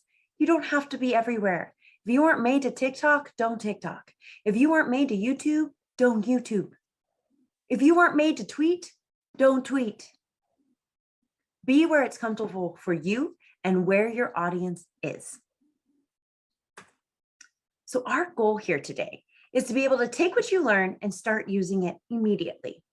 By the end of this workshop, you'll be treating your business social media like stop treating your business social media like it's for your mom and start treating it like the money maker that it is. So today we're going to understand the Make For method. We're going to brainstorm content together to take the social anxiety out of social media. And I'm going to teach you how to put both of those things together to make a seamless and easy planning process that takes no time at all. So, hey there, I'm Raylan Logan, owner and founder of Gray Digital Marketing. And I did not start business in a traditional sense. I started it on the floor crying 1 week before my birthday. My 30th birthday landed during the pandemic because I am born in April, and I lost my job. And I am the only caretaker for my son, Grayson. So one day I was scrolling through the gram, looked at my beautiful baby boy and said, looks like I'm going to teach people how to use social media. Went out into the world, put my fashion marketing degree to the test and my knowledge of social. And the world kept spinning. George Floyd was murdered. I became that go-to expert for diversity and inclusive marketing, and the rest is history. So since that time, I have become an award-winning marketer, being listed as one of the top 50 Black marketers according to the African American Marketing Association, alongside names such as Bazoma St. John, who is the CMO for Netflix. Within my 10 plus years of experience within sales and marketing, I have noticed that there's just an opportunity to do better with a diverse and equitable lens. So within the last 5 years, I've been focusing on making that change. I have been speaking about my experiences and ways organizations can improve their marketing efforts on podcasts, panels, and conferences such as Sales Fuel, Business Over Beers, and nationally for the American Marketing Association. I'm very involved in my community. I coach cheer, I mentor for Parachute Media, Portland Prosper, and PI, the Portland Incubator Experiment, and I volunteer with the Juvenile Diabetes Research Foundation. So if you want to grow your revenue 5 times faster and reach out to a diverse audience, I am your go-to expert, and I will help you generate business doing so with an equitable and diverse lens. So what I'm going to share with you today is going to blow your mind. And I'm going to start that by saying content is not king. And I'm sure some of you are sitting there being like, what? The social media expert is saying content is not king. No, it's not. Conversion is king. And our goal is to say hello to the money. Because if your business is not generating money, it's not a business. It's a hobby. So we want to be able to take those posts and get them to work best for you. And that's what we're going to work on here today. So welcome to the Make For method. This is my proprietary method on how I put together content to best create a sales funnel within my social media and turn it into the scroll stopping moneymaker that it is. I'm tongue-tied today. So M stands for money making. 10% of your posts over a given time should be money making. And 40% of your posts should be building brand awareness. So that leaves us with 15% of your posts to actively be generating leads. And so we have the K stands for killer leads, meaning those are people we want to interact with, we want to do business with. They're not giving us a headache. They are actively giving to us and we're actively giving back. And then we want to look at our 4 E's. And these are so important to this, especially as it pertains to social media. So 35% of your posts should be one of the following E's: engaging, entertaining, educational, or evergreen, meaning no matter what time of year it is, it still holds weight and is strong for your audience day in, day out, 24/7, 365 days a year. So let's learn how to use these to best work for our social media. So I start with money making. Even though it's the smallest percentage of what you're going to be doing on social, we start with money making because that's the number one thing that is on your mind. And it is our end goal that we have in sight, is to generate revenue for our business. And as we're doing that, we want to make sure that that ask is still engaging, it's entertaining, it's pulling in our audience to make that happen. So we're going to start with our end game in sight. And I'm going to go through 3 different versions of this, depending on if you are a coach, depending on if you own a product that you are selling, or if you are a service provider. So after this, you can definitely use this information for one of your posts as you're going along and be able to just take this copy, it's yours, and see what kind of generation you get with it. So as we go along and these next 4 steps of the Make For method, I'm going to be giving key examples in all 3 of these areas. So if you are a coach, and play pretend with me here for a moment, is you could say, you could write this copy with a photo that says, there are no guarantees in life except ... Okay, so as your coach, I can't guarantee that you're going to get a Maserati tomorrow. But with my signature coaching program, the Make For method, I can guarantee a few things, like you will start getting DMs in your inbox asking how to work with you. I can guarantee that you're going to get a sale once a month. I can guarantee that people are going to look to you as the go-to expert in your field. Are you ready for a little bit more of me in your life? I'm offering free one-on-one calls with potential clients for the next 3 days. Send me a direct message and let's chat. So what's really great about that is it is engaging. It's sharing and teaching folks exactly what it is and what you do. And it has a call to action. And our goal is to get them off of social media. So by saying DM me so we can book a call allows me to better convert that person into being a potential client in the future and is going straight for the money. Let's try product. And just so you know, I'm making up some of these on the spot. So bear with me. Some of our products might get pretty hilarious as we move through because I don't sell products naturally. Soap classes in session. That's right. Today we're sharing a step-by-step demo of how to use soap. So we hope to answer any little questions you might have. Soap is our most popular. So if you haven't snagged it yet, hopefully this demo will inspire you. Ready?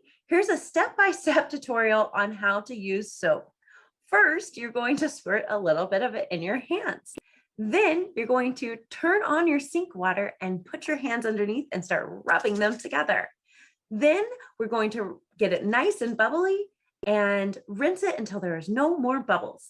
Then we're going to turn off the water, dry our hands. What do you want one for yourself? Send me a DM and I'll get that direct product link to you.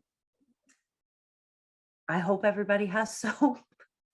But as you can see, I'm giving a way to show how you use that product in your daily life. And sometimes seeing things in action is all anybody needs to be like, ooh, I might need that. That solves a problem for me or gives into a want or desire. And by saying, hey, if you DM me, I'll give you the direct link so you don't have to go looking for it, even better. We shortened the gap on what it took to get to that product. So again, we're getting folks by DMing, by getting people to slide into your DMs, they are giving you permission to pitch to them, and you are able to easily send links, and you are able to easily get them off of social media and into the networks that you control. So very, very important. We have a very clear and concise call to action, asking them to just do one thing.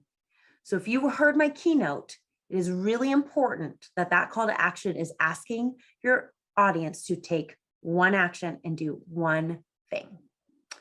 So let's move on to services.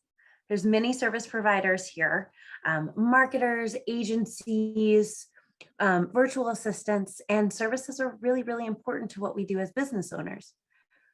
So let's talk about if you are a service owner. Intimacy can be scary. I'll be the first to admit that. However, when it comes to making my clients happy, I want to know, will we be working together closely? How close? Well, there will be no need to change our relationship status on Facebook. But here, all of the ways we'll be in touch over time working together. So we will have one-on-ones monthly. I will be available for you via Voxer so we can voice chat at any time. And if you need a more group environment, you are also welcome to participate in our Facebook group. Does that sound like your dream setup? I hope so. Send me a DM today and let's see if we're a perfect fit for each other. So what's great about this is it has a really funny hook. And when you're scrolling through your Instagram, you can only see about the first sentence before somebody has to click on more. So when I even said intimacy can be scary, I was like, where in the world is this going? But to talk about the relationship that you have with your clients is really important because it is a more personal relationship when you're giving services. And that is something we have to be mindful of. So get to the crux of the problem quickly, even if it's with humor, it's entertaining. And that is what puts us in one of our 4E categories, is that is entertaining. It's also educational for somebody who's learning how to work with a new service provider. So keeping that in mind, that is just an incredible way to have fun and meet the needs of what people are looking for on social, while also giving a very clear, hey, I'm available to work with right now. Am I a good fit for you? So that's money making, but that's only 10% of what you're doing when posting on social media. So let's talk about awareness. Building brand awareness is the best thing we can do for ourselves and our business. Full stop, period. The saying, if I built it, they will come, only works if they were aware that you did it in the first place. And a lot of times, especially on the internet, we don't know. Until you have built up your Google My Business and you've built up your SEO, you're probably on page 400 for Google searches on the best soap product. And that's the harsh, cold reality, but you have to build it and you have to yell it from a mountaintop. That's just the way this works. So as we're looking at that, let's start with product, on what it looks like to create a post that has copy that's truly building awareness for your industry. So we might not use soap this time, but let's see what I come up with today. It's always the best of both worlds when you can support a small business by purchasing our Save the World t-shirt and support a wonderful nonprofit organization at the same time. The Save the World t-shirt is back in stock for a limited time, and you can only get it by pre-ordering before Friday. And when you purchase the Save the World t-shirt today, a portion of the proceeds goes to Save the Turtles Association to help find a way to get more garbage out of our oceans and save the turtles and all the other wonderful sea life that there is, so that our children and our children's children have fresh water and a world that they can be proud of.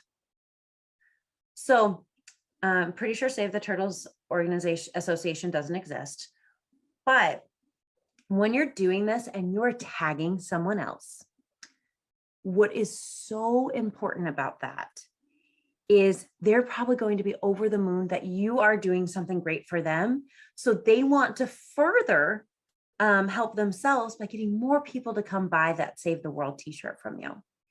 And let's say Save the Turtles Association has a 1.5 million following, and you only have 1,500.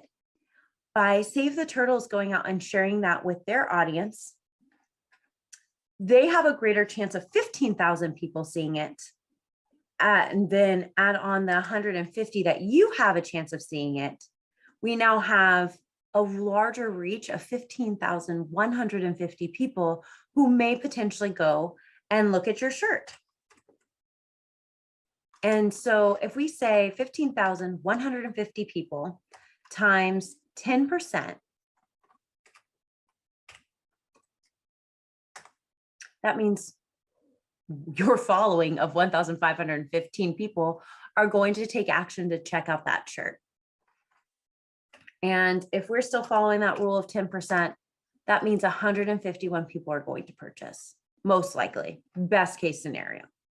So we're leaning, when creating brand awareness, we're trying to lean on other networks to further our network by building those relationships and making sure we're adding value to somebody else while still adding value to ourselves and our brand. Moving into service, you can also do this by looking at other content creators or people who are in your niche that are just a few more steps ahead in their journey than you are right now. So be very, very strategic about this. But for videos that suck me in, I don't scroll my Instagram feed often, but when I do, I always get sucked in by the video content from these 4 accounts, specifically Reels. Check out these 4 accounts and their amazing Reels. List 4 folks that you are following right now who are doing great things and ask, whose Reels are you enjoying these days? And see what pops up in your comments, because whoever your audience is following, you probably want to know what they're doing too. So it's a great way to get to know your competition and build more community, not only amongst your followers, but also with your friends who are doing the same thing. Always good to support one another. And then last but not least, and a great segue brought to you from the service section, is the coach section. So community over competition. I'm a coach, and yep, I have friends who are coaches too. I'm not worried about sharing how wonderful they are because we all bring different gifts to the table. Take Marcus, for example, who's fantastic at talking about social justice as it pertains to diversity, equity, and inclusion. Or take in Ciara, who is a magician at creating a pre-game strategy for how to start and run your business operations while looking at it with a diverse lens.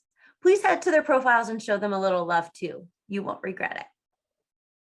So this is sending people over to them. So they're getting more followers, they're getting more added value, and you're putting a little bit more good out to the world, and they're most likely going to return the favor. So the key takeaways from brand awareness are: utilize the networks of others to start your word of mouth. It is so important. There is nothing wrong about getting who is considered your competition and your community to share what you're doing, because they might say it one way and you might say it another, but you resonate with different people. And that is so important. So get it out there and get social and social media, because that is what's going to build your brand awareness. Killer leads. The best thing about this is I just needed a word that started with the letter K. So MAKE was a true acronym, but let's get down to it. Everyone loves a lead that actually brings in the money. Finding qualified leads can also be really hard, but you can do so by passively using the copy I have for you below. So let's kick it off with service this time. What's in a word? Recently, I asked my current and past clients to describe me and my services in one word. And here are the top 5 common words I got back. I got back relaxed. I got back vibes. I also got back bold and funny and easygoing. If these words describe the kind of service provider you'd like to work with, don't hesitate to book a call with me today. So this is just people, it's like very vague on how they're going to book a call with me. But if this person were to take action and click on the contact button on my Instagram, if they were to pop it in the comments, or if they were to DM me, I could just send them the link to book a call. And I can get them onto my email list quickly and start telling and sharing why they should know, like, and trust me. Looking at it from a coaching lens, the struggle is real. As a coach, I keep things private between my clients and I, of course.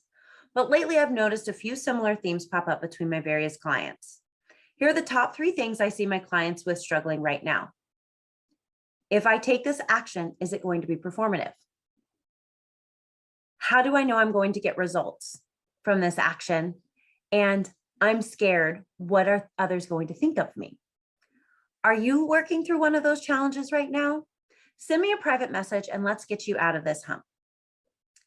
So this is just inviting somebody to say, let's have a dialogue. Let's talk about it. I'm not saying that I'm going to charge you anything. I'm not saying any of that. I'm just saying, hey, welcome to my circle. Let's do this. Again, if you have that private conversation with them in your DMs, that's allowing you to build that know, like, trust factor. That is so core to your business, especially if you are a coach.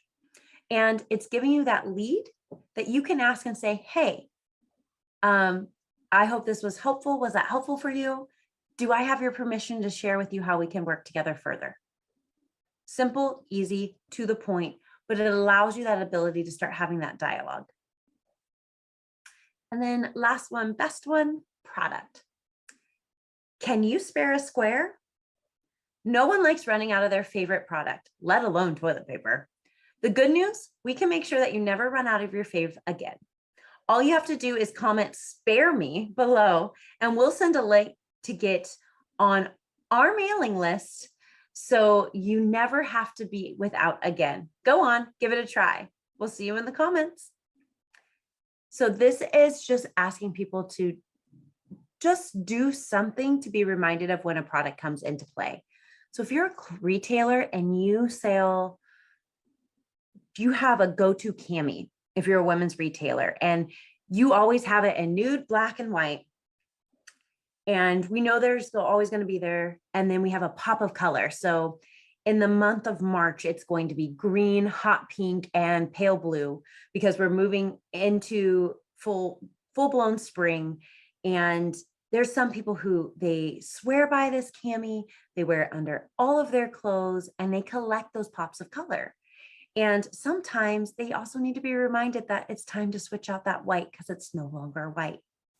So getting them on your mailing list for their favorite item and sending those like monthly seasonal reminders saying, hey, meet the new color of the season. Have you replaced your black one yet? Has it faded out?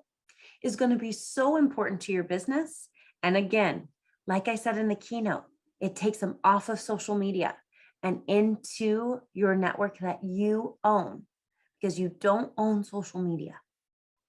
And it's really important to use this as a tool to funnel your business. And your business isn't on social media. Your business is with you. This is just a tool to get people moving in the right direction, and that right direction is you. And now let's move on to the 4 E's of the Make 4 method. So our 4 E's are engagement, educational, entertaining, and evergreen. The best part of social media are these 4 things. People go to social media to see what a company and brand does. And so we'll stick through there and we'll look at products and we'll do these things and we'll see if they're the things that last forever and be evergreen. We sometimes just scroll through it to be entertained because we have nothing better to do. And so I don't know about all of you, but I died laughing over that gentleman skateboarding with a cranberry juice. Like, why? That man now makes millions helping out Ocean Spray. Educational. I have learned a lot, even from my other fellow peers on social media, just because of great quick reels that are like, do this, don't do this. Do this, don't do this. And it's engaging. In the time of COVID, in this pandemic, we haven't been able to see lots of people depending on where you live in the nation. I live in a very rule following state. And so I spent most of my time in lockdown for the past 2 years. And I'm grateful for that. But at the same time, somebody as outgoing as I am needs the ability to engage with others. And so engagement on social media has been a huge factor for me. And I've made so many friends across the nation because of it. So we're going to circle it back to our coach frame of mind. And we're going to start there. And what I only did in this one is, because there's only 3 sections, I felt it was only fair to do just 1 E. And we're going to stick to engagement for today. So, coach, ever fake it? There's a term thrown around quite a bit, imposter syndrome. The way I define it is not feeling confident in myself or not being able to give enough to my audience to feel like they're getting enough back. And that's scary for me. But the good news is I've found that there are 3 things you can do to help yourself overcome the feeling of being an imposter. 1, you can create a praise page where you just copy and paste all of the nice things people have ever said about you and read it when things are hard. 2, you can create a badass list where you just write down all the things that you've accomplished that have gotten you to where you are now. And so when you're having a tough day, you're just going to go back and read that. And 3 is to look in the mirror every single day and tell myself that I am awesome and high five. So save this post by tapping the flag icon for the next time you're feeling like an imposter. So the fun, quirky thing called the algorithm that we're all so scared of really enjoys it when posts are being saved because it tells people that they really do value that content. And every single time you have a post that's getting great engagement, like people are in the comments, people are sharing it, people are saving it, the algorithm recognizes you as somebody that people want to engage with and hang out with on social media. And that's what continues to bump up your posts. We're not going to talk about that today, but that's just a little bit of an insight on how the algorithm works. Moving right along to product. Product, recycling, upcycling, and repurposing. What's the deal? These aren't just trends, but actual ways that you can get your wrap-up cardigan to live on long after you first purchased it. Have you ever considered how you might be able to repurpose one of our products? Here's a fun idea for you. Take your cardigan and wrap it around twice. Grab a really cool belt that you've saved from the early 2000s, pop it on, and throw on a pair of skinny jeans and your favorite thigh-high boots. And voila, you're ready for fall. Let us know in the comment, have you tried something like this before? So telling folks how they can get more use out of what you are selling is instrumental, especially as we go into an age of being more of a minimalist, as many of us are looking to saving our environment, as we go into an age of inflation and we're just trying to stretch it. A lot of us had to feel that pain at the beginning of 2020. And so we've learned over time to just get what we can reuse and repurpose. And as we're still facing supply chain issues, and you're somebody who sells a product, you're probably going to want that to stretch for a while. And then last one, best one, and our last one before we switch gears is service. Where's Waldo Office Edition? Here's a snap of my current workplace. Yes, where all the magic happens. Some of my clients are surprised to see how messy, and I mean it, messy it is. Take a look at all my gadgets and gizmos. Am I missing anything? I mean, I have a cheer bell. I have lipstick. I've got a very fancy mirror, in case you need one. Probably blinded somebody with that one. And about 15 ring lights. So am I missing anything? Only time will tell. I'm definitely not going to give anybody a snapshot of the mess back here, but it's a great way to make you seem human. And that's something that as you grow on social media, people seem to disconnect from and need to be reminded that once upon a time, you were just like them and started out with 0 followers. And that's okay. There's nothing wrong with humanizing yourself because it's what people need. People connect with people, not businesses, not items. People connect with people. And that's how you become a really great salesperson, is if you can get to understand the people that you serve. So let me know, what do you think of this Make 4 method? What are you going to try and how is it going to help your business? And as we think about that, we're going to shift gears because now I want to show you how to brainstorm your content to best plan for success in social media before we put both of my methods together. So I'm going to take a second to stop sharing and I'm going to pull out my handy dandy whiteboard and we are going to create a bubble brainstorm chart. So do you remember when we were kids and we were expected to brainstorm our papers before we wrote them so we could get the best idea possible? I want to say I did it, and I know I did it in 5th grade, but I remember doing it as early as 3rd. So I'm going to take us back to our 5th grade classroom and we're going to start bubble brainstorming. All right, got my handy dandy expo marker and whiteboard. So let's get this set so you can kind of see my board a little bit better than we could before.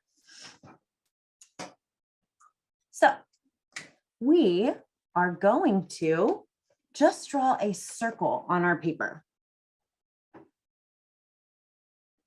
And in that circle, I want you to write the name of your business. So I'm going to acronym mine because mine's really long. So Gray Digital Marketing. And I'm going to draw a line here and I'm going to write different things that I can talk about in my business. So I can talk about diverse and inclusive marketing. I'm going to shorten a lot of these things because I will run out of space. Draw a circle around that. I can talk about social media tricks.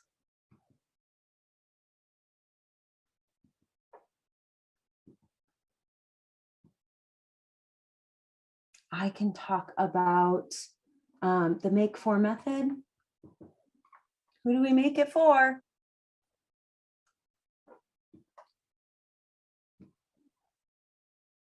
And I can talk about power of market research.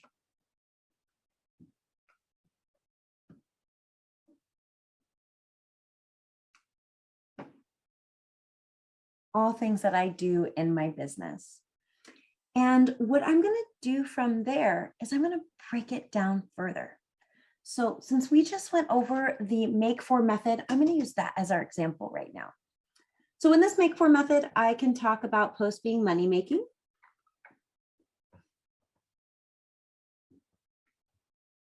I can talk about awareness posts. I can talk about getting leads. and I can talk about engagement to keep it simple. And I'm going to go through and I'm going to do those for every single one of these if I were you. So as we're looking at this, bringing it back, we're going to put our business in the center, what it is that our whole orbit circles around, and the different main topics that we talk about within what we do. Then we're going to take those large topics and we're going to talk about all the micro topics that come with it. And as you're planning this, I suggest that you do it once a month. And doing it once a month is going to get you to be able to plan an entire month's worth of content. So let's do some fast math. Let's say I have 4 ideas for this and 4 ideas for this. Looks like fun little suns. 4 ideas for this. And each one of these ideas has a money-making post, an awareness post, a killer leads post, and a engagement, educational, entertaining, or evergreen post. So let's do some quick math. This is 4, this has 4, this has 4, this has 4.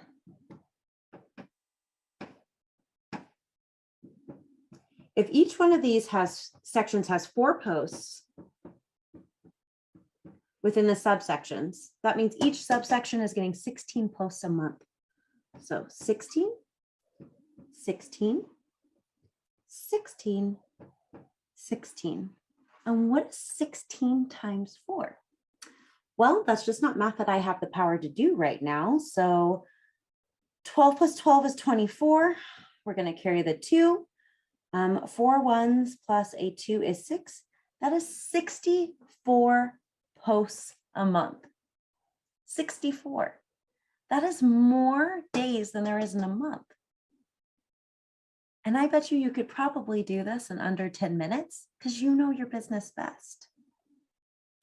So if you had the power to just pick, say you had 4 topics in your business, and I'm sure some of you have more, don't go over 7. But you have 4 topics in your business. And of those 4 topics, you can make a money-making post, an awareness post, a killer's leads post, and an engagement post for every single one. Teaching your audience, letting your audience get to know you, letting your audience engage with you, letting your audience choose to learn how to work with you, and letting your audience buy from you. If you did that, if you posted basically twice a day, and you did this at the beginning of every month, you would never not know what to post. And the anxiety of what to post today goes out the window and is made so simple because you took 10 minutes to plan for it.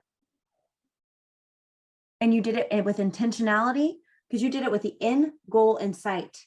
And that end goal was to make money by putting it together with the Make For method. So take a minute, take a beat, and do your bubble brainstorm chart right now. Give yourself the opportunity to just think of 4 things in your business you can talk about and 4 subtopics within those topics you can talk about. And then I bet you it won't be too hard to come up with quick posts because social media wasn't meant to be long form. It's bite-sized pieces. So how do you eat an elephant? 1 bite at a time. So let's put that away. Let's fix this camera. Gotta love angles, everyone. And let's get back to sharing our screen. So let's go over real quick what we covered today. So we started with lesson 1, which was structuring our content with using the Make For method. Setting up your post for conversion success is what helps you grow your business. By following that Make For method, you are setting yourself to be the expert in your field and serving your customers 24/7, 365 days a year. Lesson 2, we covered how to brainstorm your content. I did it in under 5 minutes, but I didn't complete it. So this takes that social anxiety out of social media, and it gets you off the metaphorical hamster wheel of, what do I post today?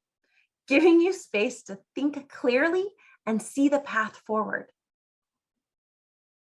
And that is what lots of people struggle with. And then lesson 3 was putting it all together. Putting a process to your social media funnel with clarity on the topics you cover for your audience will put you ahead of your competition.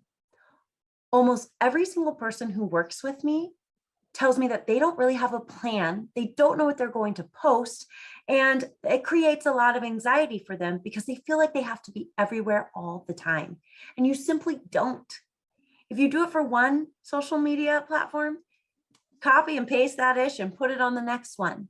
Because who sees it on Twitter isn't going to necessarily see it on Instagram, isn't necessarily going to see it on LinkedIn. So do it once and post it everywhere. And I bet you're going to get some pretty phenomenal responses. So at the end of this, did you know that you have the world at your fingertips, literally in the palm of your hand? So start posting right now, if you didn't already do so in this workshop. And I challenge you to post once a day, utilizing that make for method to truly transform not only your business, but your growth as an individual and the connections you make online. But there's so much more to this that I couldn't just teach in a workshop that goes beyond the make for method. So if you're interested, slide into my DMs and DM me the word make. You can do that at Gray Digital Marketing. That is at GRAY Digital MKTG on Instagram. And I will send you my free ebook on how to sell in your stores. It was such a joy to be able to work with all of you today. I hope you took away at least one thing, and I look forward to seeing you on social media. Talk soon. Mahalo. Catch you on the grab.